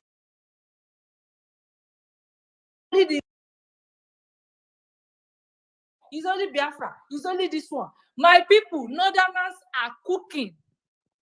But I don't know why they don't come to spaces like this and request the mic to speak. We need to speak out. North, south, east, all na Nigeria. Say if they come to spaces, the girl body they do them. Say they just wait for the Jagaban to lead the protest. So now why don't they come talk? Say one and over. Say when the day come there, when I go see their handwork. Say one and over. They say I should pass this message to you. But are you sure you're not the one? Because you're not the one cooking this message. Because this message doesn't look like a message that is coming from them. It looks like you're the one. They say I should pass message to you.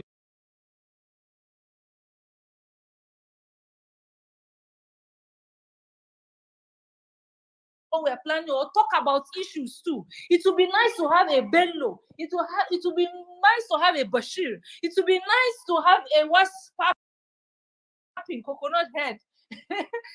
Because he's also feeling the heat. But ego will not allow them to come to the space to come and speak, even if they know that they are also already feeling the brunt and already speaking against what is happening in Nigeria. So please, I beg, let's feel free.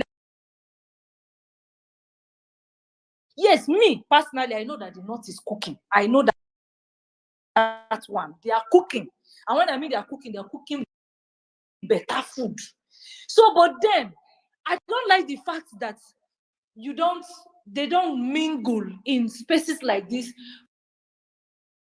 for people to actually understand that, yes, they are not left out. It's not something that is only maybe the South or the West or the whatever that is doing. It gives us this confidence. Because we are always being accused, and it's something that somehow, somewhat true, if not until now, that everybody is feeling the brunt. When things happen sometimes in the other side, you feel everybody is now saying, okay, let's collectively come together and correct whatever is happening. So it would be nice to have you come to the space, request the mic, speak about issues. At least it will not be a case of they're only seeing, they're only seeing other names that are peculiar to a certain region, but it is mixed. It's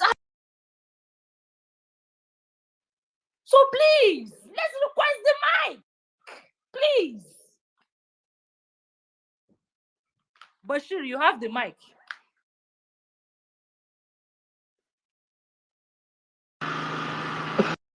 Okay. Greetings, everyone. A lot has been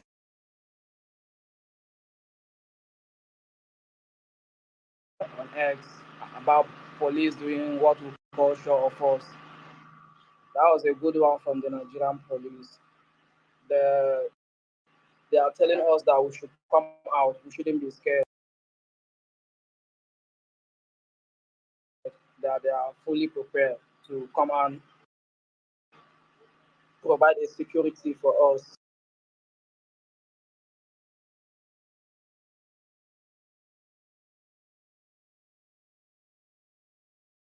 A lot of them, let me even say some of my classmates, I was in a group chat with them. So because I make posts about this protest on my state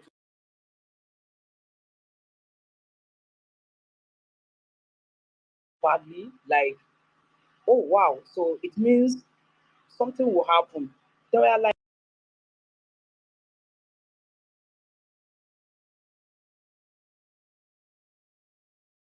okay,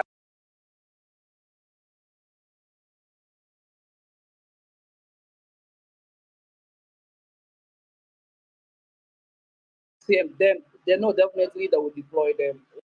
What some of them are even saying, there will be a deployment a day before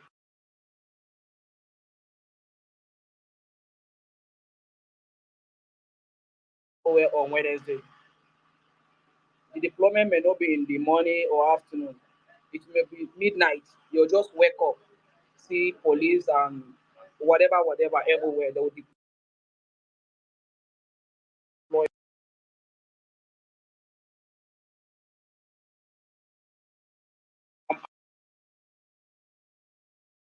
men. It's telling those that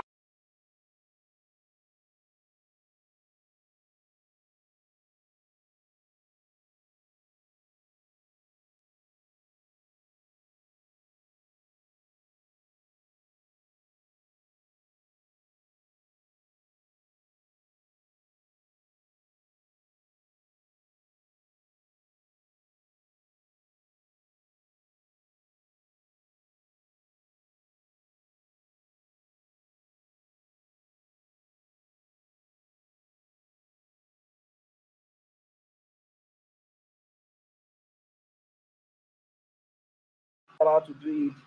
Because if they throw it, give you, definitely you throw, give them back. It's self-defense. Uh-huh. So, and if you come out to, we are still telling you people, anybody that slap you at that ground, slap him back, or it's self-defense. Anybody, that doesn't mean say we are coming peacefully. Say somebody can't tell you slap, you just overlook him because you come out to protest. No, no. You go slap that person back instantly. Now if you say you defend yourself, then everybody will go your own way. And I've seen a lot of comment about demand. I keep wondering, why are they worrying themselves? Country that you are going to take from those bad eggs, you are asking them, "Ah, why? What are you demanding for?" You don't need to demand. All this flyer that is going demand. One are just leave am. When we get there, when the top get going, the going get up. When we get there, we'll speak. Those that will speak, will speak. We are not demanding anything. 100 naira, this, but the money are not come down. We go sit down. We go tell them how much we want to buy for. It's our country. Now we got tell federal government how much we want to buy fuel, whether it's sweet to or not. We go decide how much we go buy fuel. We go decide how much we go pay NEPA bill for this country. No idiot, no single man will tell us what to do. So about this telling demanding, we will not talk anything more, just get there first. Just get ready. It may not be easy. So just come out well prepared. Me that I'm speaking, I may be the first person to fall down, but I'm begging you. If they kill me, you run away. I will kill you. My spirit will kill you. If they kill me on that protest day, when you discover say Bashir is dead, leave my dead body there. Just keep moving. Keep moving. Keep moving. We'll get there. But if they find me, you run away. I swear down, I'll kill you. That day you will not sleep. All of you, my spirit will chase you one after another.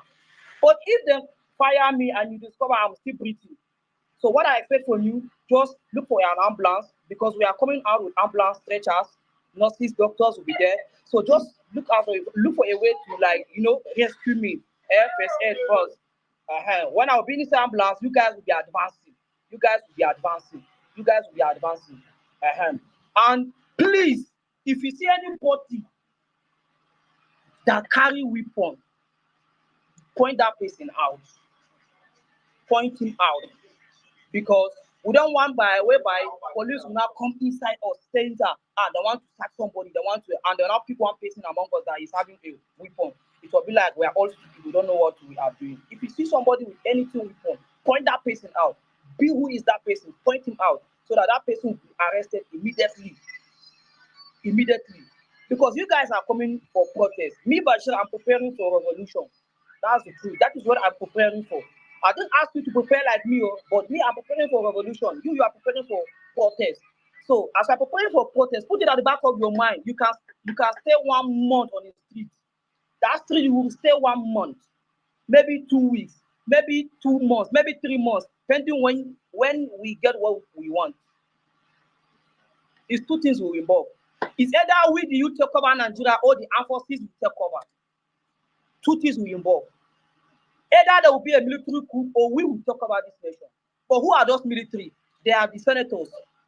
They are worse than those so-called, lawmakers. Our armed forces and our lawmakers are 5 and 6. So put this in your score. It's either military will take over, but they will not take over because the Chief Army Staff is a Yoruba man. He can't try that nonsense because they bring him there for a purpose. So he can't try that.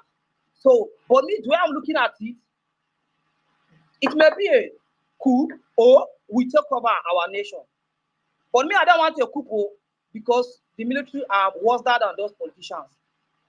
I was one of them, so I know them very clear.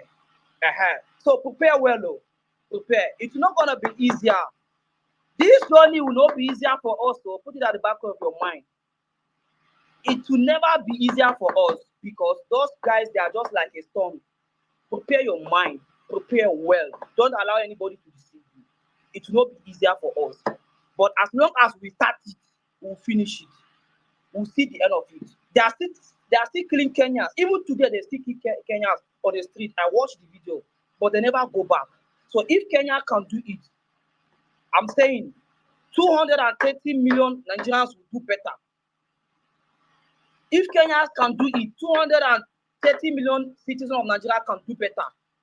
And if you finish here, we are heading to South Africa because they call us as giants. We'll prove to them we are giants. Shauna president don't want to go Ghana today now. He don't want to go Ghana today as a chairman of ECOWAS.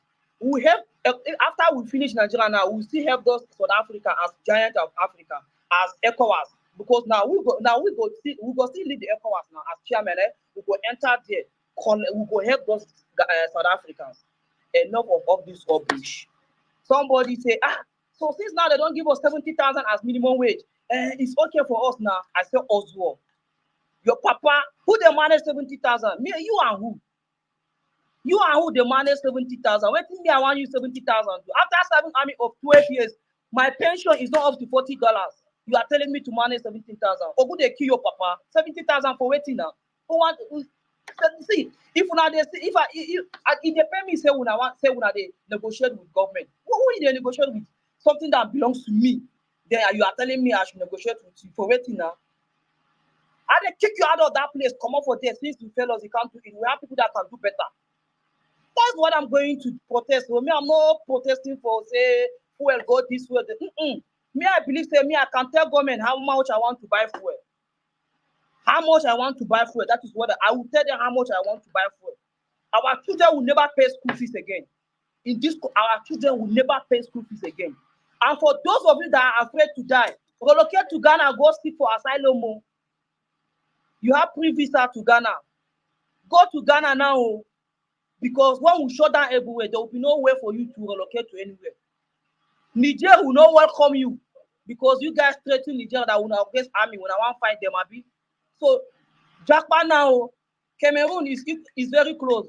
Travel to Ecom, use that Ecom side and enter Cameroon so that you can help yourself. Because they shut down everywhere.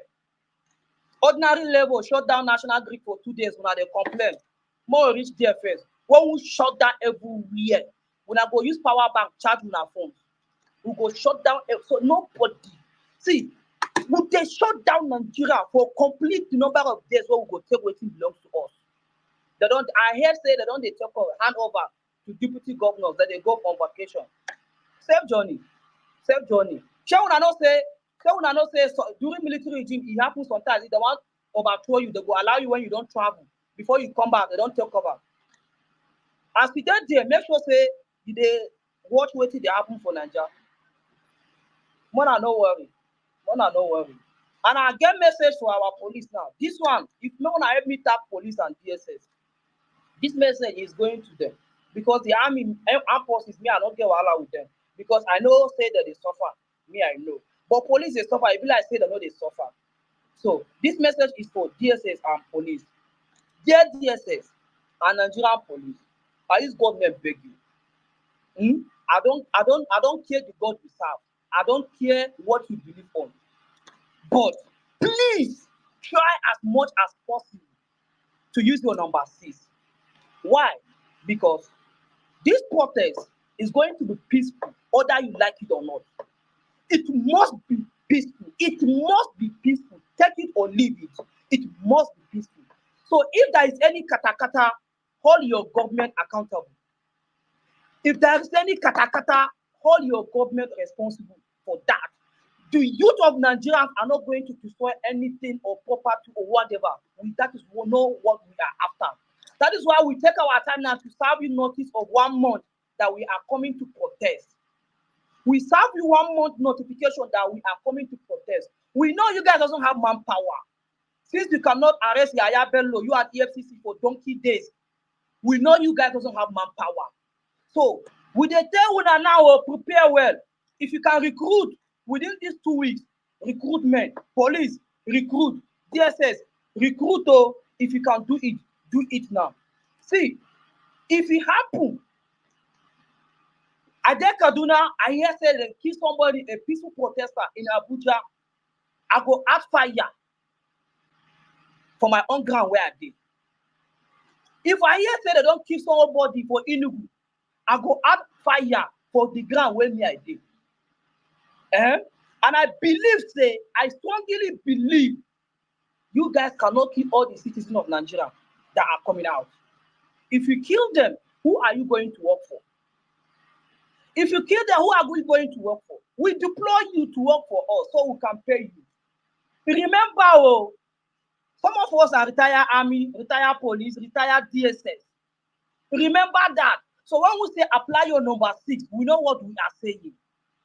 There are some languages we cannot speak because a lot of people in this space are civilians that will not understand. When we say apply your number 6, we know what we are saying. Because when the talk get going, the going will get tough. So their DSS and Nigerian police apply number 6. But lie is not going to be easier for us. My fellow Nigerian youth, tie your belt well. Tie it well. See, this is the time you guys will start eating apu, eba, all this strong food, tuwon dawa, tuwon gero, all this strong food. Start eating it now. And they talk more from they start eating eat now. Eat now, because when it happens, You not go there for you. Now the truth be that too. Now the truth at the tone now. We go shut down everywhere. If you want travel, travel now. Go see who you want to see. Go greet your boyfriend. For those of now where they TikTok, where like doing hookup, do your hookup now. Oh. Do your hookup now. Oh. For those of now where they do Sophie, do your Sophie now. Oh. A week before, don't have sex. A week before protest, don't do Sophie. A week before protest, don't do Olosho so you can have strength. You can have strength. You can run. When they throw tear gas, if it is warrant you to do crawling, you do crawling. If it warrant you to run with your leg, that's why they tell you. You don't say too much of jiggy jiggy. You know, get strength. Oh. Now the try they talk. You know, get strength. So gather your strength now. Save your strength now. And we are going to move in threes. What I say in threes, those in the military will understand what I'm talking about. We are not going to live like cowards, just occupy all the streets. No. We are going to move in threes. And please, if your colleague, you are going out of hand, your colleague you said, listen to him. Don't show aggression. There must be a discipline there. When someone talks to you, give him a listening ear. Give him a listening ear. Okay. If they say sit here, sit down there. Obey. Sit down there. There must be a reason before someone will ask you to sit down here. If they say, oh, let's move, don't stay behind. Move. So move in pairs. If you are going to move around anywhere, move in pairs. I mean 2-2. So that if they shoot you somewhere, that person can be able to run to come and tell others, say, they don't shoot so person there. So we can know what is going on. And some of you are begging for doctors and lawyers. They're not the beg person. Don't beg for anyone. If they are not tired of suffering, let them stay. Don't beg of don't beg anybody. That was the first week that we do that preaching. We don't preach tire. Now we are not begging anybody. If you believe that the government are doing well, go and block Asoro, block all the roads so that when we come out, you tell us say we are not passing that road. If you be lawyer, you believe that the government is doing well, okay? Though we greet you, we will not get problem. You are the least of our problem. You not be our problem. If you be doctor, you still say you will not participate, say the government is doing well. Though, so shall it be. You not be our problem. But I use God name beg you. If you are coming out, prepare yourself well. Prepare yourself well. Because as I speak now, so if you hear the next day say, they don't pick me. They don't pick me. You know why they tell us so? Because they pick people now. Don't be say I hear Amo. No, as I tell us so. This morning, today Friday, they pick somebody, a friend of mine, that we are in this trouble together. They pick him, but he was released this evening. Was it around 5 o'clock? Because when they are taking him, when he saw them coming in his own CCTV camera, so they give him a call, and he answered the call. They say they are Nigerian police that they sent an invitation to him 2 days ago that he doesn't turn up. He said he doesn't receive any notification, whatever. Later, they say, okay, he should come out if he's around. He said, yes, he's inside the house. Then he come outside. They said they are inviting him to the office. He said, okay, let him go and pick his phone. They said, no, he has to follow them. Someone you say you are inviting. So he now tell his wife. He shouted his wife from outside. The wife now answered him. He told her, okay, send message to so person.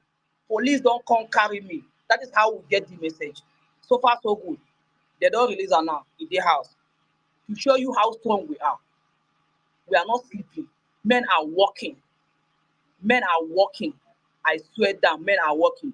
What I'm trying to say to you here, don't be scared. Come outside. If they pick you, if you see say will not come out to you, then be say you put your hand for battle. If they pick you, will not remove you from that place. We don't know. We are not aware. But if they pick you, you are one of us, and we know you can't took your hand for battle. My guy, we go mount there for you. We go mount there. This is a fight for all of us. This is a fight for everybody. So stop begging everybody. Stop begging anyone to come outside. Say you be lawyer, come out. And the only people you concentrate is those people that they are not aware. I was having a conversation with some people today. They are not aware. They don't even know. They say they don't have big funds, so they don't even know anything about protest. The mosque I attend today during the Hudiba, the Imam preached that the youth, please, if you don't want to die as slave, go outside and protest, but protest peacefully. So as you can see, the message is passing. We are getting there. Don't be scared. Come outside. But it's not going to be easy. Eat well, prepare well, pass a message if you are going out. Pass a message. As we get like this now, if a strange call you, say, Afad, I want to see you come outside. It will be a police or DSS. Inform somebody so that when it happens, it reach us, we go mount. Anyhow it be, we go mount. So if they can start doing this now, what do you think will happen if they see you physically on the ground? That's why I said to you, me, they prepare for revolution, you, they prepare for protest. So we are not in the same level. Because me, as I talk to you like this, I know where my name don't reach. For waiting at they talk for this place now, I know where my name don't reach. I don't know if you understand. So I cannot stop. It's either they kill me or I achieve what I want. And the funniest thing that if you kill me, thousands of Nigerians will speak. They will come out. If you kill me today you kill me. Those that are not willing to come outside, they will come outside. So what do you achieve? You achieve nothing. Rather, you put more fire to the protest. You leave me alive, I keep fighting till I fight. So choose wisely. Because me, I will never give up. I will never, I say again, I will never give up on this fight until we get to what we get what we want, we get to where we're supposed to. I can't be in abroad working and they'll be calling me home. Please, we have the rice we bought, you don't finish, we go hospital. Shame on Nigerian government. In a government hospital, they buy gloves to inject somebody.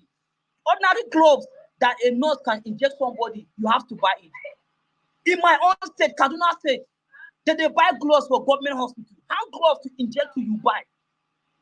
Gloves you buy. You have to buy a Dettol soap, you have to buy tissue paper, you have to buy this, that, in a government hospital. And one idiot will be sitting, eating our money. As Elijah said, if they can buy a jet, we can decide to buy for 100 naira. I just laugh Elijah. Me buy for 100 naira. Or we go kill that person. We go sit down. We go sit down. If we decide to buy for a 65 naira, see, if we take Nigeria to start afresh, we start afresh. What I mean afresh, as far as 1960. If we take us afresh, to start the economy will collapse, we start afresh. Start looking for those that will come and invest, we start it. One so-called lawmaker was saying it is time for the DSS to start looking for those organizers who tell you say we'll get leader. If we get leader now, your papa be our leader. We get no leader for this protest. This is special force operation. Everybody is a commander. Special force operation. Everybody is a commander. So we don't have a leader. My dear lawmakers, we have no leader that you can sit and negotiate with. We don't have it. Our leader is Tinubu. He has been leading protests since 1960. So he's our leader. We don't have a leader. If you are looking for our leader, look for Tinubu. He's the leader. He taught us how to protest. He is our leader. That is why we call him Jagaban. He lead, we follow. Should I start telling you how many protests Jagaban lead in this country? You already know, so I don't need to tell you. So he is our leader. Stop looking for leader. We have no leader on this protest. We only organize proper way so that the council will break the law. And we all know say the law no they work now for our head they work. So we don't have a leader. And for you, Akpabio, you just have number of days to remain there. You have been impeaching people. Impeachment will reach your turn. You go reach your turn. You are telling Nigeria, you know we are hungry, but that did not stop you to buy private jet. Well done. I hope you have seen what happened in Kenya. But I promise you, we are not going to burn our own private jet. But we go sell them. We go look for Davido or whiskey that go buy them. We know where to go use the money to. That borehole, when we say we go dig one borehole, 190 million, I 180 million. We go sell that jet, we go use that money, dig that borehole where up to now we never dig them. That borehole where we say 290 million for one borehole for Nigeria. We go sell that private jet for whiskey or whoever celebrity that has money to buy it. We go sell that jet for that person. We go dig borehole for Nigerians. And for you, what did they call that? Wicked, this message is for you. That house where they build for those so-called what do you call them? Well, I know speak English. Those lawyers for Abuja, Court of Appeal, Supreme Court, that house where they build for them. Let me tell you, we go launch them. Now, those IDP people will go carry go put for that house. And I'm telling you now, that National Assembly, after we don't capture our country, we go name that National Assembly after those children wake by for Plateau State, where that building collapsed, where they died last week. We go change that place from National Assembly. Anyhow, some of our where go speak English. We go from grammar, we go name that place after those children where died last week. We go name that place after those children where died. Last week, today making 7 days, when we lost those children. We go name that place after them. When I go no say we are not smiling. Me that I'm speaking, I'm a dead body already. I don't die. So count me out of the living ones. I don't die already.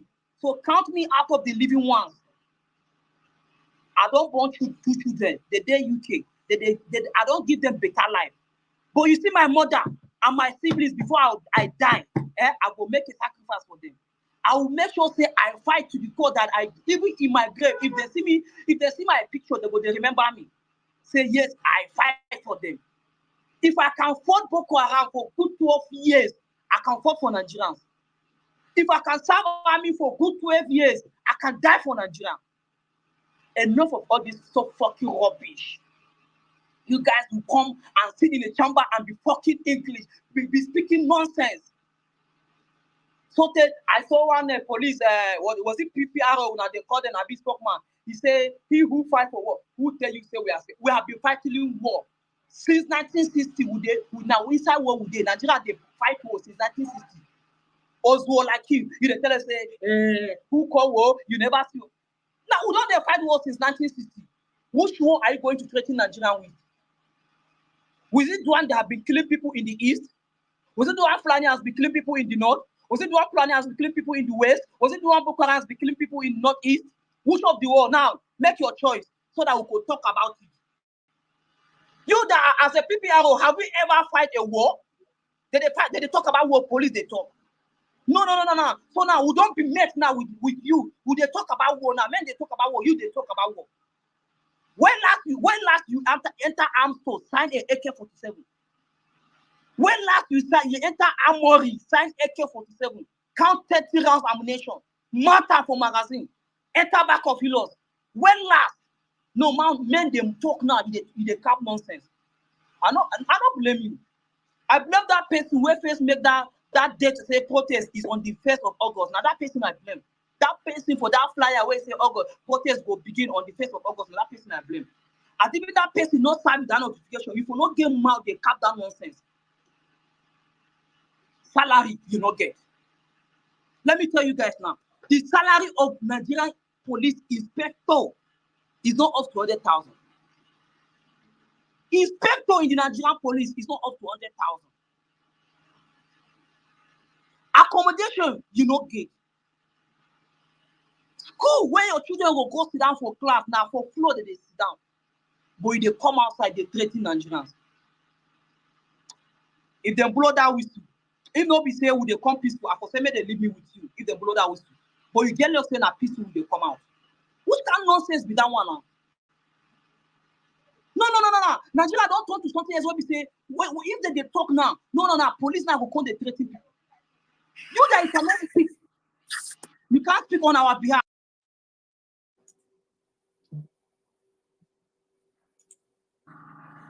You can't speak on our behalf. They would try to speak on your behalf. I don't understand who they meet me. Oh. If I don't make I speak, make I go now.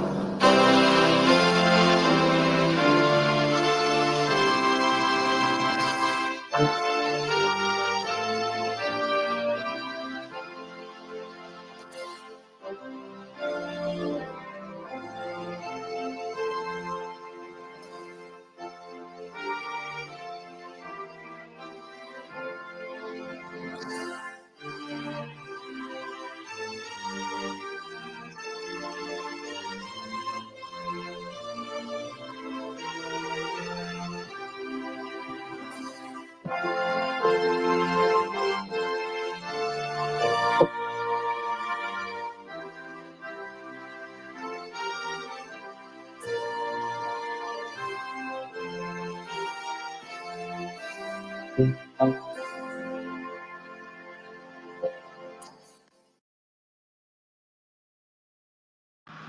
for yourself. You will blow that trumpet. Clap for yourself. So, as I was saying now, you cannot speak on behalf of Nigerians, and Nigerians is trying to speak on your behalf with a cap nonsense. With a cap nonsense.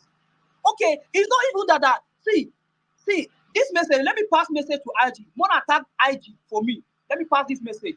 IG, you have 12 days to withdraw all the Nigerian police attached to all the Nigerian celebrities. If you refuse to do that, I, Bashir, with my name, I will write petition against you. Because you don't have the capacity of security men to provide security on that very day. Nigerians are coming out. So now withdraw all those your policemen that are attached to those celebrities. Let them come and do their duties. Let them come and do their primary assignment. Because why I'm telling you this, you don't have men that will be on the street that very day. If 36 states fall out, you don't have a man. We have seen how you deploy your men during election. Now, a just state election is coming. You pick police all over the 36 states now, pack the entire Edo for election. So I don't know how you do it. Do the same. We do all your policemen attached to our so-called celebrities. Let them come and do their peaceful, their primary assignment because we want them. We want them to be on the street that day. And then for those army, when not they hear word, more especially army. If you know say you now trigger happy you be, let me pass a message for you. Before you buy the army form, men has been buried. So if you are coming out, first of all, look at your accommodation you dey sleep. Look at your barrack. Look at your barrack. Look at where you dey sleep, you and your wife. How much is your salary? Private soldier, 50,000. Private soldier, 50,000. Last corporal, 55,000. Corporal, 59,000 to 60,000. Let me stop here. So if you are coming out, because now they go deploy that day. If you are coming out, use your number 6.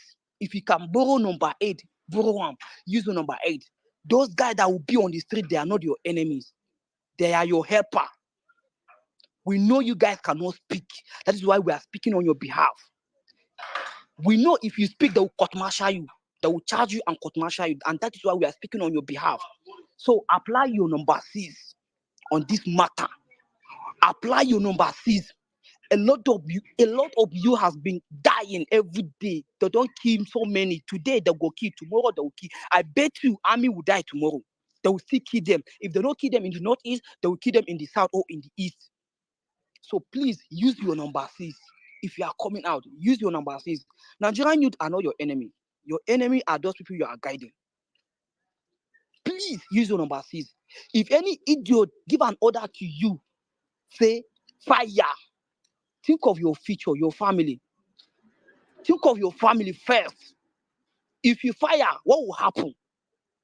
Because if they push you, you kill anybody, and the youth, I don't know whether they go leave you because I don't go dead there. I can't speak on their behalf. So I don't know whether the youth will go dead there, will go kill somebody among them. I don't know whether they go leave you.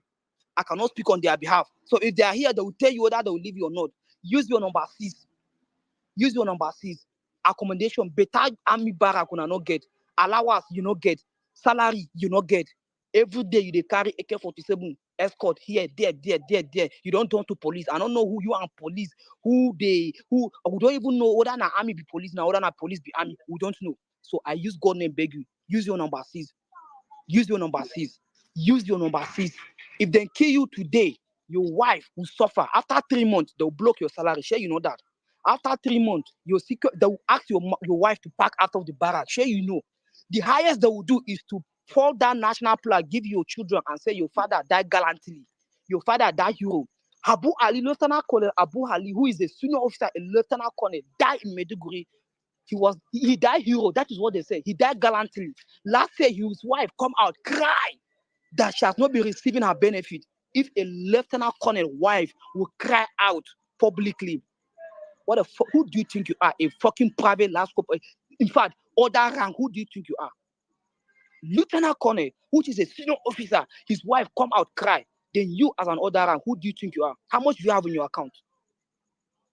So use your number 6. Use your number 6. Nigerians are not smiling. Nigerians are not smiling. Use your number 6. If they push you, you enter front. My brother, that person will pass that order to you. You'll be in his house, so sleeping with his wife and his children inside air condition. Use your number 6. I kukuma know you guys will not fall our hand. So please use your number 6. Why are they take time? They beg you. I was one of you guys before. So that is why at the take time they beg you. They beg you. I know a lot of my classmates we don't die. I know they don't die. No amount of prayer or money, conversation will bring them back. Somebody that died 3 years ago, till today they never pay his benefit. The only benefit they pay is Nawis and burial allowance. Nothing. So use your number 6. There is a life after army. There is a life after police. There is a life after DSS. Remember, there is a life after DSS if you are in DSS. So if they dismiss you today, that doesn't mean you cannot eat. That doesn't mean you cannot continue your life. There is a life after army. If I can be speaking like this, I can serve the army and retire voluntarily and have a better life somewhere else. I will die fighting for my country to have a better life. Where I am is not safe. UK, where would they enjoy, is not safe. Go and see what happened yesterday in Leeds City. The UK so is not safe. So we love our country. Now why would they fight for this country to turn to a better place? Would they invest our money? Would they make investment? I don't want to buy in UK. I want to after when I don't stay sometimes, I don't invest. I want to come back to my country and I can enjoy life now. No place like home. We would they abroad, would they suffer? If we tell you how much would they pay bills, what would they, you go pity us. Would they enjoy in the other way around, but would they suffer? So we love this country called Nigeria. Now, why you go see somebody there abroad go come out this place, come talk like saying no get sense. So if somebody that is outside Nigeria can come out and support you, who do you think you are that you are inside the hellfire that you cannot fight for yourself? Let me not lie you. Now, if you are living in Nigeria, you are living in a hell. There is no hell way past this one where you did. The only hell way past this one is when you will go meet there after you die. But in this life, the worst place to live is Nigeria at the moment. The worst place to live in the world at the moment is Nigeria. We have everything. They will call you a giant of Africa. What do you giant? Is the time now to prove to them that we are giant. This is the time. Come out. Come out. But I'm not begging you. If you choose to stay home, chicken, I like hanya. I will never beg you to come out. If you choose to stay home. But I bet you the bullet that will kill you today, it will never come tomorrow. It will come today. Who is meant to die today will die. Even if it is midnight, that person will die. Who is meant to die will never smell tomorrow. Who is meant to die today will die. You will never see tomorrow. You guys have been dying before. You guys have been dying before. You have been fighting with hunger, insecurity. So if you said you don't want to fight, just prepare your mind. You will die slave. See, you are a slave already. You are a slave already. What you remain now, they will just look for chain, tie for your waist, put you in the zoo. People will be coming, be watching you. They will pay you money. That is the only thing that remains for you if you are living in Nigeria. So choose wisely. Do you want a better life? Come out. Do you want a better life? Come outside. Do you want a better education for yourself, for your children? Come outside. Do you want a better education? Come outside. You want to enjoy life? You want a better life? Come outside. If you remain there, Akpabio will keep approving your money to president. Very soon now, they will come open bush bar. They will come make a bush bar for Mr. President and Vice President. Very soon. And for those of you now where they pray for president to die, we are not get sense. The Vice President is worse than the president. For those of you now where they pray for president to die, we are not get sense. It's better you pray for Tinubu to finish his administration successfully than to witness his vice regime. Oh, as they cry for Buhari to come back now, you go cry for Tinubu to come back alive. So come outside. But the choice is yours. So the choice is yours. Me, I don't already make my decision. Me, I don't die already. I don't die. So don't count me among the living. I'm not among you guys now. Now my spirit they talk. I don't die. Nigeria don't kill me already. So what remain is for me to hit the street. That's all. I don't die already. I don't die. So every day you go here say, if you come to Twitter or you go to Facebook or Instagram, you go here say they rape this one. You go here say bandit carry this one. You go here say they don't kill this one. Every you will, before you read any see go to all bloggers before any bloggers post a one good news. They don't post 20 bad things, bad news. They don't kill, they don't kidnap, they don't kill, they don't kidnap, they don't kill, they don't kidnap. For waiting now, for waiting. So many Nigerians now they don't even have passport. If you want to help somebody now, tell him now, go and bring passport. It will take him 1 month to raise 50,000 to go and do passport. I bet you so many Nigerians you doesn't have a passport. Common international passport as a citizen, they don't have.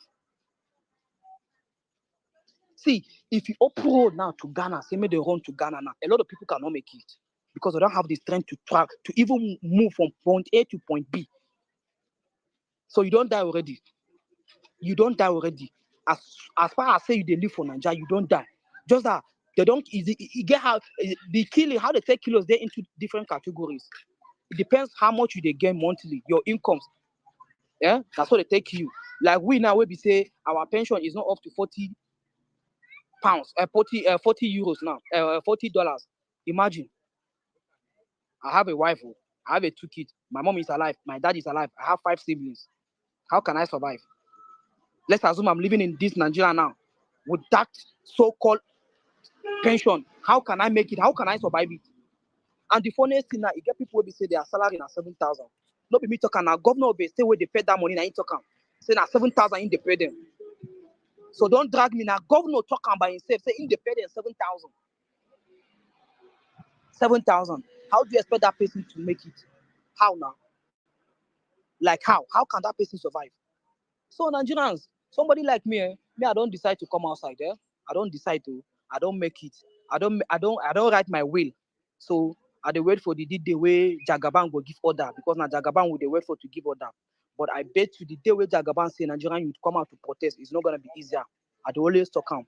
Put that at the back of your mind. This journey will never be easy. And Nigerians, if you guys know, if you enter street, you withdraw. Don't come outside. Because I swear to God, Nigerian government will chase you to the extent you go to Ghana and seek for asylum. You go to Niger Republic and seek for asylum. If you know if you come outside to the street, you go run back. Don't come outside. Because if you dare do, as a youth, if you dare do, see, just know say the police brutality will be times. It will increase. Nobody can speak for you again. Because when I don't show on ourselves. Nobody can speak for you because the Senate cannot speak for you. In fact, entire lawmakers cannot speak for you. So you don't kukuma get a religious leader that can speak for you. Look at one so-called, sorry to say this, so don't say I'm insulting CAN because I'm a Muslim. So-called useless, stupid CAN organization that have never speak for donkey years of people dying. Christian has been dying for donkey years. I have never seen them making any comment. One idiot that is handling that whether not Twitter handle they use coming out and telling say they don't who tell you say now all Christians believe on you. Who even tell you say the Christian of Nigeria is no longer following you as a CAN? CAN, who do you think you lead? You lead you and your family. You are not leading anybody. So don't come and don't come and turn yourself to something like oh my God, now religion. I don't want to insult. I don't dey insult already. See, religion. Bashir yayi ka bari sauran mutane Mona, su yi magana mana. Haba. Mona take time. I don't dey vex. Now you give me the platform to talk. Let me finish. I don't dey vex. Religion, Mona take time. See, don't come here and be talking about this protest.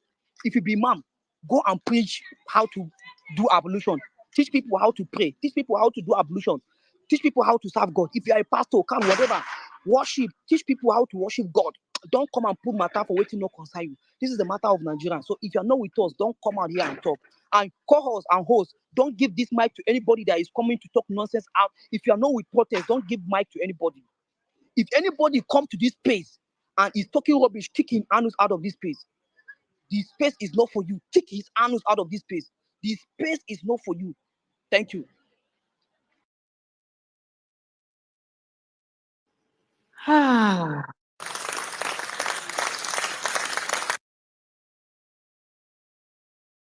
Okay. Thank you very much, Bashir. I know I called for this, and as always, you actually responded. Thank you very much for your contribution. Thank you for your submission. Lamin, you have the mic. My sweet What you auntie. want make I talk again? My sweet big auntie, welcome. Oh, why I kick it? God. I'm fine. I have anything to say again, no. To be honest, oh, I don't. But she, oh, but she. Anyway, when I see Bashir they talk, I just know say the space is over. How you see, yes, I agree with you that we should have more Northerners coming on spaces to speak. But I know they hold their spaces, and I kind of joined some of their spaces. But I noticed that on what do they call, TikTok and Facebook is where you see a lot of those. If you go to Facebook and TikTok, oh my gosh, you will see mutaning area what about this protest and all of that. I don't know what's going on. I know Bashir is I know we talk, we kind of liars, he gives me updates and all of that, but yes, I agree that I saw a lot of Rant HQ people here. I think I saw like 3 people. One of them actually requested the mic, but I think Q was much, and eventually he dropped off and then left the space. So I agree that we should have more Northerners coming on spaces like this. This shows that we're in unison. This shows that we're together. This shows that we're fighting in one for which we are. We're in unity. We are in unity. We speak in one voice. We have only one tribe. We have only one religion. We have only one nation, which is end bad politics. I actually requested the mic. I wanted to just like let us understand that we have no idea the kind of support that it's out there for those of us that are coming out to protest. And I know that a lot of my family members that I've spoken to, friends who are like civil servants or public servants, tell me that my sister even told me that she's going to, even if her husband does not agree, she's going to come out. Even if she'll stand in front of her office. If she cannot join the crowd, she'll just stand in front of her office and go and protest. People are angry. That's the point I'm making. People are angry. My cousin that works with NOA was telling me that their Bauchi director did press conference and said that this protest is going to destabilize the economy. And the clip of that video came to the group of NOA that woman was devoured in that group. You will not be, and ordinarily, NOA don't even involve themselves that anything that has to do with protests and all of that. That they didn't even care that it was NOA platform, that they devoured the woman in that WhatsApp group. How dare her open her mouth to say that people cannot protest? I have friends in the army. I don't know of police who are rooting for Nigerians behind the scenes. I just want us to understand that, are we going to have obstacles? Definitely. But it is how we handle and deal with all of this that will help us to forge ahead. I just want to have a mindset. We don't leave the street until we get what we want. That is the mindset we're going out with. We do not leave the street. If we achieve this tick, you achieve that tick. You have to see what Kenya is going through. Kenya, this is a country that all the parliament were asked to resign, but still they are still on the street. Why? Because they realized that some of their protesters that were killed, they dug out their body, and they're insisting that Ruto must go. Why would you kill protesters? People came out to protest. They didn't come out with guns. They didn't come out with knives. They didn't come out with even nothing. They just came out with their face masks and towels.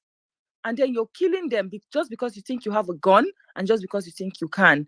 But the situation in Nigeria is quite different, because this government has ridiculed everybody. To be honest, the government has ridiculed everybody. It's not just you and I. The government you need to see army barracks in Lagos. You need to see army barracks. You will be shocked that people live there. It is unimaginable that somebody will pass like eat and sleep in that. I'm not seeing the house from. I'm seeing just from outside, passing on this on express and seeing what police barracks looks like. You wonder, like, how on earth are people living in this environment? But they are living there. So this government walks over everybody, not just you and I that want all of these people want Nigeria to do better. All these things you see all over social media, some police in Lagos saying that they are prepping something security. It's all bull crap.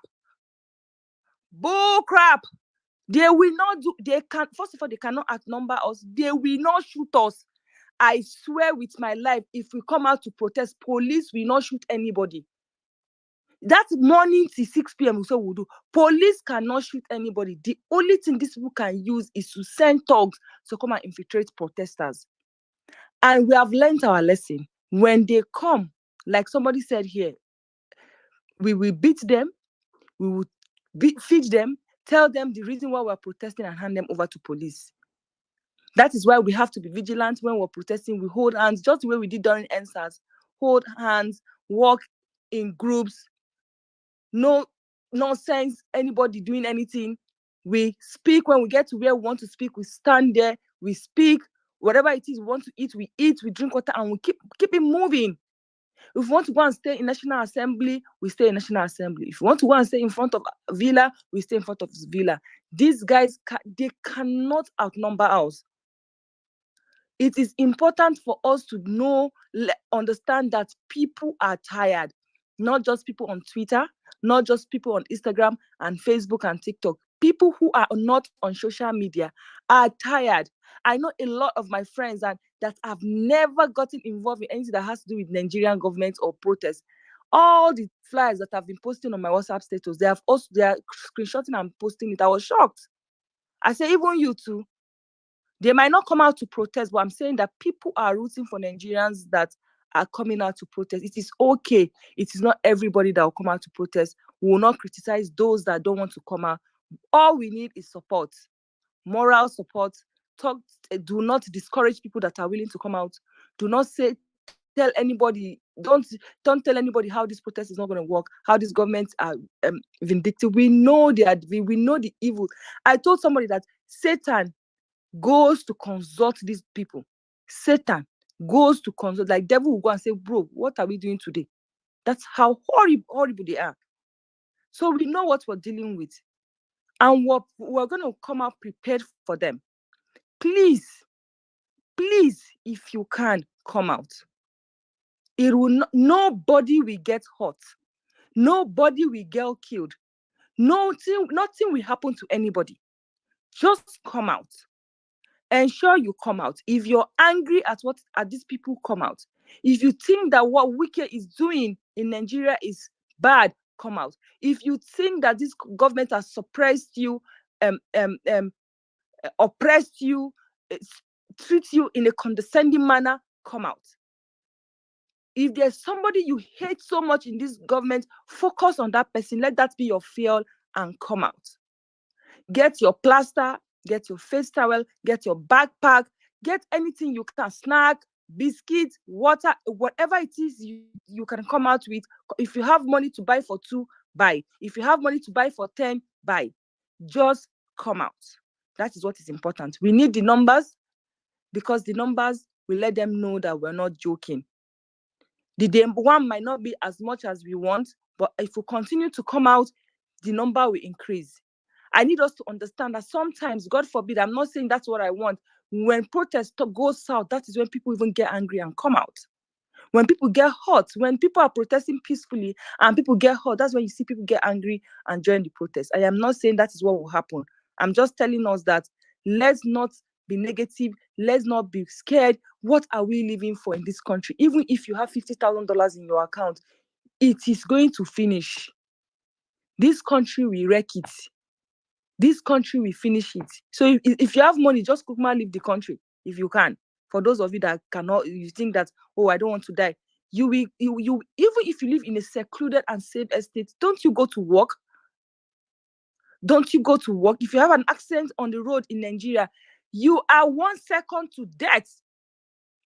Just have no matter how much money you have in your account, if you have an accident, you will just die before you could go to, they will take you. You will die before they will take you get to the hospital. You will die. You can be traveling. You get to the airport. From airport to where you're going to, they will kidnap you. If you travel by air, if you travel by road, before 1 hour, they will kidnap you. If they don't kidnap you, they can kidnap. I'm not saying it will happen to you, but we've seen it happen. They kidnap your mother, they kidnap your father, they kidnap your cousin, your friend. People around us get hurt. It seems like it was far in the first instance, but now people around me, people that I know, these things happen to them. So I don't know when it's my turn, and I don't want to wait till it's my turn. And that's why we must put an end to it, because we understand now. We know the insecurity in this country is being fueled by people in government. They don't want it to end. That is how they make their money. That is the distraction. That's how they do their illegal mining in Zamfara. That is how the embezzlement, the military gets a lot of allocation for security votes and unaccounted for. That is how they make their money. So they don't want it to end. The international organization that are in all of these northeastern states, how come they don't get attacked by all these bandits and terrorists? How come? Don't you think it's strange that you have all these NGOs in Maiduguri and nothing happens to their staff? Is it not weird that nothing happened to these people? This is what they want. They want us to remain like this. It has to end. The lunatic they have as governor of Zamfara that is building airports, the bandits, the terrorists that they arrested in Zamfara, people in power in Abuja ask for them to be released. Is it not obvious that these guys know what they are doing? If DSS want to track me and you, they will track us down. But these guys we call and negotiate for ransom for hours, and this DSS police are nothing. They are not able to track these guys down. What are we talking about? They just don't want to do the work. It is important for Nigerians to understand the power that we have as a people. Come out, encourage people around you to come out. Nothing will happen to anybody. We are going to protest peacefully. If the police in Lagos, Kaduna, Abuja, please, if you go to a protest ground, you don't see police, leave that place. If you go to any protest ground, you don't see police there, just leave. Police has to be there. We insist that police must be on ground where we are protesting. They must be there. So if they want to be doing security, it's okay. That's what we want. Come out and protect us so that thugs will not infiltrate our protests. Because we know we are not thugs. We are well-meaning Nigerians, that we have what we do. We have our daily jobs, but we're saying enough is enough. Nobody here is begging for money. Nobody here is buying data for anybody. They're not the one buying data for us. But we're here speaking for those that do not have data, crying on behalf of those that are so weak to cry. So please encourage your people, your friends to come out, your family members to come out. Those in diaspora, please encourage your family members to come out. And I like the idea of having an account, not necessarily any special thing. All we want is that when we have videos of anything going on, we send it to the person handling the account, and the person has to be in diaspora, and the person will be the one posting it. Nothing will happen to you. Come out, because we're protesting peacefully. If anything happens on the protest ground, it is done by this government. Have a good evening. Thank you very much, Auntie Lamin, for that submission. Yeah, as usual, the fire and my blood day. All right. So if Nigeria was a sane place, like I just want to make this point, and I got that point when you spoke about people. You go somewhere, you get kidnapped. People, their family members just get missing. They get kidnapped. They ask for ransom. If Nigeria was the same place, the likes of Rarara should be the first person in front of any protest. The likes of Rarara should be the first people in front of any protest in the north, because Nigeria indeed happened to him. Imagine if they had kidnapped when they kidnapped his mom, that woman didn't come out alive. If Nigeria was the same place, that man right now is supposed to be amongst those in front of this protest in the north. But greed would not allow them.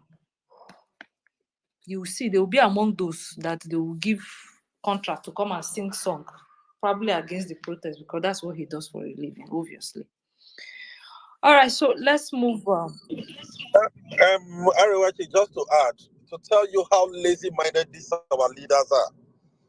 You can see, what's your name, President Joe Biden.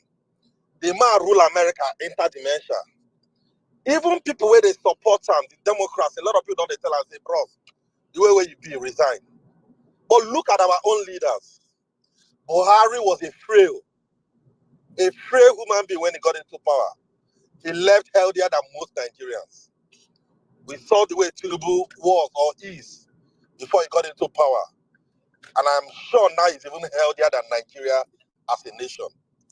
This is the kind of leaders we have. Lazy-minded idiots. And that's why we need to tell them that they need to go or they need to get back to work. Thank you. Thank you very much, Charlie P. All right, so Deji, Incamblicious, Zuzu, in that order. Deji, Incamblicious, Zuzu. So Deji, over to you. Thank you. Can you hear me? Yes, please. Okay. Good evening, everyone. I just want to speak to my Nigerian brothers, all of us that we are planning to go outside when this protest starts. First things first, I just want to put a disclaimer out that if bullet touch me, if anything happens to me, please and please don't stop. We have to keep going. We leave no man behind, obviously, but please, we cannot cower. Like Seun Kuti usually say, we cannot kowtow to these guys. We have to be strong. I think it's very important.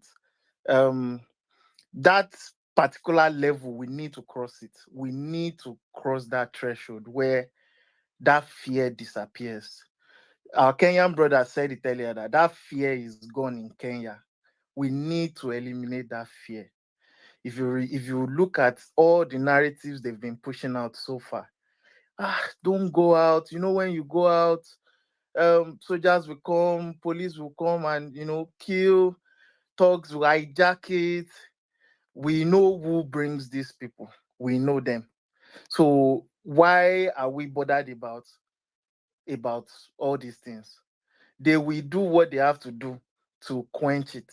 It is our own resolve, our own perseverance that would get us beyond that threshold of fear. This is one thing I've been really hoping for us to move past this point where they start to fear us, where they start to, like, even if this protest were to end at some point, right? Like, let it be our decision that, okay, we have achieved what we want to achieve, let's go back. It is not because of some machinations by these guys that will then make people stop coming out again. Let it be a decision by we Nigerians that, okay, I think we have achieved what we want to achieve, let's go back. I really, really, really pray for that. um okay, so the thing is, for every Nigerian that is here that is still wondering if this is the right move, because obviously we all of us may not be thinking the same way. I think I just want to put some context into this. As a Nigerian, the moment you were born into this country, right, he, we were born into darkness. Like, some hospitals, probably it was torchlight you opened your eyes to see as a Nigerian, right? That is not the type of life a child should come into. None of us chose Nigeria to come into, like, as a baby, right? So it is on us to make sure that before we leave this earth, we make this country better than we came into, better than we came into it. Now they've given birth to you. We know that hospital bills, every of these things, none of these are taken care of by government, right? You have to work hard to sort out these bills. This healthcare for even like for childbirth is something that is very, very difficult to achieve or to get in this country. I don't think that's the right way to go. We can live better life as Nigerians. I mean, it's not too hard. We don't have two heads. The people that are enjoying it, they don't have two heads, right?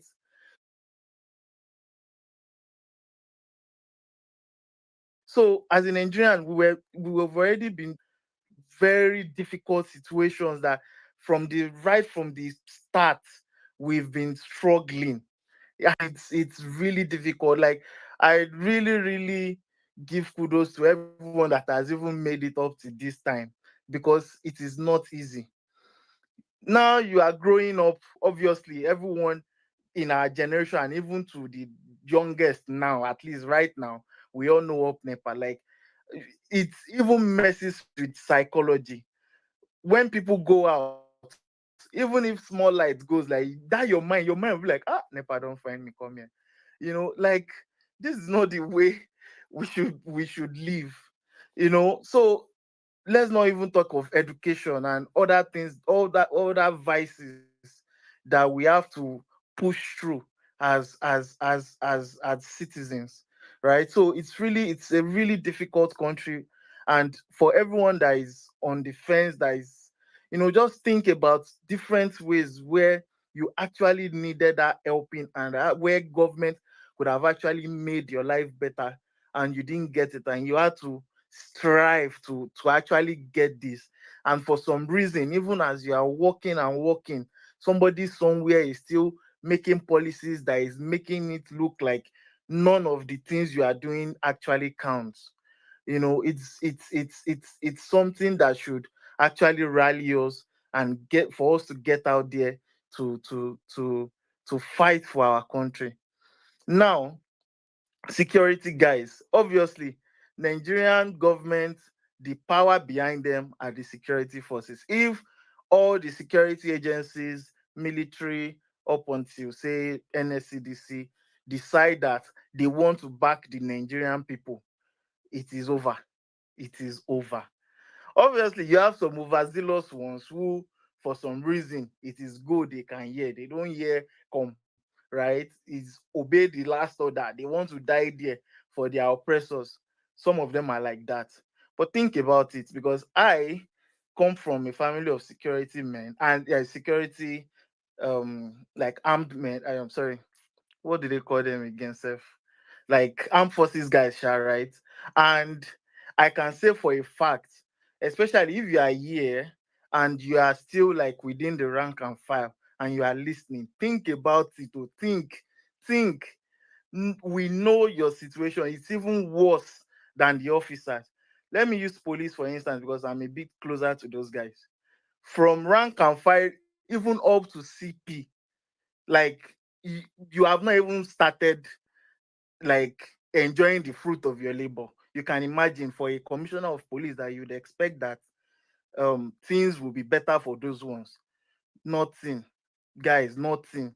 So you as a policeman, and you are on this space, you are listening, and on that day they will send you out to come and attack us. Please think about your living conditions. Think about your health care. Think about your pension. My uncle is a retired police officer, and for over 3 years now, he's still waiting for his pension, for his gratuity, for over 3 years now. So think about it, like people that were his junior that are seeing him, that this guy, they never pay him till now. What do you think those ones will do while still in office? They'll try to amass everything they want to amass before they retire. This is not how a country should treat is public servants, right? So I would encourage every first man in this space right now listening to us, please and please support the people, support the people. Let's come out together to actually get these guys to start doing something that would actually make lasting positive impact in our lives for once. For once, like, please don't kill anybody, don't kill anybody. Encourage them, protect them from the other guys that want to come and arm them, because we know that they will still send these guys. I feel like there are different layers to what government do to quell protest. They started the narrative war, trying to instill fear in the citizen. Like, IP, like there was a CP the other day that was talking about, oh, this is NSAS 2.0. The people that organized NSAS are the ones that are organizing this one. They want to basically destroy Nigeria. They want to topple the government. It's just to create fear. It's just to create fear. It's just for parents to start, calling their wards, their children, that I don't want to see you outside. Guys, see, let our parents go and rest more. I'm sure when they see us outside, first day, second day, third day, no relent, we are not relenting in our demands. They will join. They will join. At this point, please, let's just remain focused. Let's keep our eye on the ball. We are not leaving the streets until we achieve our goal. Please and please. Thank you. Thank you very much. All right, so guys, we're going to keep the conversation very short if you get the mic, because we'll be winding up by at exactly 11 p.m. Exactly 11 p.m. No seconds, no minutes added. All right, so I think I took a cue. Kim Licious, right? You're supposed to go next. Then Zuzu. Hi, good evening, everyone, or good day anywhere you are. But Nigeria is already evening. Um, I'm really happy what's going on. Please, listen. What I'm saying now is also what I am doing. I'm making sure I'm going to all my social platform, my Facebook, my Instagram, all the blogs. I'm just posting the status, protest, because some people are not aware of this protest. The biggest thing we can do is to create the awareness. If all of us go all our social media platform, Twitter is, everybody on Twitter already known about this protest, but then go on our those in TikTok, Instagram, instead of going to those blogs to go and laugh and do one or two things, just go there, you type in there, just go and type your like all this thing, type protest, you see different pictures will come out, just be posting it. When people see everybody posting protest, they will know that the thing is already, we don't need to wait till that 29. We can even start online protest before the 29, when we will now do the physical one.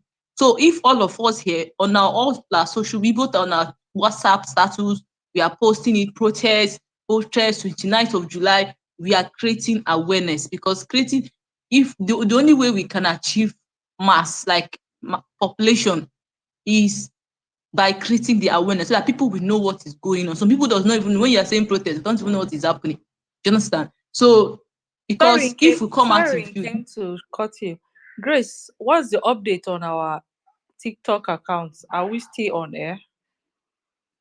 Yeah, we are still streaming. Oh, okay, good. We still have audience. They are listening. Oh, Yeah. great. All right, and Kim, please. So everyone, please, this is not obedient fight. This is not Bats fight. This is not Igbo fight. This is not Yoruba fight. This is not ethnic. This is not Christian fight. This is not Muslim fight. We are not fighting for any of these things. We are fighting for the betterment of Nigeria.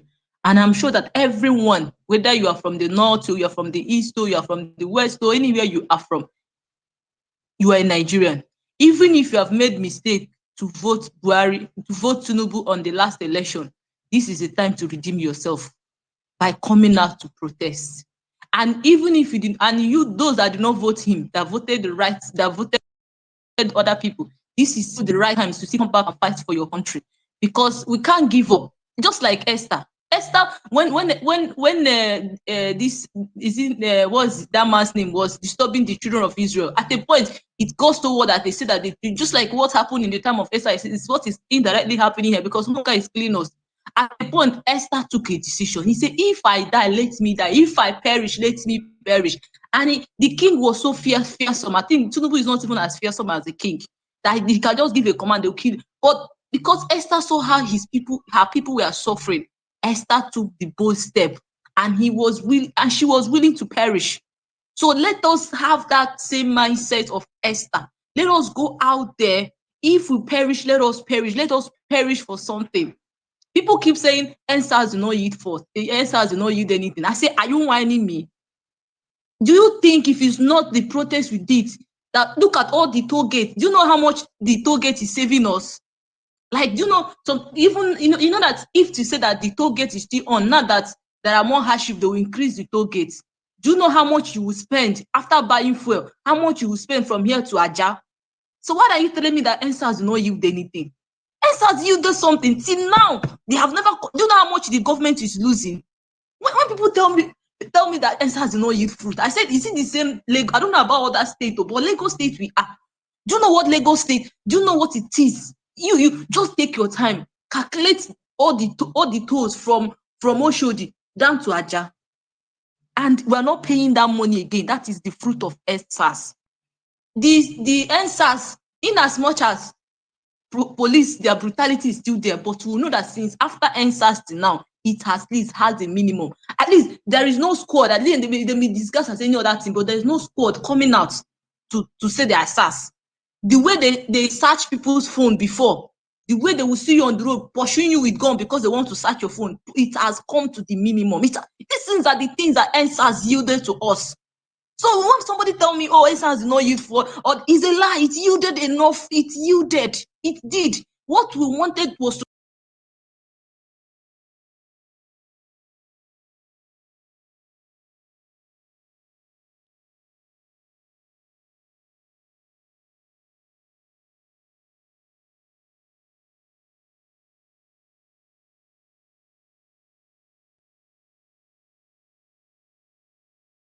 Is it just me or we can't all hear her? We can't all hear her. Okay, so that means it's our fruit. network. So the same way this one will yield fruit if we determine, have the Esther mindset. If I die, let me die. If I perish, we should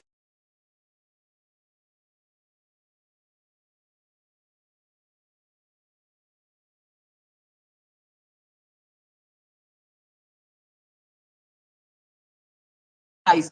Do you understand? So the government, the police you are scared of, they are so scared of it because in as much as the ones that did during NSAS, they are still in world court to today. The Nigerian government has not gone free from it.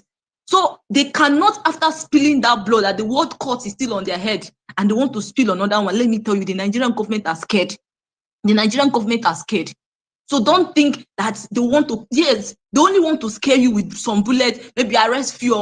That's this fear. They just want to do those things just to create fear so that we all go and relax. But we should remove fear from our mind. We should have the mindset of Esther and redeem our country. There is no other country we have, it's not, apart from Nigeria. Any country you go to, you are still a stranger. No matter any kind of card they give to you, you are still, you with anything that happened to Nigeria will still break your heart. No matter, you cannot remove the love of Nigeria from your heart. It cannot, no matter what you do. So let us go forth there, redeem our country. Another thing I want to say, I don't know how you guys plan on creating the account that one person should be posting. I think this kind of thing, we should all be posting. The only thing that if we have a special account, maybe when we post, we tag them.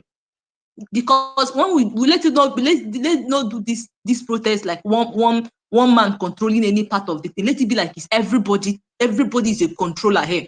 So even if we're having any special account, let it not be that instead of us posting it, we are sending it to that account. Because if anything happens and they bring that account, we will not have evidences. We want to have enough evidences in case if Nigerian government treat us anyhow, we can go and defend. Because during NSAS, one of the complaints, even when they bring out videos, they will say that those things are old videos. That is why I'm telling you, if you want to make a video, please clearly state the dates. Like if you don't state the date on your video, you're wasting your time.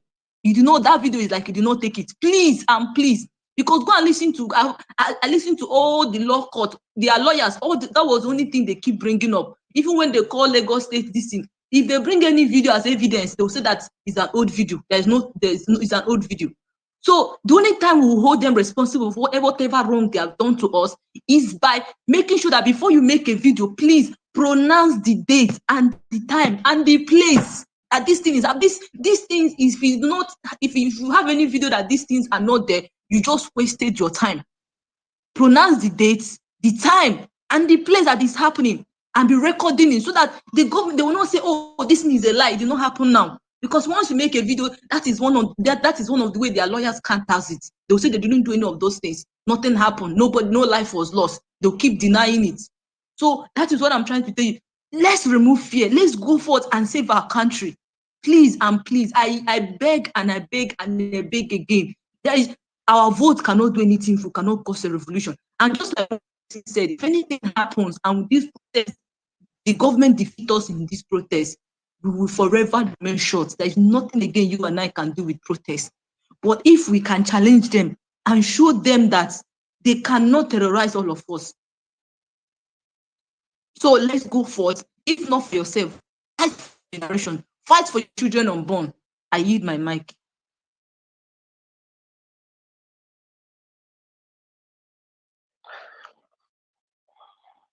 Thank you very much. Zuzu, yeah, you're going next. Okay. I'm really happy to be here.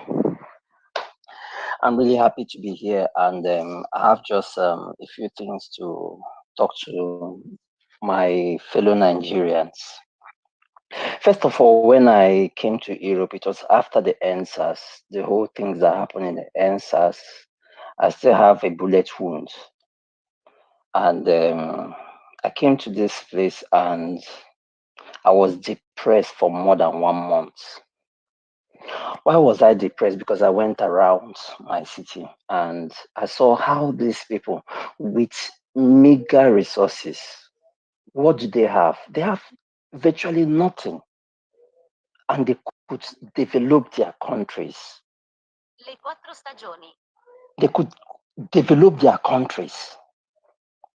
Now let me talk about the minimum wage. The person who talked earlier was talking about NSAS. NSAS, it was the success of NSAS that gave Kenyans the encouragement to go on that distance. So NSAS was a huge success. It was. Our friends from all around Africa and all around the world, and it's a shame what is happening in our country. I applied for my resident permit where I am, and I just collected it today. Other people from Somalia, other people from Ethiopia, they just apply, and in 1 month they get it. I started making trouble. I started telling them, why should you people subject me to this kind of thing? Why should you people do that? And do you know what happened? They are profiling Nigerians abroad. They are profiling us abroad. They say they checked my records, they checked my details, and they saw that there was nothing. So please, it is time. It is actually time to save Nigeria from the hands of these wicked men, from these bloodsuckers. Bashir earlier said that the insecurity in Nigeria is sponsored by a few people. These politicians, they are the ones that are making so much money from it. You see them travel. Nobody kidnaps them. Nobody kidnaps them. Nobody kidnaps them.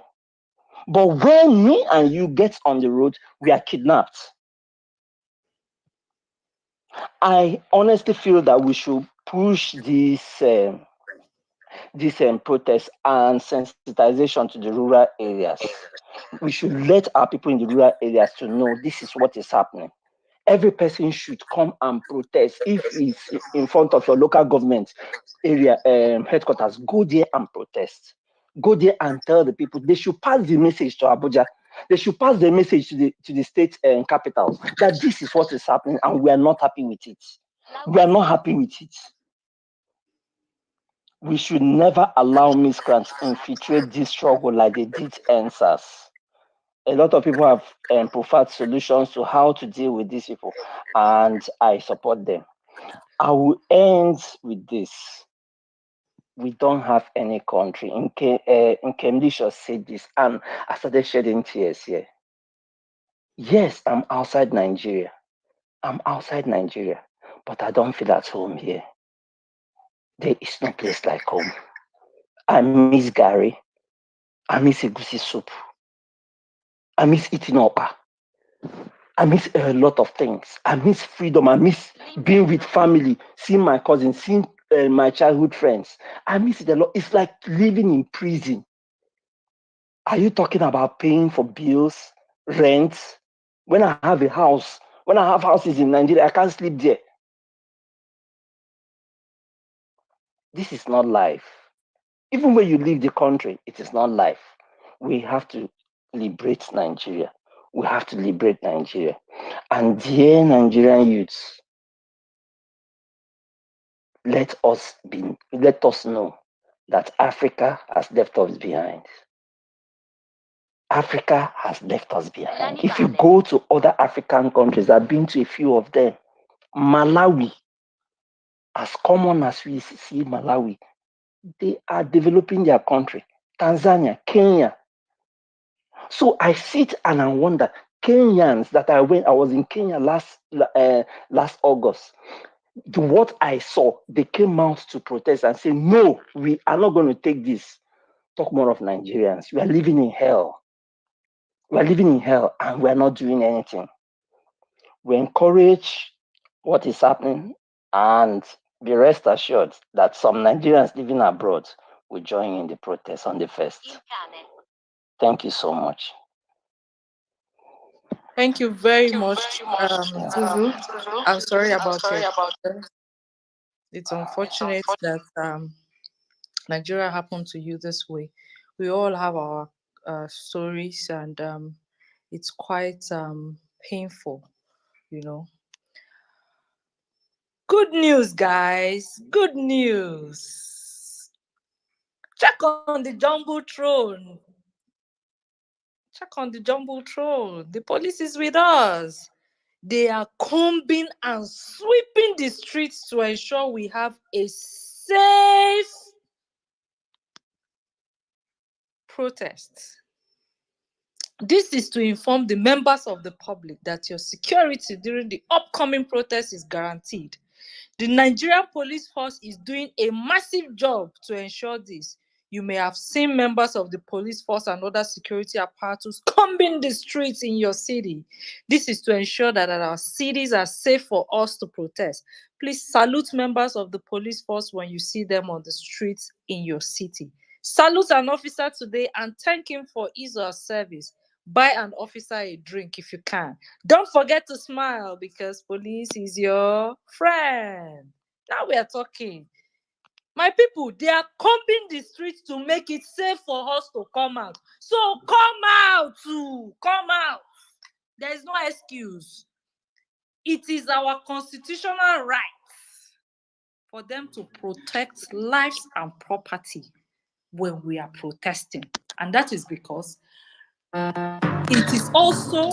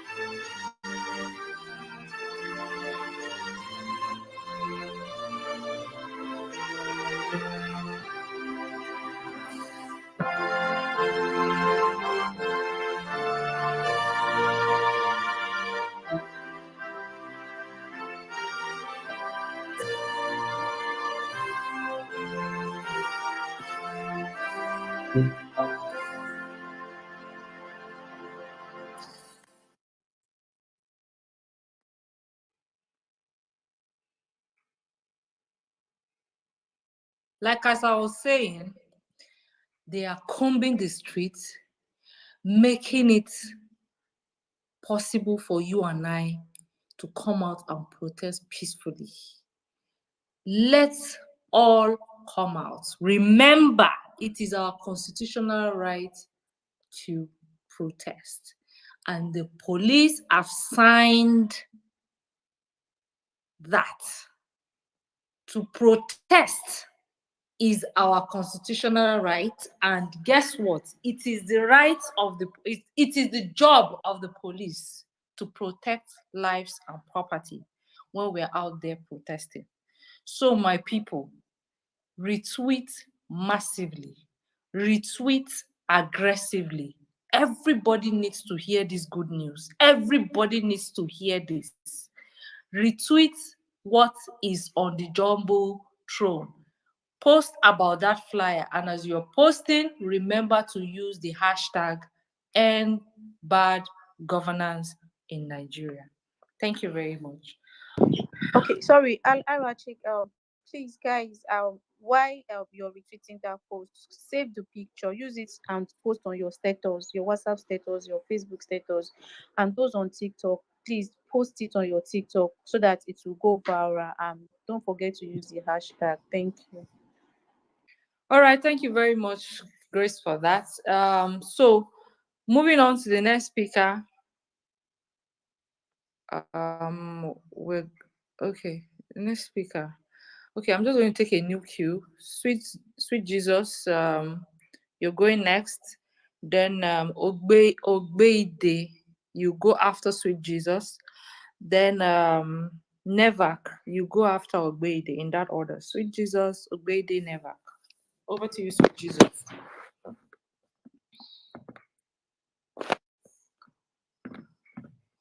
Sweet Jesus, you have the mic. Okay, Ogbeide, if you're there, please. Yeah, good evening, everybody.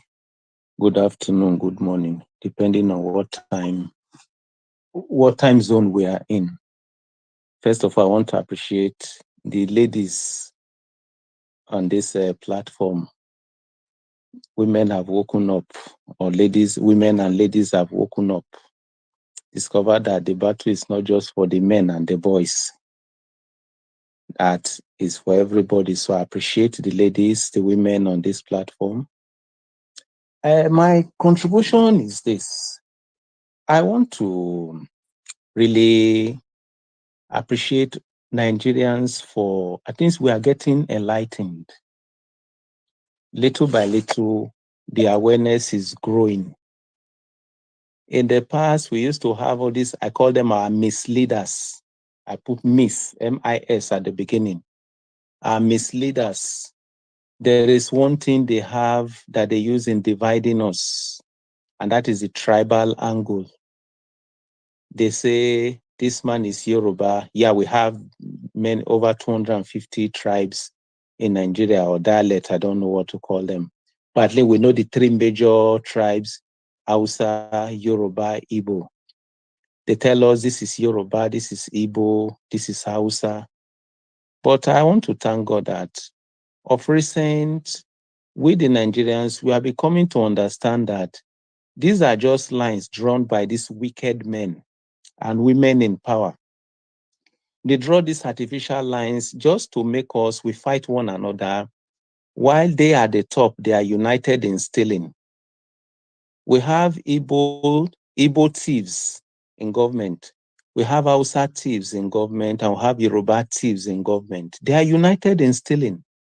But they tell us we are Yorubas, you are Yoruba, you are Igbo, you are Hausa, and we fight against ourselves. And the moment we fight against ourselves, they have the opportunity, they are free to do whatever they do. I want to appreciate every one of us, for at least Nigerians, for coming to realize that the enemy is not amongst us. We have a common enemy, and these are the misleaders, the people at the top, irrespective of their tribe, irrespective of where they came from. They are united up there. And even just the notice of protest, we've seen the adultery already. The useless House of Representatives say they want to cut their salaries for 6 months. That is just a stopgap measure. It's a stopgap measure for 6 months. After the 6 months, what happens? Even aside that, how much were they earning before? Nobody knows.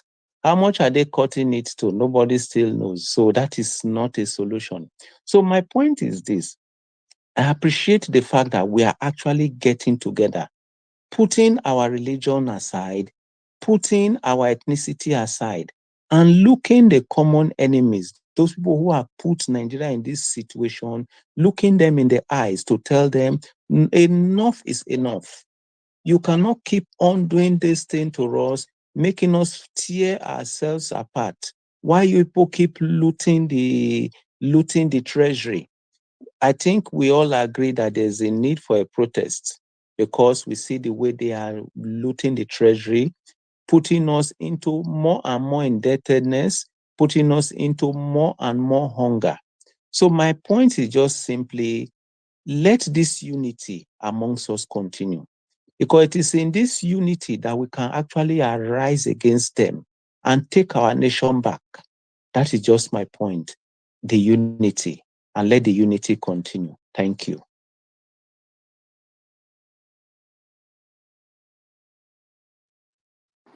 Thank you so much. Please, sweet Jesus, if you can hear me, kindly unmute your mic and speak. But if you're not there, please, the next speaker, I remember speaking with you.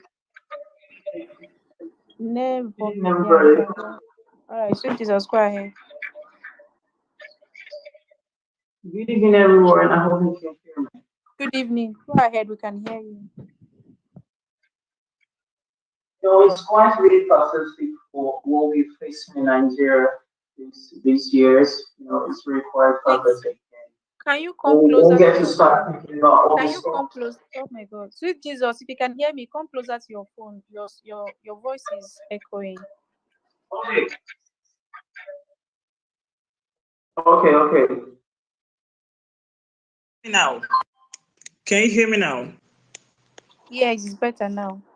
Okay, like I said, I think it's quite really pathetic what we're facing in Nigeria. It's quite really pathetic. We've got actually leaders right up there who is supposed to be protecting us and trying to fight and struggle and strive for what is really right and good for us, the citizens. But it's quite the opposite. They go about dividing and putting asunder the national treasure, all between and amongst themselves, and leaving the common man in the street, in total, abject poverty. Right there, when you walk in the street of Nigeria, when you're driving, you see lots of persons, all what you see is hunger, all you see is pain, all what you see is distress, all what you see is frustration. I've actually had my first hand experience seeing a young man lying right there by street side, with nothing, so hungry. And I started to ask myself, like, with everything happening right here, and lots of hunger and pains and distress, complaints right there in the market. You want to get some stuff in the market. You got a budget of, let's say, 50,000 there. You want to get some stuff in the market. By the time you get to the market or maybe to the shop, you end up finding out that what you actually budgets that you step out with is quite really so low compared to what you meet out there as a cost price in the market.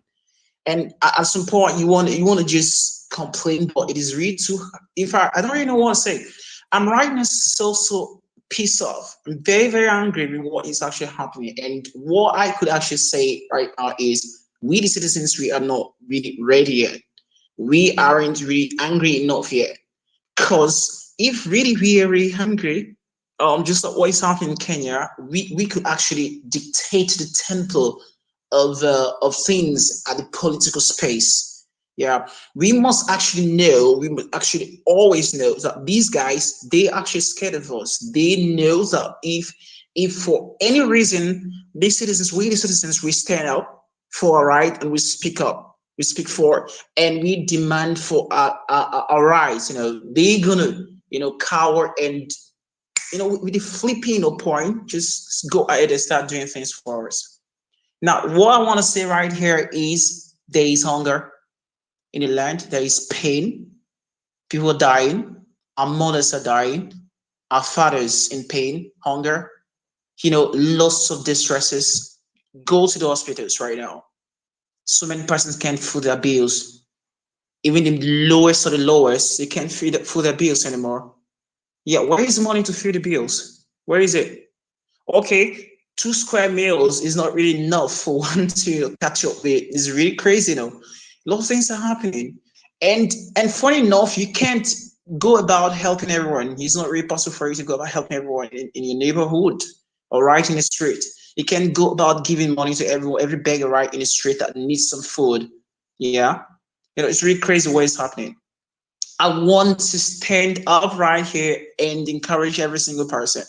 This is our country. This is Nigeria. Wherever place you were born, as long as you got a father, a parent who is from Nigeria, as long as your mom is from Nigeria, as long as your dad is from Nigeria, what, whichever way, you got the right to stand up for your right. You got the right to stand up and speak for. And it's the right time. If we miss this time, I bet you guys, our kids gonna stand up and ask us a question someday, right in the future. And what are we gonna answer them? Our fathers failed, really, right? And we've been blaming them for quite a long time. We keep asking ourselves, why would our parents, allow this to continue? Not to discontinue these acts of devilish, evil acts, egotistical, self-abrasive, reactions from political devil, devilish, maniacs we call leaders. We need to really stand up and act right now. And one thing I want to say again one more time for this project, though the process is a peaceful one right here, we are really hungry enough. Now listen, to shock every one of us, by the time you step out right there in the market space, all what you hear is anger, all what you hear is hunger. People are complaining, everyone is angry. Even the least 12 years or 5 years or 10 years child is angry. Everybody is angry. If we can convert this anger right in the streets, protesting, demanding for our rights, without being coward, no matter what they may try to put up against us. We shouldn't be coward. We shouldn't be deflated. We must keep our inflation, inflation of our anger, inflation of our determination, bolstered. We shouldn't go down or deflate for any reason. I'm really angry. I got parents, although my dad is actually late. I got mother. I got siblings right there. I got, it's really so annoying with what is happening in Nigeria. Really so annoying. So what I want to say is nobody should be scared. It's better you go out there fighting and die fighting than sit down right there in your house, and die of hunger, die of pain. Enough is enough. You're tired. Enough is enough. And one thing I want to say again, one more time, again, if for any reason these political leaders try to pull down any life, we should make it so discomforting for them. We should look out for them. Yeah, I'm so mad that we have to look out for them. Really, we got to know their locations, their houses. If they, for any reason, pull down lives, kill souls, why are we trying to protest peacefully? We're going to make it very, very, very terrible for them. We're going to make it very, very, very. In fact, the heat we're going to put out there for them, it's going to be so uneasy for them. We know most of them, their houses, and it is a very simple thing for Nigerians to go out with a task to locate their locations, know where they're staying, their residences, their people, their family. They can't just be killing us and hide their families and fly their people out there abroad, keep them in a safer place, and they feel nothing's going to happen to them. The world is a small place.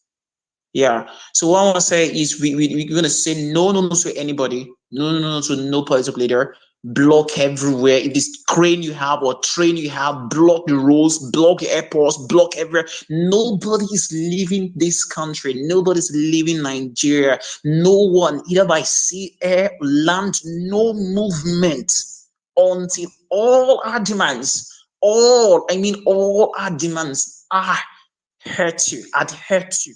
We are leaving no room, no damn room. Like, it is so crazy. I'm so hungry. I don't really know what to say right now. I'm so hungry with what is happening. Likes of Wiki, look at Wiki, the likes of Mahmoud, crazy Mahmoud, forfeiting our electoral, rights to for the sake of money, and leaving us in this shit bullshit right now we're facing as a country, Nigeria. It's so annoying, really. And the end of moving freely every day, every second, while we keep suffocating, our brothers and sisters suffocating, our children suffocating, they move freely, nothing is happening. Look at terrible criminals moving free, nothing is happening. DSS could go so easily to innocent people. We out there in the street, homes, breaking into houses, EFCC, like criminals in losing billions, and they call it money laundering, in a Polish word. They move freely, sleep freely, but we are objected or congested into a structure of no breathing space, no freedom. We can't even talk, air our minds anymore. Look at those senators. So I don't really know House of Representatives whatsoever, coming out to say that DSS should look out for us or whatsoever. I don't really want to say. So my last word is, we have to be strong. We have to be strong. It's a peaceful protest. We're gonna go out there, keep demanding for what we need. We have to make Nigeria better. We have to take back our country. Our country is in a mess, shithole right now. We need to take it back by all means, but not by war, but with peace. But in case they stand to destroy us, we must stand to protect ourselves. Thank you very much. All right, thank you very much. Ogberide, over to you. Please, let's keep our submissions very short.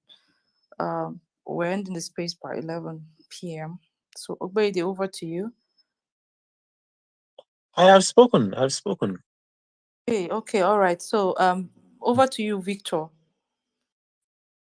Okay, thank you so much, the host, Arewa and Grace Ella, and everyone on the space. Please, special shout out to Magnific Dude. See you in the house. Thank you so much. I want to get straight to specific points because Nigerian youth that is not angry at this point is either deceiving his or herself, regardless of your position. Actually, the strategy of this government has always been very simple, and has always, from the previous one to this one, to kind of like not. They don't want you guys. They don't want us to come together. They are terrified when the youth come together. A typical example was what happened at NSAS. They were stunned by the organization, the coordination of what the youth pulled out at such a short time. There was we did not have a committee for those that should take care of phones. We did not have a committee for those that would take care of food or money, but everything was there. The coordination was top notch. They're afraid of that. So anytime they see youth trying to come out together to liberate this nation, they always look for a way. They will try one stunt. If it does not work, like that of NSAS, they try different things. Eventually, they had to even go and pack Agberos and bring them and upload at the venue just to cause mayhem and scatter, what we're trying to do. So that actually, of course, that experience led me to a lot of things because I was actually at the venue. So there are things I see firsthand. So why I would want us to do this differently. Now, this is me speaking to I think I said this yesterday on the violence space. We have Grace, to please bring. check your DM. Grace, please check your DM. Sorry for the interruption. It's fine. It's fine, man. We have to be more strategic in this because the truth is this: we just don't want to go. Yeah, this protest we're all coming out, but there are things that has to be done at the back end. There are things, there are strategies that we need to put out at the back end. The point I'm making is this: the man at the helm of the affairs is not a human being. I don't know how to say that to for it to hit. He can get dirty. Forget the. I like the fact that the police now is siding with us. I pray the military will do the same. I pray the Air Force will do the same, because the man controlling this apparatus is not a man to be relied upon. I cannot really rely on anything he says. He can play dirty when he wants. A man that says grab it and run is not a man that you should listen to anything he says. So in my saying that, I'm trying to let us to plan ahead, not that scattered us and we all went home, no one could come out and all that. And then eventually that process or what we're trying to fight there, then they were able to douse it at that point. So we have to make sure that our demands are all spelled out, because right now there are a whole lot of demands. Must go, end bad governance, which is for me is probably the more probable approach that we all should use. But let's have those lists and let it be the same thing in sync, so that once we are hitting the street anywhere in the country, we go with that same mantra and everyone run with it. But more strategically, or more importantly, the plan A, plan B, plan C, and D, even to Z, I tell you, something we have to do at the back end. In this process that is coming in, all Nigerian youth has to be angry enough. Because the truth is, the way things are going, they have actually, the economic forum or whatever nonsense that the team that they've had have actually submitted their report, which means in the next couple of days, tax and other things will come up. So where we are now is not even, we've not seen the worst yet. The worst is yet to come. So the best thing that every youth that are listening, that are on the space, even on our streets, much worse is coming, except we all come out and do what we need to do. Then for those of us that are outside the country, call your home, let's mobilize. It's not just we come on the space, we speak good grammar, we ginger ourselves, and then at the end of the day, few people showed up and the other people. It doesn't. If we are to achieve this, Kenyans did it way better. Yes, they got motivation from probably what we did it at NSAS, but we need to be sure that we are down in this and then get our people to be involved. Thank you so much. I yield. All right, thank you very much. Your nightmare. Okay. L- Please, over to you. You have the mic. Then never you go after your nightmare. Yeah, good evening, everyone. Hope you can all hear me. So now, guy, you be now you can't put this kind sexy picture for DP. Now, wow. You know, she say we don't dey protest mode. At least now, heaven is the go. At least just. No. That is not what is there now. The end government own NDJ now.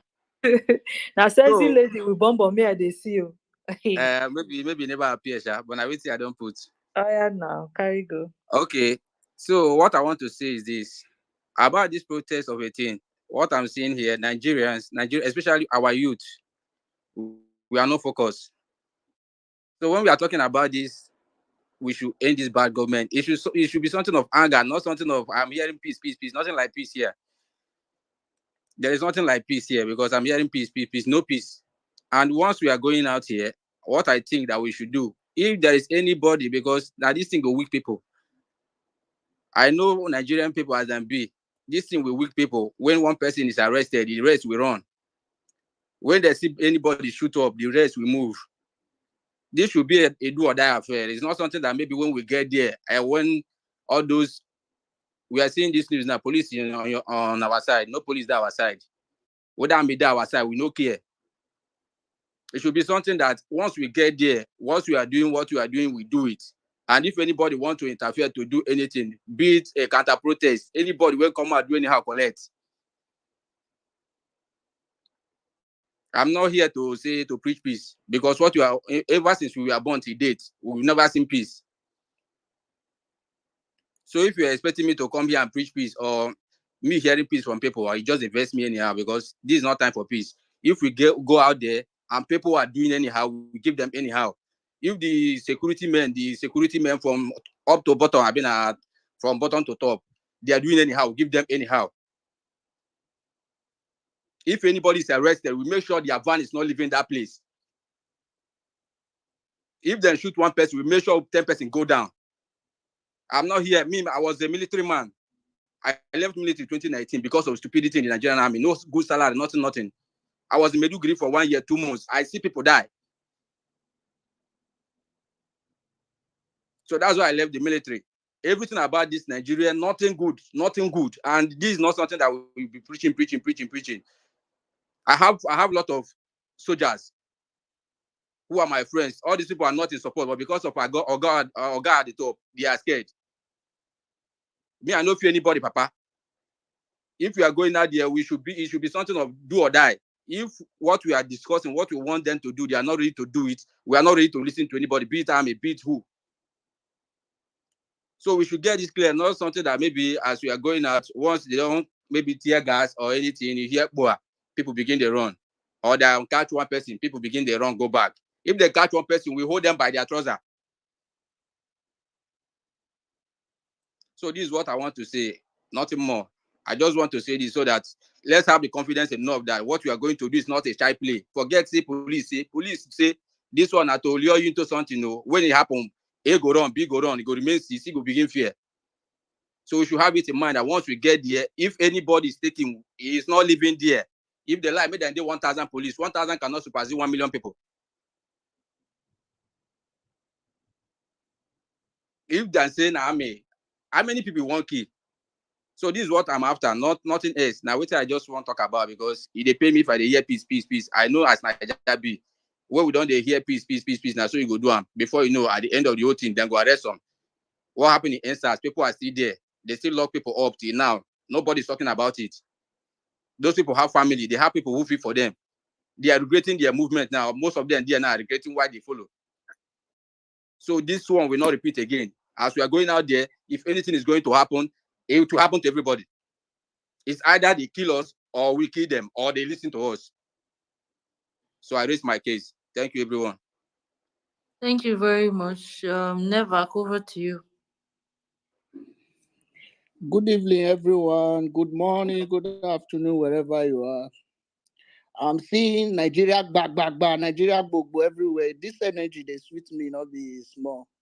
But as we dey space, maybe we still dey enter streets, they educate people. Because even this evening when I come back from work, I saw a group of people, because anywhere I go, I dey inside public or private place, and they always enlighten people about this protest. Many people are not aware, except for most of us that are online. So while we are here having this strong energy, we should be going to street. Although the protests have started already while we are online here, we are just waiting for the D-date. But meanwhile, many people are not aware. Like this evening, I saw so many police. I say, Oga, wetin dey happen? They say nothing. I say, okay, Oga, now like this one, I will take guide us on the starting from on the 29th. Will they come out for protest? He said, which protest be that? I say, Oga, hunger never reach you. He said, my brother, the hunger too much. I say, will they come out? We are coming to protest. I beg, make una guide and protect us. They say, no wahala. Then don't even tire.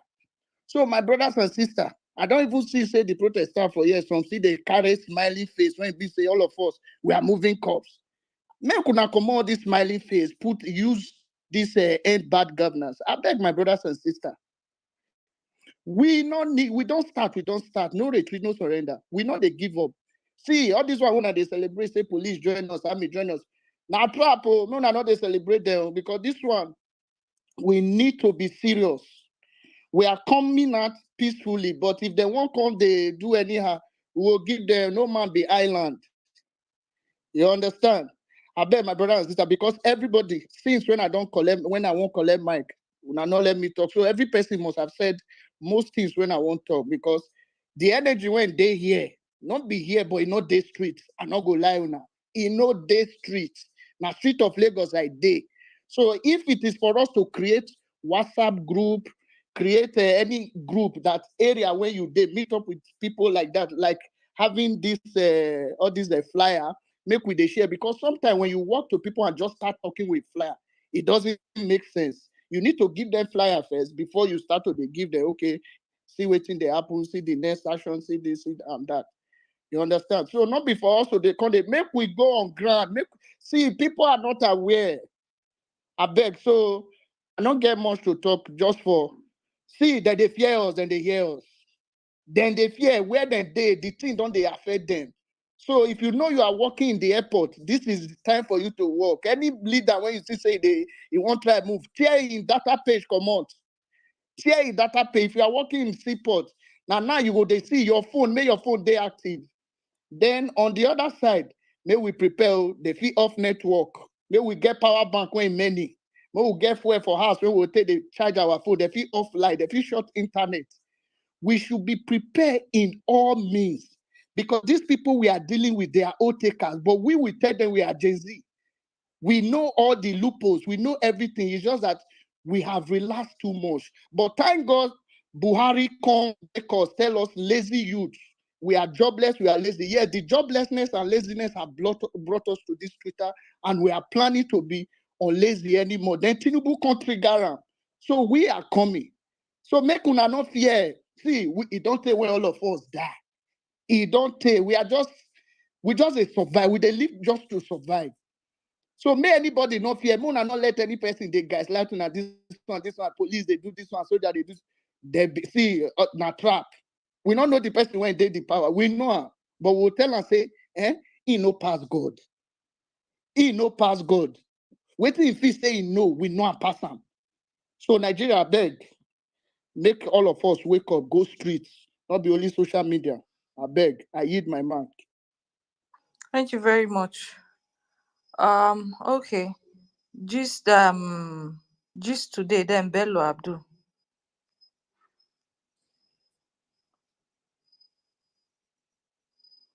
Bello Abdul, are you there? Since this today is not ready, please go. Yes, I am. Good evening. Thank you. Hello, everyone. My submission is just a very quick one. I want to ask if that we are not in Nigeria at the moment, can we like form a group and do something alongside simultaneously whilst it's going on back home in Nigeria?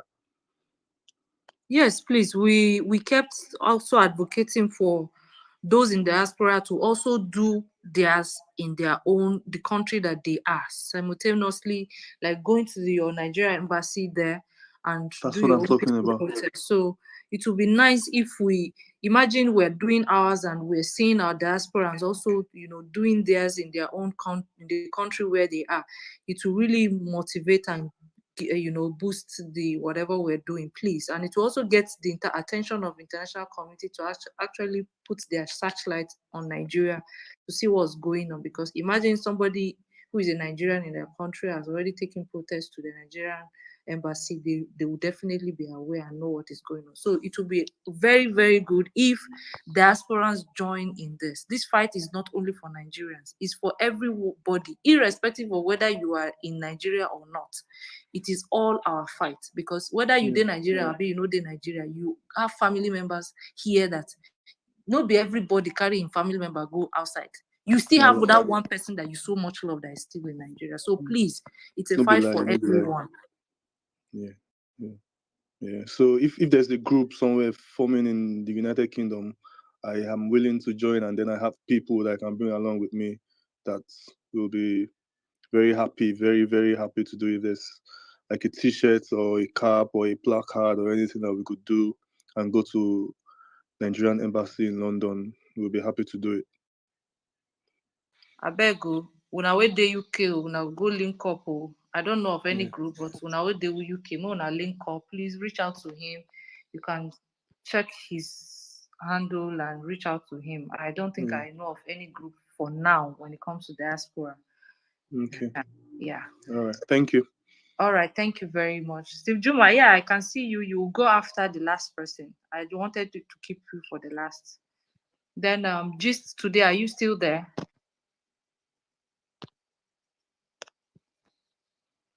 Just today. Okay, so I'm just going to allow Steve. Okay, I can see Mommy B trying to come up. I think Mommy B should have information when it comes to UK. Maybe that's why she's. So I'm just going to bring her up. Mommy B, please kindly accept the mic. Yeah. Sorry, Steve Juma, I will come to you. Wait. Mommy B, please, Mommy B. Okay, I think UK people don't they show face. So, Bello Abdurrahman, Abi Abdul something. I don't know if are you still on the space, Bello? Bello, are you still on the space? Bello, where are you? Oh shit. Please, if you are still on the space, Bello, please request. Your UK people have come up so that you guys can actually. Okay, Mommy B, welcome. Yeah, you Sorry, have. I came up real quickly and I'm going to go back down. We are planning something for the UK. We're just trying to finalize the date, which is why I haven't put anything out. I did mention it.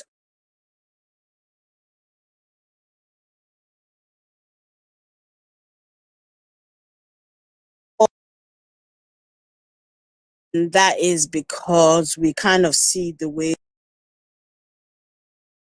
the government is trying to stifle the voices of the people, and you should be aware of it, that this man, in sending out the heads of security forces to threaten Nigerians, and also by sponsoring counter protests, that he ultimately wants to infringe on the rights of the people. But we have, if that person wants to DM me, and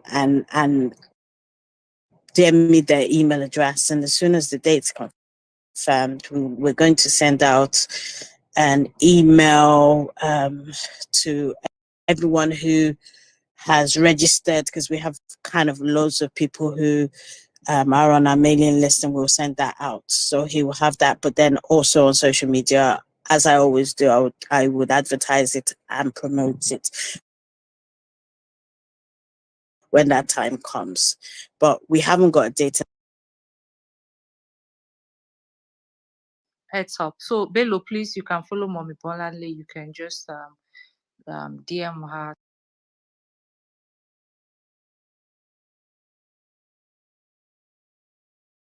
Adora coming. Hi, Roger. Good morning, my sister.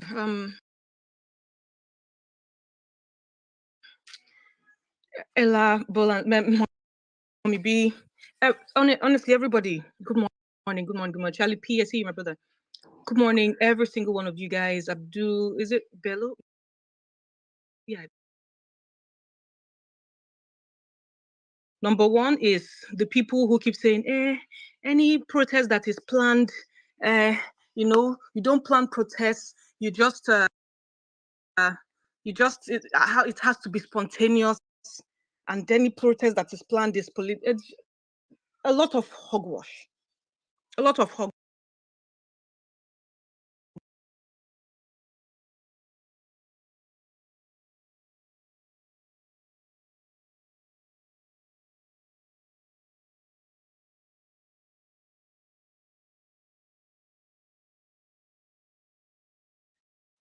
Being in Nigeria and seeing the tension.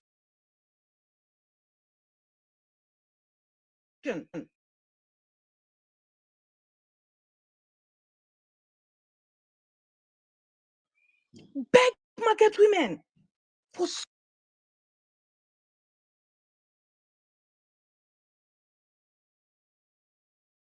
or plan in some way. Plan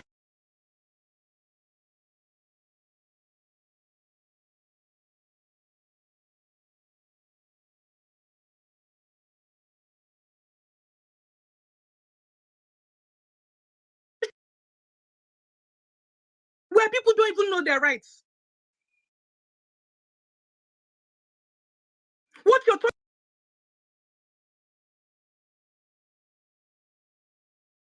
realize that you are one of the people that will come after. Your neighbors will literally come after you because they don't know who they do them.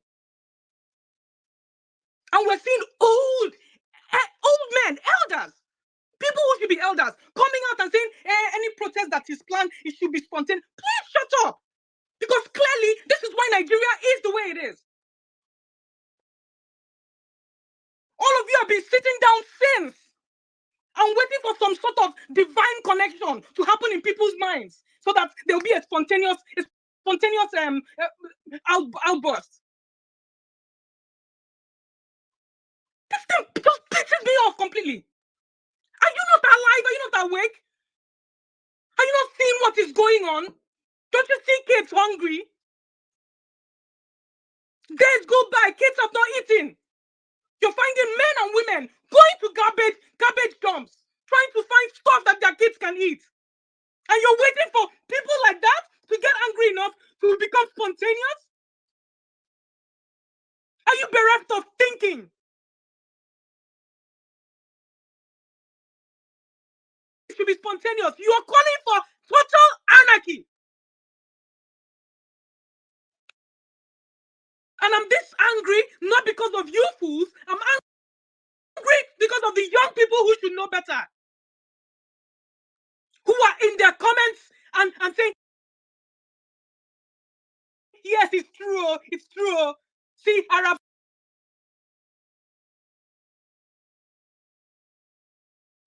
Meanwhile, Musa, who does not have any access to social media, has a better understanding of what this protest should be about and how we should be organized.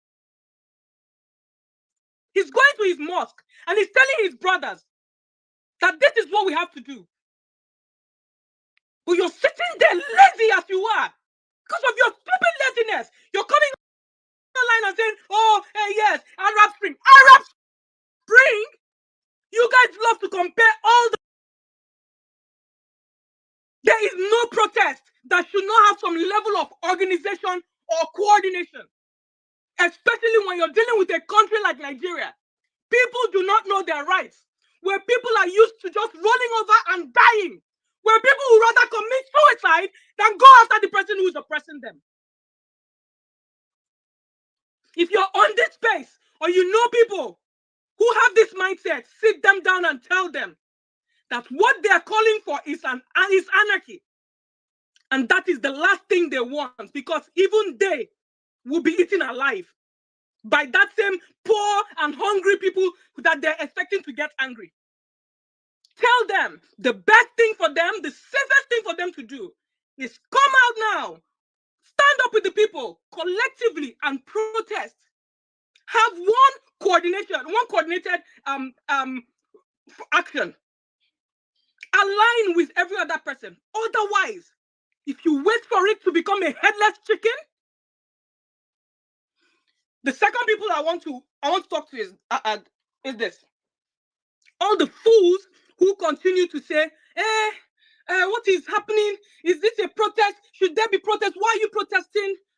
Why not wait for the government? Is this how you're supposed to tackle the government? Please, I want to know what is the solution. Please, what is your suggestion that makes sense? I'd like to understand. Because if you're sitting down and claim, you're just going to send people to... What is your fear? I want to know. Have you sat down to itemize your fear? What are you afraid of? Please tell me, because I'd like to understand. People are going to die? Are people not already dying? Please. Are people not already dying? When they shoot one person, everybody will run away. You're just talking now, coyly up and down. There's nothing meaningful you're talking about. Nothing at all. You just bottled up in something, some kind of fear that doesn't exist. And again, I'll tell you, it's because you are lazy. You are consistently waiting for some phantom miracle to just materialize from nowhere. And it will never happen. Do you hear me? It will never, I can bet you, as sure as day is real and night is real. You see that miracle you're waiting for? It will never happen, to never come. There's no second coming of Jesus Christ. This is the one life you have. You better wake up and live it. Otherwise, they got as a nobody.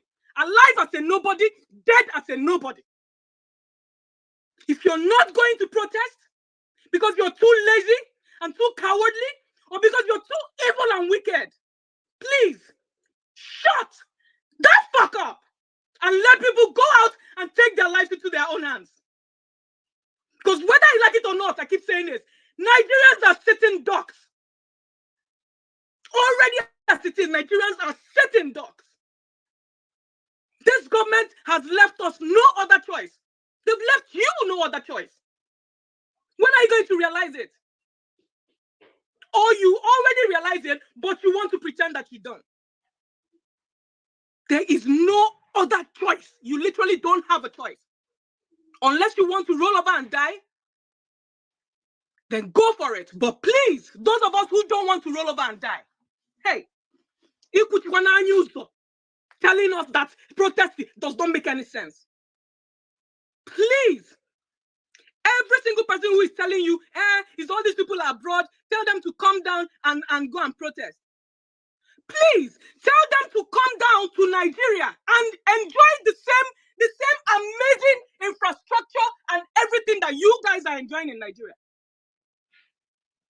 All of these fools who continuously host spaces, you can see clearly that these fools are abroad themselves, telling you, trying to discourage you from going out into the streets and taking your life into your own hands.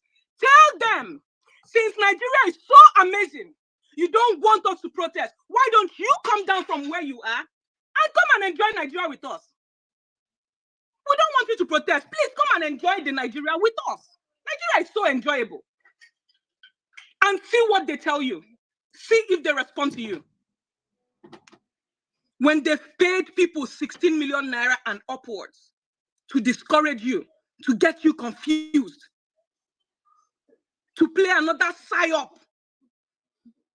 please be wiser. Please be wise enough to realize that these people are not speaking for your best interest or in your best interest. They're speaking strictly for themselves. Strictly for themselves.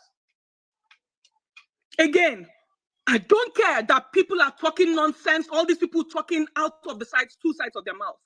What is pissing me off is those of you who should know better. You actually have access to the internet. Yeah, Marife, I feel bad for you. Aratik, thank you. I don't know how you guys dedicate your time, because I feel like I'm fighting two wars. I'm fighting this friggin' Western. Aratik, yesterday I just found out that there's a school. There's a school 20 minutes from where I live, where in their classrooms they have cat litters. They have dog cages and cat litters in each classroom. Guess what? For kids who want to identify as cats and dogs. And the dog pen for little kids. If you can't take your life into your hands, please just shut up. So that the rest of us who want to fight, who love our children enough to fight, who love our tomorrow enough to fight, can do the needful. Thank you, my sister. I don't know. But anytime you come to this place to talk, person will just want quick injection of to come out from the depression. I'm telling you.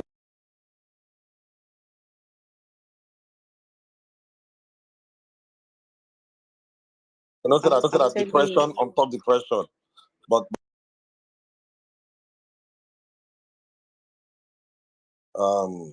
Nigerians are beaten. They don't even know, like I said, they don't even know what their right is. I keep challenging us since the mid-70s. No Nigerian born from 1975 understands what a good life is. They don't know. They feel everything is just a struggle. They feel everything they get, you must be very crooked. You know, this is a society that celebrates mediocrity. So you struggle to balance that kind of initiative. You see a tout who oppresses people, who molests people, sitting and driving good cars, and you see someone who has spent over 6, 7 years in school looking for a job. If I'm a kid, who do you think I am going to imitate? It is as simple as ABCD. You are saying about a school, identifying as cats and dogs. This is how they brainwash kids over here and abroad to understand that you can change who you want to be. You can turn to a man into, because at that point, that is where radicalization, that is where mental space in terms of changing who you are starts to come into play, because these kids don't know their left from right. People grow up in a society and they see mediocrity being rewarded all the time. And then what do you think that person would choose as a lie? The person would choose criminality. It is simple. This is the system we are in right now. So for you to unlock, for you to unwind, for you to unlearn those kind of people, my dear Honorable Ada, no be this one month go change that thing.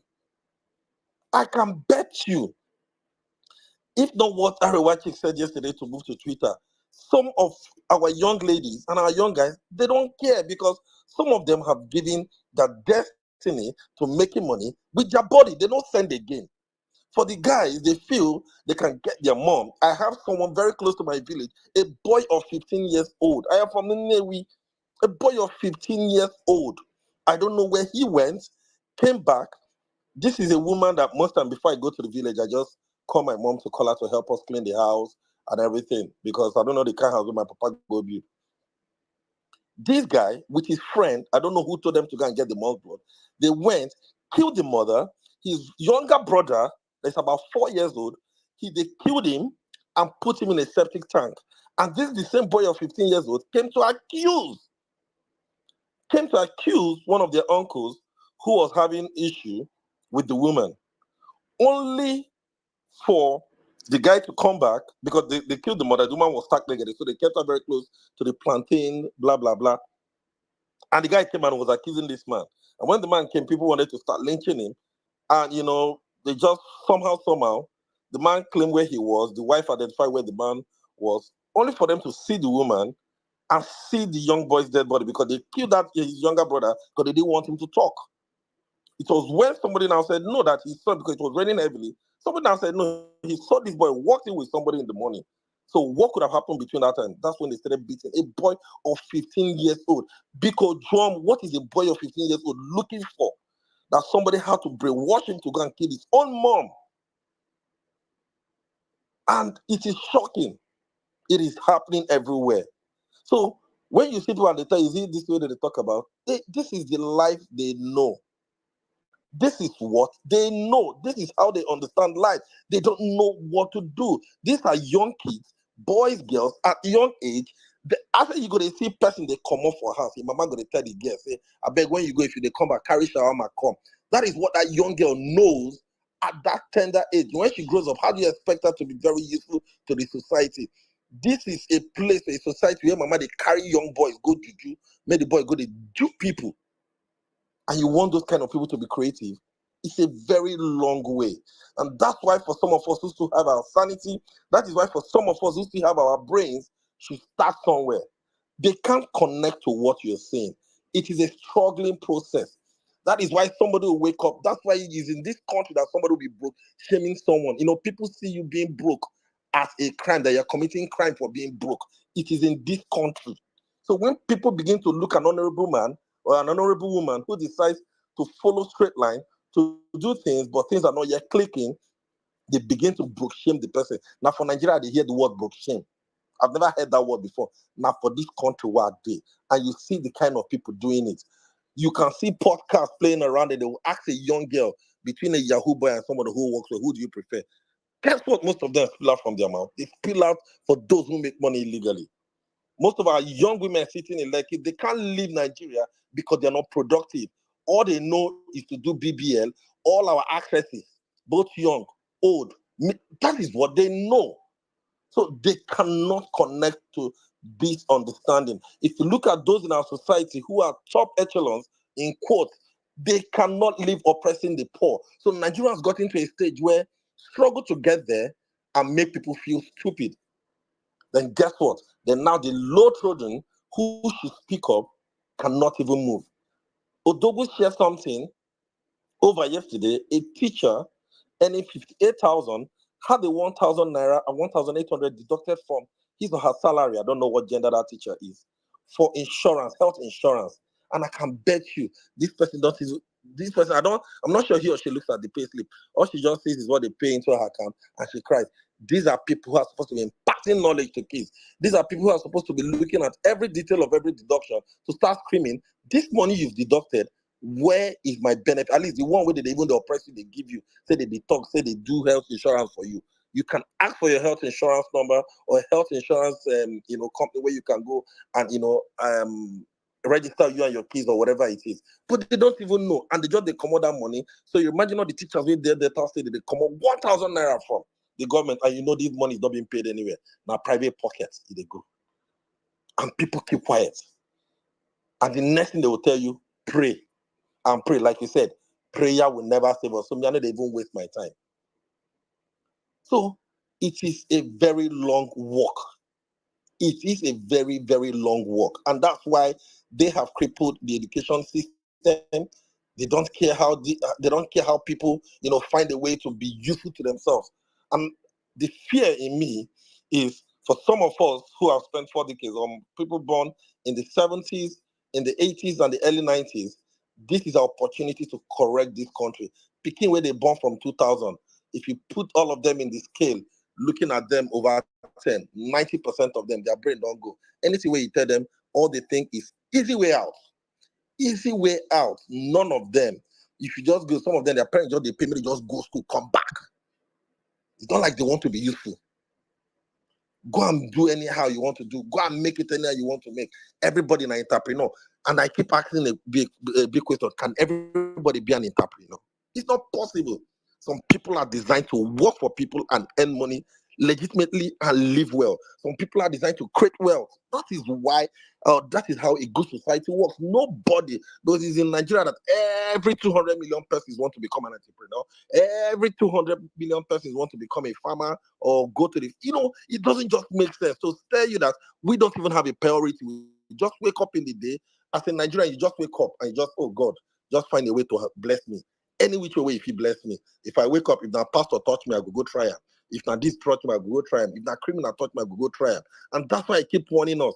People getting into crime today are miscreants. A good armed robber or a nice armed robber will just come, do his business and go. A targeted kidnapper will just come, kidnap, collect ransom, go. But you know one thing about miscreants? They will do all those crimes we just said earlier and commit worse. Now where you go to hear rape?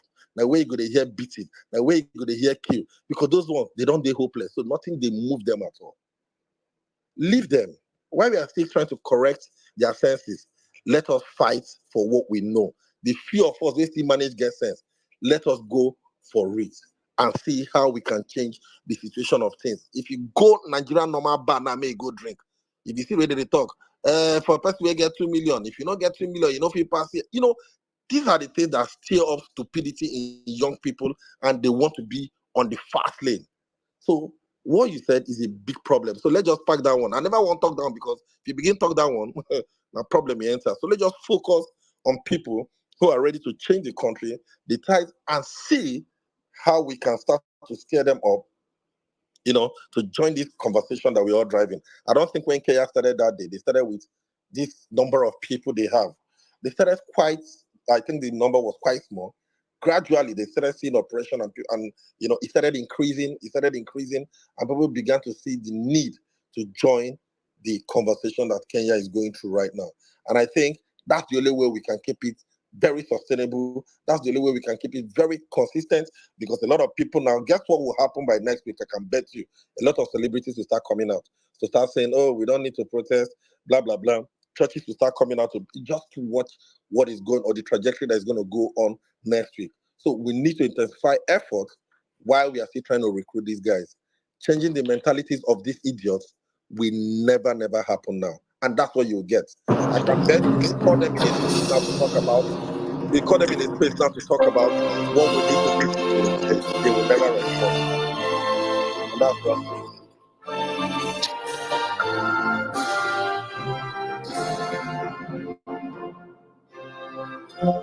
Is Chris speaking?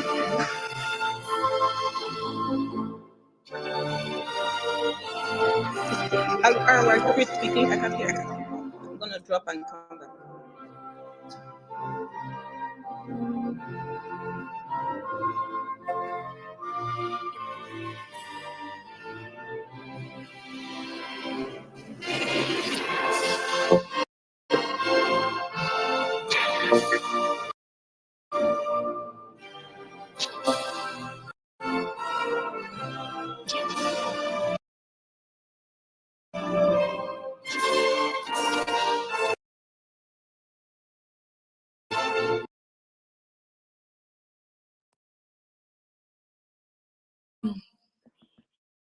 We've had everyone.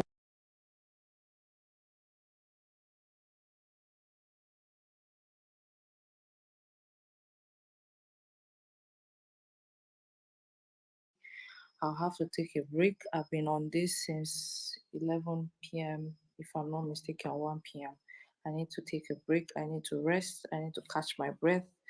I need to go backstage to, organize, do one or two stuff, and we we go again tomorrow. We go harder tomorrow. So, Steve Juma, over to you. What? Thank you, my sister. I came a bit late again, and I've had two speaker. There's a sister of mine who has made a very catchy and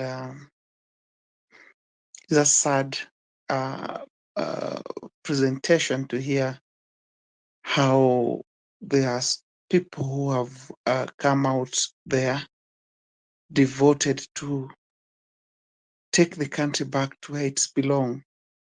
And you meet such sellouts, such cowards to try to pull you back. They don't want to change. Fine. I will just give an example with what we are facing today in Kenya and how we've managed to deal with some of those sellouts. First, like I told you today, even the government officials who were in the beginning were sending very um, messages on social media and media and even making some public announcement in the parliament, citing that the protests that were being done by the Gen Zs were actually criminals and they were not real people. And sadly, we visited some of these MPs. And when you say visiting, it was not a good visit because in Kiswahili we say kusalamia. Kusalamia means that we greet them. So in Kenya today, if you say so and so need to be greeted, it is not a normal greetings you expect. It is actually what I don't want to say. And we managed to silence them. And today we are talking on the same boat. Another thing that you people need to do is to do much of civic education to the people. Yes, because there are those who are illiterate. There are those who are not accessible or cannot access social media platforms like this one. So you need to go down there and carry out civic education for them to understand that their country is not in good direction. Of course, they are facing it. There are those who are clueless. They leave everything to the government. And our constitution in Kenya, for example, the supremacy of everything is in the hand of the people. The people of Kenya can decide even to change the constitution. And I believe it cuts across. So the people power is stronger than those in power. And that is a message that everyone should take home, especially to those who are not into these spaces.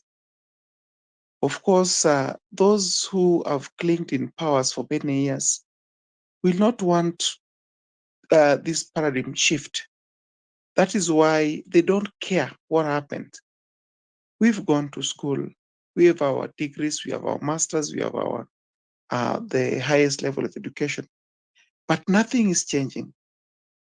Um, we were told many years back that we are the leaders of tomorrow. It was a very common phrase, and it became a cliche now. We are demanding these changes in our countries, especially in Africa, where there are people who actually they don't believe that certain people should get to the position they are. They will do everything to curtail you or to derail you from getting access to those good things. It's like it was our right to be poor. There are people who they are seen in the society as if they don't really belong to a certain class. And as a people, we need to rise up now and change the narrative. What has happened in Kenya today really is an interesting one. We speak in one voice. We've managed to silence those people who are dragging people back. They either keep quiet or remain silent as they are. Today, our conversation in Kenya has morphed. It's no longer about reject finance bill. Today, we are putting our governors. Remember, in Kenya, we have 47 governors. And each county, these governors head counties. Today, those who are in rural places, those in the village, remote places, now they are taking accountability into the doors of the governors. Governors. They also demand accountability, and they want to see how public funds, how their taxes are spent in the counties, because it has turned to be counties are headed by the governor, employ the wife somewhere, the cousin, the relatives. And I think these are problems that cast across Africa. Now, this time round, we are demanding to see how our resources are spent. And I can tell you, we've even impart fears even to the government official. They no longer they no longer fly flags in the vehicle. In fact, it's even more risky to be in a government vehicle as a senior government officer on a public road. They no longer use that because we are demanding even the fuel they are using, the allowances.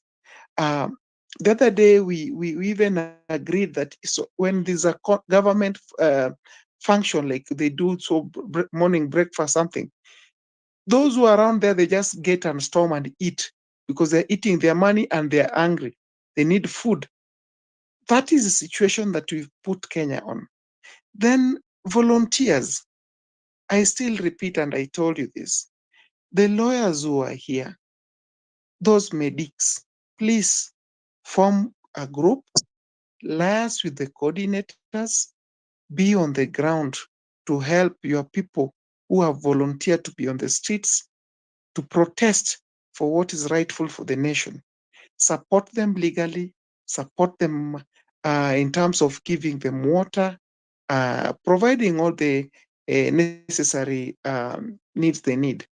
Again, I don't claim to be speaking on behalf of Kenya or Kenyan, but I'm actively in the debates, and I'm very actively in going to the street and also seeking help from various stakeholders to champion for what is useful for the people of Kenya.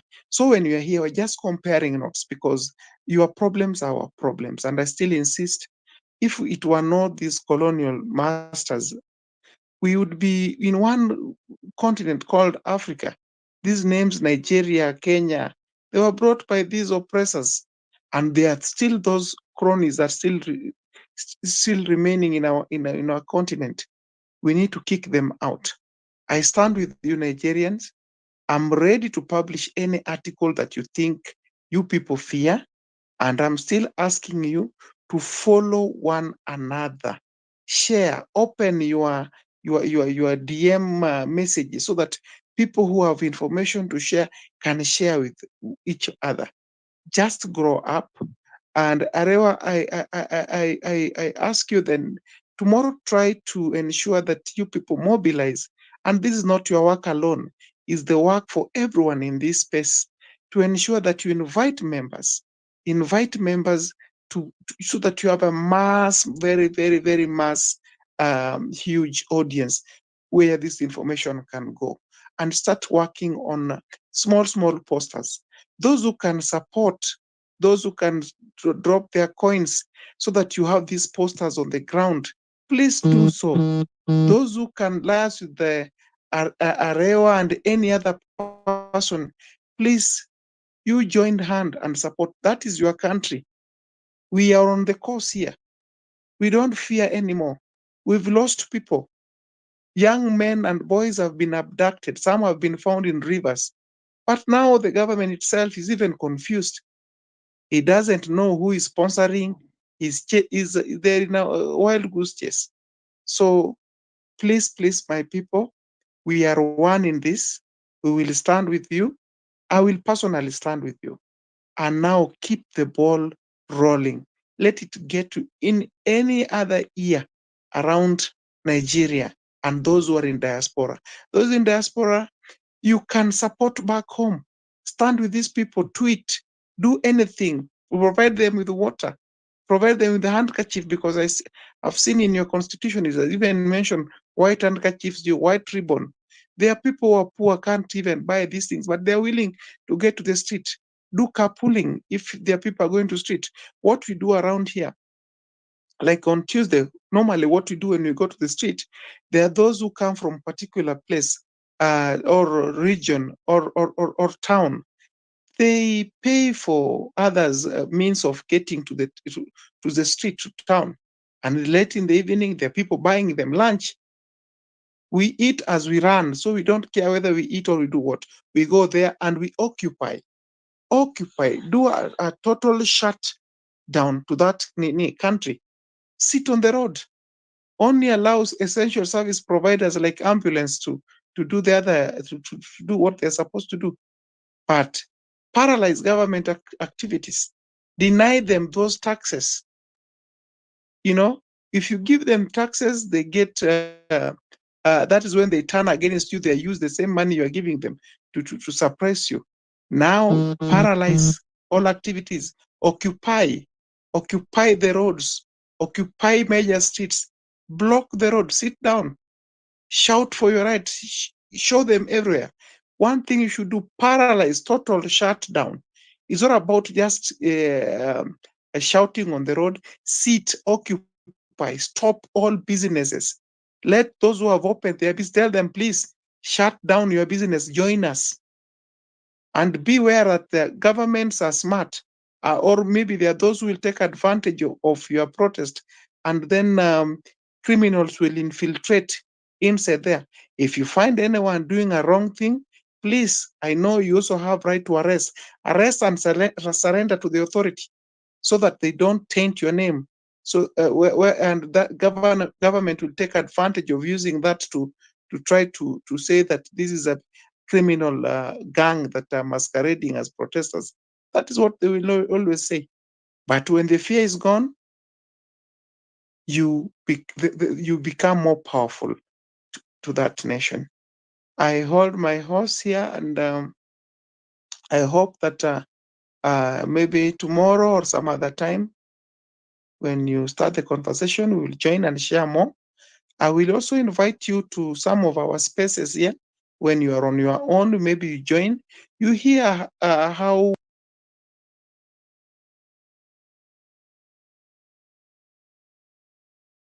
there are things I'm also learning from you.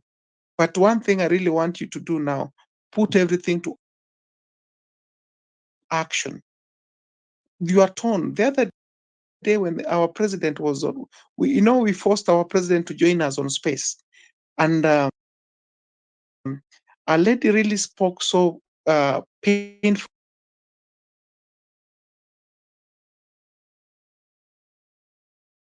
Normality, yet the job has been given to the families and relatives. You go for interview, you do everything, You ask for money, you travel to a particular office or government institution, you are sat down there, you do interview, but the job was already given to someone. If it's the case of women, the lady told the president, if you find that men are there, you are asked the other benefits. Now, that is the situation that we are today. We are seeing our parents dying out of depression, you know. They took us to school. They are dying out of depression. We've never got any job. They sold their cows. They sold their land. They are there with you. So, and that's why the Gen Zs are now on the streets. And we at the millennial, we are joining them. No one can stop them because they're even telling the president, we are ready to die. All we need is better we die than to die at home. So they are going to the street telling them we are ready to die. Those police officers, they can't kill anyone. They cannot kill everybody. They will do what they will do, but please remain brave to the cause. Don't be diverted. Those ignorants and fools who are trying to pull you down and saying that you cannot do this, you cannot do this, please kick them out. Shut your ears. Focus. Focus. Thank you, my sister. And my brothers and other sisters from Nigeria. Thank you. Thank you very much, Steve Juma, for the heads up. We really appreciate you always taking time. Honestly, your insights are quite much appreciated and quite noted. And we're also going to put it into action. All right, guys. So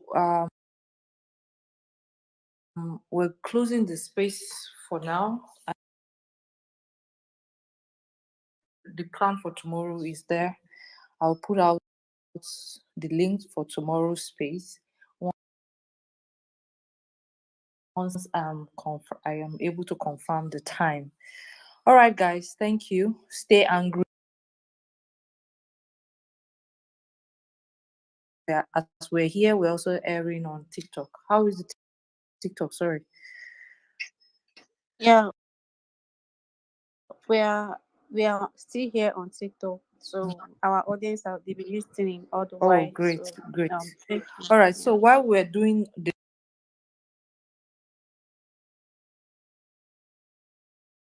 we had I think once we end now, we'll be able to get the figure of how many people tuned in for the live on TikTok, and I'll keep us updated as always. Thank you, everyone. Stay angry and tell that person next to you that we're about to go fight for our lives. We're about to go to protest.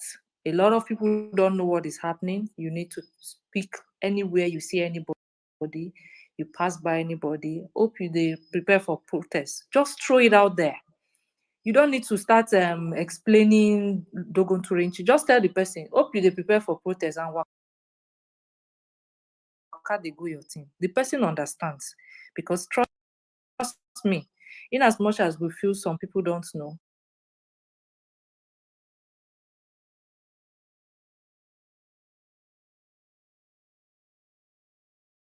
it is glaringly clear the reason why we should be out there protesting. So please don't hesitate to open your mouth when you're in that taxi, when you are climbing that bike, when that aboki that is bringing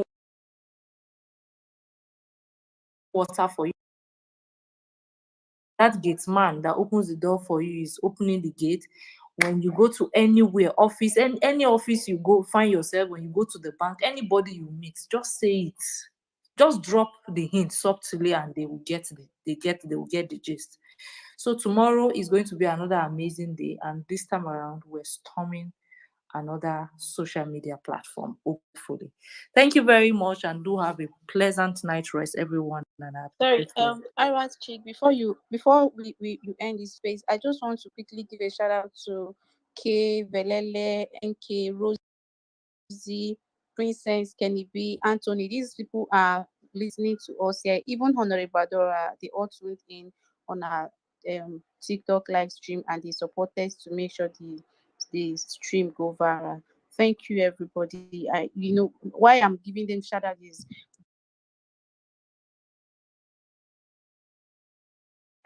thank you guys. You guys are real MVP. Good night, everybody. Thank you very much. Thank you everyone that tuned into the TikTok live. It's for God and